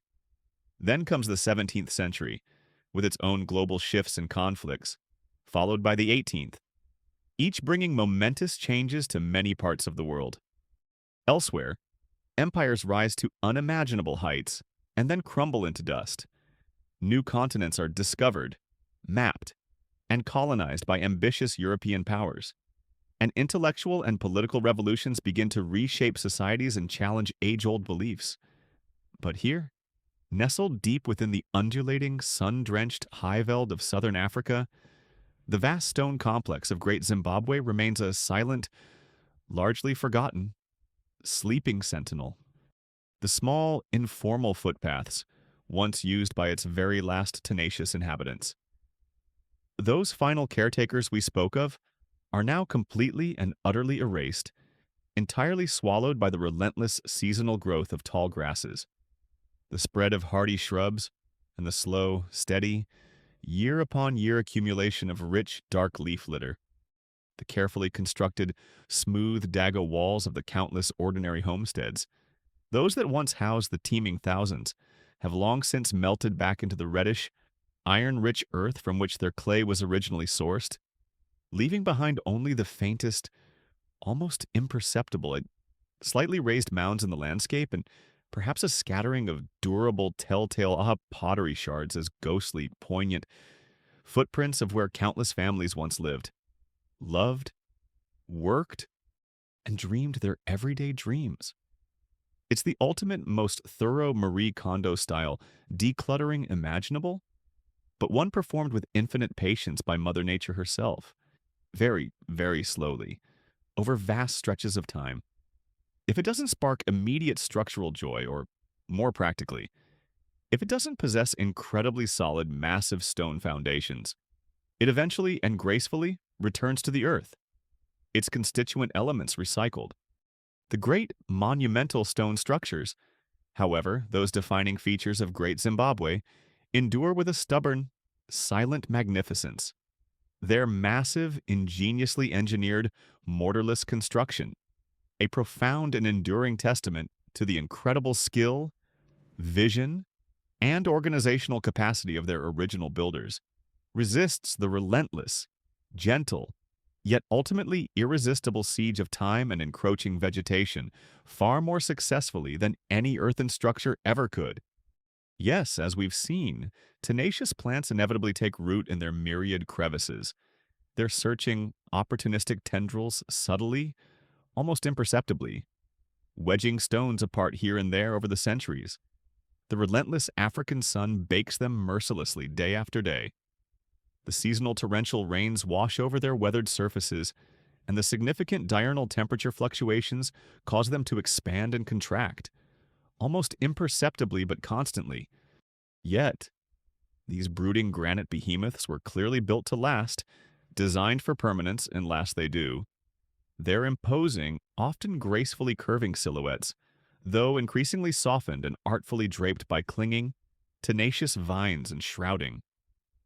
Opportunistic trees, still undeniably dominating their immediate local landscape. They become, in essence, almost like man-made mountains themselves. Geological features almost, their human origins perhaps becoming less immediately obvious or even awe-inspiring to the occasional, casual, uninitiated observer as nature patiently, skillfully weaves its intricate, living tapestry around and through them. It's like finding a forgotten, colossal sculpture in the middle of a dense, untamed forest. Its form both alien and strangely harmonious with its surroundings. So, is the city entirely, completely forgotten during this long slumber? Not by everyone, and certainly not completely. It's a significant and well-documented historical fact that while Great Zimbabwe had clearly ceased to function as a major political or significant population center by around the late 15th or perhaps the very early 16th century, its actual physical existence, or at the very least persistent, tantalizing rumors of a great ancient stone city hidden deep in the African interior, was indeed known to some of the early Portuguese explorers, adventurous traders, and inquisitive missionary map-makers who began to cautiously operate along the East African coast and penetrate the lower reaches of the Zambezi River from the 16th century onwards. They undoubtedly heard intriguing, if often vague and embellished, tales from local African traders and regional chiefs about remarkable ancient stone buildings located far inland, often associated in these accounts with legendary, almost inexhaustible gold mines and fabulously wealthy, powerful ancient kings. Prominent figures like João de Barros, a respected 16th century Portuguese historian, meticulously recorded in his writings about a mysterious inland fortress of masonry within and without, built of stones of marvelous size, and there appears to be no mortar joining them. A remarkably accurate, if second-hand, description. However, these early European accounts were almost invariably based on hearsay, often passed through multiple intermediaries, frequently shrouded in layers of legend and local folklore, and sometimes unfortunately conflated by the Europeans themselves with their own familiar biblical tales of King Solomon's legendary mines or the distant, fabled land of Ophir. Consequently, very few, if indeed any, Europeans actually physically visited or accurately located the site of Great Zimbabwe during these long intervening centuries. It remained, for them, a mysterious, almost mythical, and largely unverified place, existing primarily on the hazy, unexplored fringes of their slowly expanding maps and their limited European understanding of the African interior. A bit like a southern African version of El Dorado or a landlocked Atlantis, but perhaps with slightly more reliable, if still indirect, eyewitness accounts from local people who hadn't actually needed to invent it, because it truly existed. Meanwhile, for the various Shona-speaking peoples living in the wider Zimbabwean plateau region, the memory of Great Zimbabwe, though undoubtedly transformed by time and the rise of new power centers, would certainly have persisted in some significant cultural forms. The powerful Mutapa and later Rosvi states, which rose to regional prominence after Great Zimbabwe's political decline, established their own impressive capitals and distinct centers of power and ritual. Places like Kami, Danangombe, or Nilatale, often also featuring sophisticated and impressive stone architecture, albeit typically in somewhat different styles and often on a less monumental scale than Great Zimbabwe itself.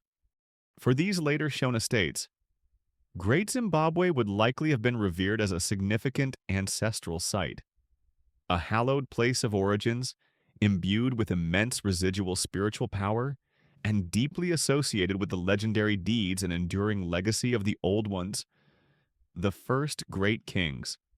The very name Zimbabwe itself, derived from the Shona phrase Zimba Zamabwe, meaning houses of stone, or more evocatively, venerated houses, is a quirky and linguistically telling tidbit, as its use wasn't exclusively confined to this one specific, iconic site. It appears to have become a more generic and honorific term in various Shona dialects for any significant, well-built stone enclosure, usually denoting the prestigious residence of a chief or king, or especially venerated place of ritual importance. Great Zimbabwe, in this linguistic context, was thus the greatest, the archetypal, the original Zimba Zamabwe, the undisputed mother of all Zimbabwes, but its resonant name also echoed in the identity of many other, smaller, and later stone settlements scattered across the vast landscape. A clear testament to a widely shared and deeply rooted cultural tradition of building with stone. It's like how Kleenex became a generic term for tissues, only much more majestic and historically significant.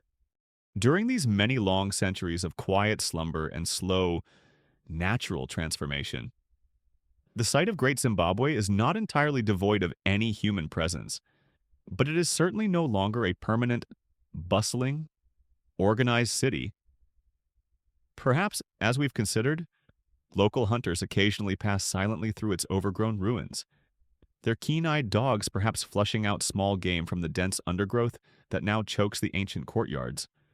Maybe small, respectful groups of people, still remembering its ancient, inherent sanctity from their oral traditions, make occasional, discreet, perhaps even secretive, pilgrimages to the site to leave humble offerings of snuff or beer at a half-hidden, almost forgotten shrine.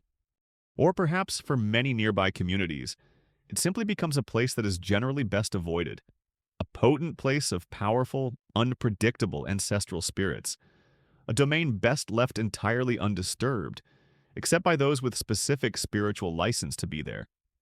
The precise extent to which Great Zimbabwe retained a specific, active religious or ongoing ceremonial importance for the surrounding Shona communities during these many centuries of its apparent abandonment as a major settlement, and specifically whether regular organized pilgrimages or significant communal rituals, however, small scale they might have necessarily become continued to be performed at the site by local groups, is a fascinating and somewhat contentious matter of ongoing discussion and detailed research among historians, archaeologists, and anthropologists.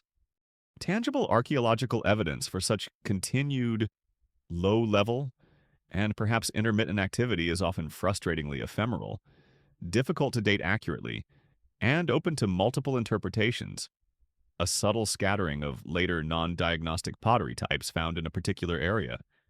The faint, ambiguous traces of renewed, temporary hearth fires discovered in some sheltered, hidden spots, or the complex multi-layered oral traditions collected from nearby communities much later, which may hint at such enduring practices but are hard to verify historically. It's rather like trying to definitively figure out, centuries later, if anyone still secretly visited a magnificent, abandoned old cathedral just to sit quietly in the dusty pews, light a single candle, and remember the golden age of faith and community it once represented. The predominant sensory experience of Great Zimbabwe during this long, quiet sleep would be one of profound, almost primordial and deeply enveloping quietude.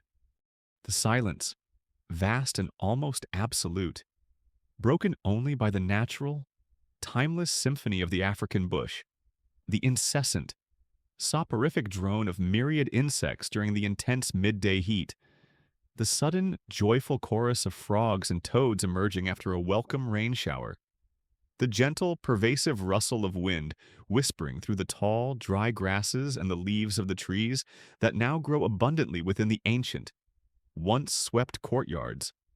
The breathtaking sight, if one could penetrate the dense surrounding vegetation, of immense, silent stone walls, their carefully crafted tops now disappearing into a tangled, verdant embrace of green, their solid foundations often hidden from view by centuries of accumulated fallen leaves and encroaching, rich earth, the distinct, irreplaceable feel of ancient, deeply weathered stone under your exploring hand, cool and damp in the deep shade, surprisingly warm and radiating in the direct sun, its surface intricately textured by centuries of slow lichen growth and the patient etching of wind and rain, the complex, blended smells of damp, decaying earth, of slowly rotting wood from fallen, unharvested trees, of crushed wild herbs released underfoot, and the rich, loamy, unmistakably fertile scent of the deep, undisturbed, and ancient African bush.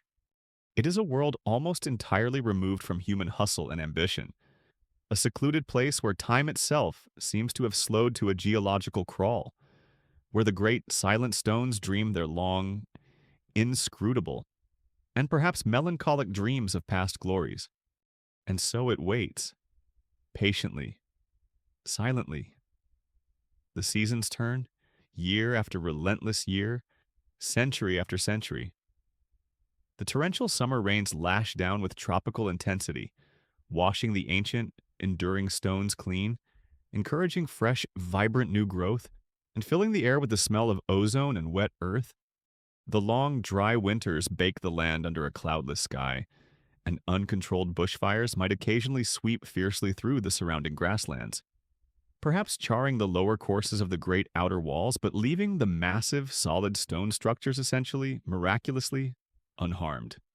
Countless generations of diverse wildlife are born, live out their lives, and eventually die within its protective, stony precincts, knowing this remarkable place only as a particularly well-fortified, comfortably sheltered, and resource-rich part of their natural, wild habitat.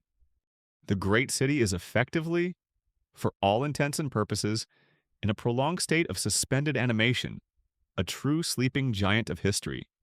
Its once remarkable, far-reaching story temporarily paused, its immense cultural and historical significance largely forgotten by the wider, preoccupied outside world, though perhaps still resonating faintly. Like a distant drumbeat in the deeply embedded collective memory and the sacred oral traditions of the local Shona peoples, it's simply waiting, with infinite patience, for the sharp, inquisitive click of a future explorer's camera, for the careful, revealing scrape of an archaeologist's trowel, for the excited, speculative chatter of a new kind of intellectually hungry visitor who will gaze upon its silent, imposing grandeur and ask, with a burning, almost desperate curiosity, who on earth built this incredible place? And why, oh why, did they ever leave? The forgotten stone giants are serenely biding their time, their deepest secrets held safe and inviolate, until the rest of the world is finally ready, and perhaps worthy, to rediscover them and to try, however imperfectly, to understand their profound, silent message. And finally, after those long, silent, and largely unobserved centuries of profound slumber, the wider world, or at least a very specific, insatiably curious, and often rather stubbornly opinionated part of it, did indeed begin to rediscover the forgotten stone giants of Great Zimbabwe. The ancient stage, so long empty and left to the quiet ministrations of nature, was about to see a new, almost bewildering flurry of activity, a new and entirely different set of actors treading its weathered boards, each armed with their own very different scripts, their own preconceived notions, and a whole lot of, let's just politely call them, creative interpretations for now. This, dear sleepy listener, is the often fraught and complex chapter of European encounters with Great Zimbabwe, a period characterized by profound colonial misunderstandings, the spinning of elaborate and often racially charged myths, and then, eventually, the slow, painstaking, frequently resisted, and still ongoing journey towards a more accurate, more respectful, and more scientifically grounded understanding of this incredible world-class archaeological site and its truly peaceful, almost entirely forgotten, gradual decline. The latter half of the 19th century sees a marked increase in European hunters, traders, Christian missionaries, and ever-optimistic mineral prospectors venturing deeper and deeper into the interior regions of southern Africa, local African communities, the Shona people and their neighbors, of course, already knew of the existence of these extensive stone ruins. They might have viewed them with a complex mixture of reverence as an ancestral site, perhaps with a degree of superstitious fear as a place inhabited by powerful spirits, or simply as a notable, ancient, and somewhat enigmatic landmark on their familiar terrain. But for the European newcomers, often imbued with a strong sense of cultural superiority and a distinct lack of local historical knowledge, stumbling upon these massive, entirely unexpected, and undeniably sophisticated stone structures in the middle of what they frequently and condescendingly termed the untamed African wilderness was a source of profound, almost dumbstruck astonishment, which almost immediately gave rise to wild, rampant, and often fantastical speculation. One of the very first Europeans to bring the site of Great Zimbabwe to wider international attention was a German geologist and intrepid explorer named Karl Mauch, who visited the ruins in September 1871.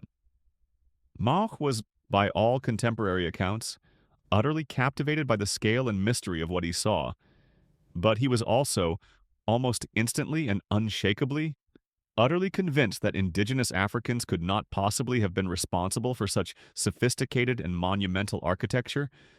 His detailed diaries and published accounts are filled with genuine expressions of wonder and awe at the craftsmanship, but they are also, unfortunately, laden with the initial seeds of a pervasive and damaging mythology that would cling tenaciously to Great Zimbabwe for many decades to come.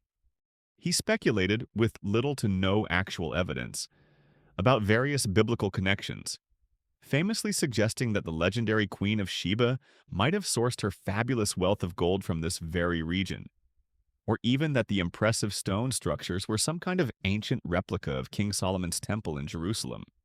A quirky and rather revealing tidbit about Mauk is his apparent and enthusiastic use of a form of dowsing, employing a forked divining rod fashioned from a specific type of local wood, which he firmly believed helped him to magically sense the presence of gold deposits and ancient mine workings.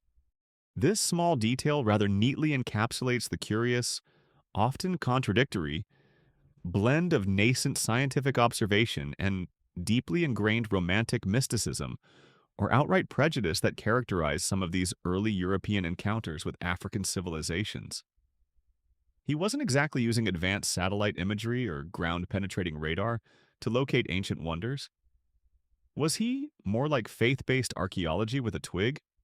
Mauk's sensational reports, and those of subsequent European visitors who followed in his footsteps, ignited a veritable firestorm of international interest and excitement, particularly in Europe and America. However, it was an interest that was almost invariably and heavily filtered through the prevailing colonial mindset of that era. The dominant European worldview of the late 19th and early 20th centuries, deeply steeped in now discredited theories of racial superiority and a linear, Eurocentric model of human progress, simply couldn't reconcile the evident grandeur and architectural sophistication of Great Zimbabwe with their deeply entrenched, often derogatory, preconceived notions of indigenous African societies and their capabilities. So, instead of crediting the local Shona people or their ancestors with this remarkable achievement, a whole host of exotic, ancient, and usually significantly lighter-skinned, foreign builders were proposed and vigorously championed by various writers and amateur antiquarians, Phoenicians from the Levant, ancient Egyptians, Sabians from Arabia linking back to the Queen of Sheba myth, seafaring Indians, or even some mysterious, advanced lost white race that had supposedly established a powerful empire in southern Africa and then conveniently vanished without a trace, leaving only these enigmatic stone ruins behind. Anyone, it often seemed, would be considered a more plausible candidate than the people who had actually lived in and around the region for many centuries. It was, in retrospect, a bit like finding a perfectly baked, incredibly complex, multi-layered cake in your kitchen, and then insisting it must have been made by visiting aliens or a secret society of French pastry chefs. Because your own family members, who you perhaps unfairly assumed could only manage to make toast, couldn't possibly possess such refined culinary skills. This pervasive and deeply misguided theorizing unfortunately had very real, practical, and often incredibly damaging consequences for the site itself. With the arrival of Cecil Rhodes's aggressively expansionist British South Africa Company in the 1890s and the subsequent colonial occupation and administration of the territory, which would eventually become Southern Rhodesia, Great Zimbabwe was swiftly elevated to the status of a powerful, potent symbol. However, it was a symbol often cynically co-opted to legitimize colonial rule by deliberately associating the ruins with some ancient, non-African, and supposedly civilizing presence, thereby implicitly denying the indigenous population their own rich history and heritage. Early investigations at the site, particularly those conducted in the first few years of the 20th century, were frequently little more than glorified, indiscriminate treasure hunts, with individuals like Richard Nicklin Hall, employed as a curator but lacking any formal archaeological training, actively and destructively removing many tons of precious archaeological deposits. Hall was tragically convinced that he was scientifically stripping away what he termed the inferior and decadent Bantu occupation layers in order to reveal the true ancient, supposedly foreign, and more sophisticated foundations believed to lie beneath. The full, heartbreaking extent to which these early, poorly documented excavations, combined with the rampant, unchecked treasure hunting and souvenir collection, permanently damaged the fragile archaeological record at Great Zimbabwe, and precisely how much irreplaceable, fine-grained information about the site's later occupation phases. Its internal chronology and its true, complex indigenous history was irretrievably lost as a direct result of these actions, remains a profoundly painful and ongoing point of sober discussion and deep regret for modern ethical archaeologists. It stands as a stark, enduring reminder that raw, untrained curiosity, especially when combined with colonial arrogance and a lack of respect for other cultures, can be an incredibly destructive force. But amidst this thick, obscuring fog of colonial myth-making and destructive amateur antiquarianism, the slow, steady, and often struggling light of genuine scientific archaeology eventually began to dawn. David Randall McIver, a British archaeologist with training under the renowned Egyptologist Flinders Petrie, conducted the first truly professional and systematic excavations at Great Zimbabwe in 1905. He carefully studied the site's stratigraphy, the layering of deposits, the typology of the artifacts he recovered, and particularly the datable imported goods like Chinese porcelain and Near Eastern glass beads found in undisturbed archaeological contexts. Based on this solid evidence, he bravely and quite radically for the prevailing climate of opinion at the time, concluded that the stone structures were unequivocally medieval in date, not ancient, and were of indigenous African origin. His scientifically grounded findings were, to put it mildly, not universally popular, and were actively resisted and often dismissed, especially within the deeply entrenched colonial establishment of Rhodesia, which had by then invested so much political and ideological capital in the romantic ancient foreign builders narrative. Then, in 1929, another pioneering and incredibly determined archaeologist, Gertrude Caton Thompson, led a predominantly all-female expedition to excavate at Great Zimbabwe. Her meticulously conducted excavations, particularly in previously undisturbed areas of the site, and her rigorous, thoroughly scientific approach provided even more conclusive, almost irrefutable proof of the site's indigenous origins. Her famous, widely quoted, and now historically entirely vindicated, concluding statement from her published report was unequivocal. The ruins were, in her carefully chosen words, undoubtedly the product of a native civilization, showing not a single item that is not in accordance with the claim of Bantu origin and medieval date. Caton Thompson's work was a true landmark in African archaeology, a resounding scientific triumph over prejudice and pseudoscience. Yet, even her meticulously documented and clearly presented findings faced considerable resistance and were often deliberately downplayed, stubbornly ignored, or actively refuted for many more decades by those within the colonial administration and settler society who still preferred the more romantic, politically convenient, and racially biased colonial-era myths.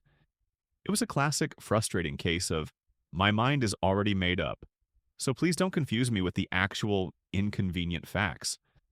It wasn't really until Zimbabwe achieved its hard-won independence in 1980 after a long and bitter liberation struggle that Great Zimbabwe could finally, fully and officially be reclaimed by its people as a potent and unifying symbol of indigenous African achievement, historical depth, and national pride.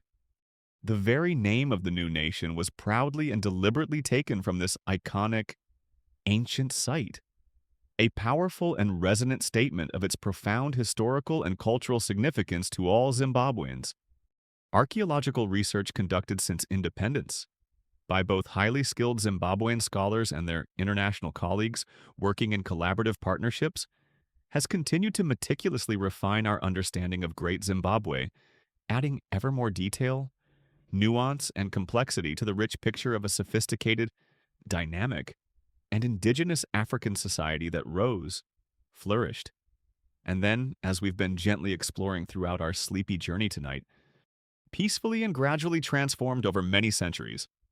And so, after this long detour through the often murky waters of colonial interpretation, we arrive back at the clearer, more scientifically supported understanding that has been gently unfolding throughout our shared, sleepy journey tonight. The eventual decline and depopulation of Great Zimbabwe was not a sudden, dramatic collapse caused by external conquest or some unknown internal catastrophe. It certainly wasn't the mysterious result of a mythical vanishing race. Instead, it was, as we have seen, a slow, complex, multifaceted, and largely peaceful process, driven by a subtle, interacting combination of various factors. These included the steadily accumulating environmental strains resulting from many centuries of intensive human occupation, the tired, depleted agricultural soils, the slowly receding forests that provided essential fuel and building materials. They included the almost imperceptible but significant shifts in regional trade routes and economic fortunes, with newer, more dynamic powers like the Mutapa state eventually rising to prominence in the north. They involve the intricate internal political dynamics of a lineage-based society, the natural diffusion of power, and the pragmatic outward migration of people, actively seeking new opportunities and more sustainable livelihoods. They likely also included the subtle but pervasive influence of regional climatic shifts, with periods of prolonged or more intense droughts exacerbating already existing environmental and social pressures. And finally, there was the gradual, almost inevitable fading of certain highly specific monumental building skills, and perhaps the diminishing of the centralized spiritual authority that had once so powerfully bound the great city and its surrounding territories together. There was no single dramatic smoking gun that triggered the end, no one definitive, easily identifiable reason for the city's eventual emptying. It was, rather, a slow confluence of many gentle, interacting currents, the cumulative result of countless small, individual, and family-based decisions made with careful consideration over the course of many generations, all ultimately leading to the same quiet, peaceful outcome. The magnificent stone giants were eventually left to their long, silent slumber, not because of some sudden, inexplicable tragedy, but because life, in its ceaseless, wonderfully adaptable, and ever-resourceful way, had simply moved on, seeking new centers of gravity, new ecological and economic balances, new forms of social and political expression. The truth of Great Zimbabwe, when it finally and painstakingly emerged from beneath the heavy, obscuring layers of colonial myth and deliberate misinterpretation, was, as the truth so often is, far more complex, far more nuanced, far more human, and in its own quiet, understated way, far more fascinating and ultimately more rewarding than any of the fantastical, often self-serving fictions that had been spun about it for so long. The story of Great Zimbabwe's decline is therefore not one of abject failure or mysterious disappearance, but one of gradual transformation, profound resilience, and peaceful adaptation. A quiet, enduring testament to the remarkable strength and ingenuity of the human spirit in the face of an ever-changing world. And now, as our long journey through the silent stones and sleeping centuries of Great Zimbabwe draws to a close, allow the gentle echoes of its story to soothe you into a deep and peaceful rest. The great city, once teeming with life, with the murmur of voices, the rhythm of work, the solemnity of ritual, now stands as a quiet sentinel, a testament to the ebb and flow of human endeavor, a reminder that even the mightiest of creations eventually yields to the soft, persistent caress of time and nature. There were no cataclysmic battles here, no fiery destruction that brought its walls tumbling down in an instant. Instead, there was the slow sigh of the land, the subtle shift of distant trade winds, the quiet footsteps of people seeking new horizons, new beginnings. It was a fading, not a fall, a gradual emptying, not a violent sacking. The stones remember it all, the voices of kings, the laughter of children, the prayers of priests, and then the ever louder whispers of the wild as nature gently reclaimed its own. Let the image of those magnificent, sun-warmed granite walls, softened by time and cloaked in the quiet dignity of encroaching green, fill your mind. Feel the immense peace of a place that has witnessed centuries unfold, a place that holds its history with a profound, unshakable calm. The story of Great Zimbabwe's decline is not a sad one. Not really. It's a natural one, a human one, a testament to resilience, adaptation, and the enduring cycle of growth. maturity, and gentle transformation. The city sleeps now, but its spirit, its legacy, lives on in the land, in the culture of its descendants, and in the quiet awe it inspires in all who come to know its story. So, as you drift off, imagine yourself walking those ancient, silent pathways one last time. The air is cool, the stars are brilliant above, and a profound sense of peace envelops you. There are no more questions to answer, no more mysteries to solve tonight. Just the quiet, enduring presence of the stones, and the gentle, rhythmic breathing of a world at rest. Sweet dreams,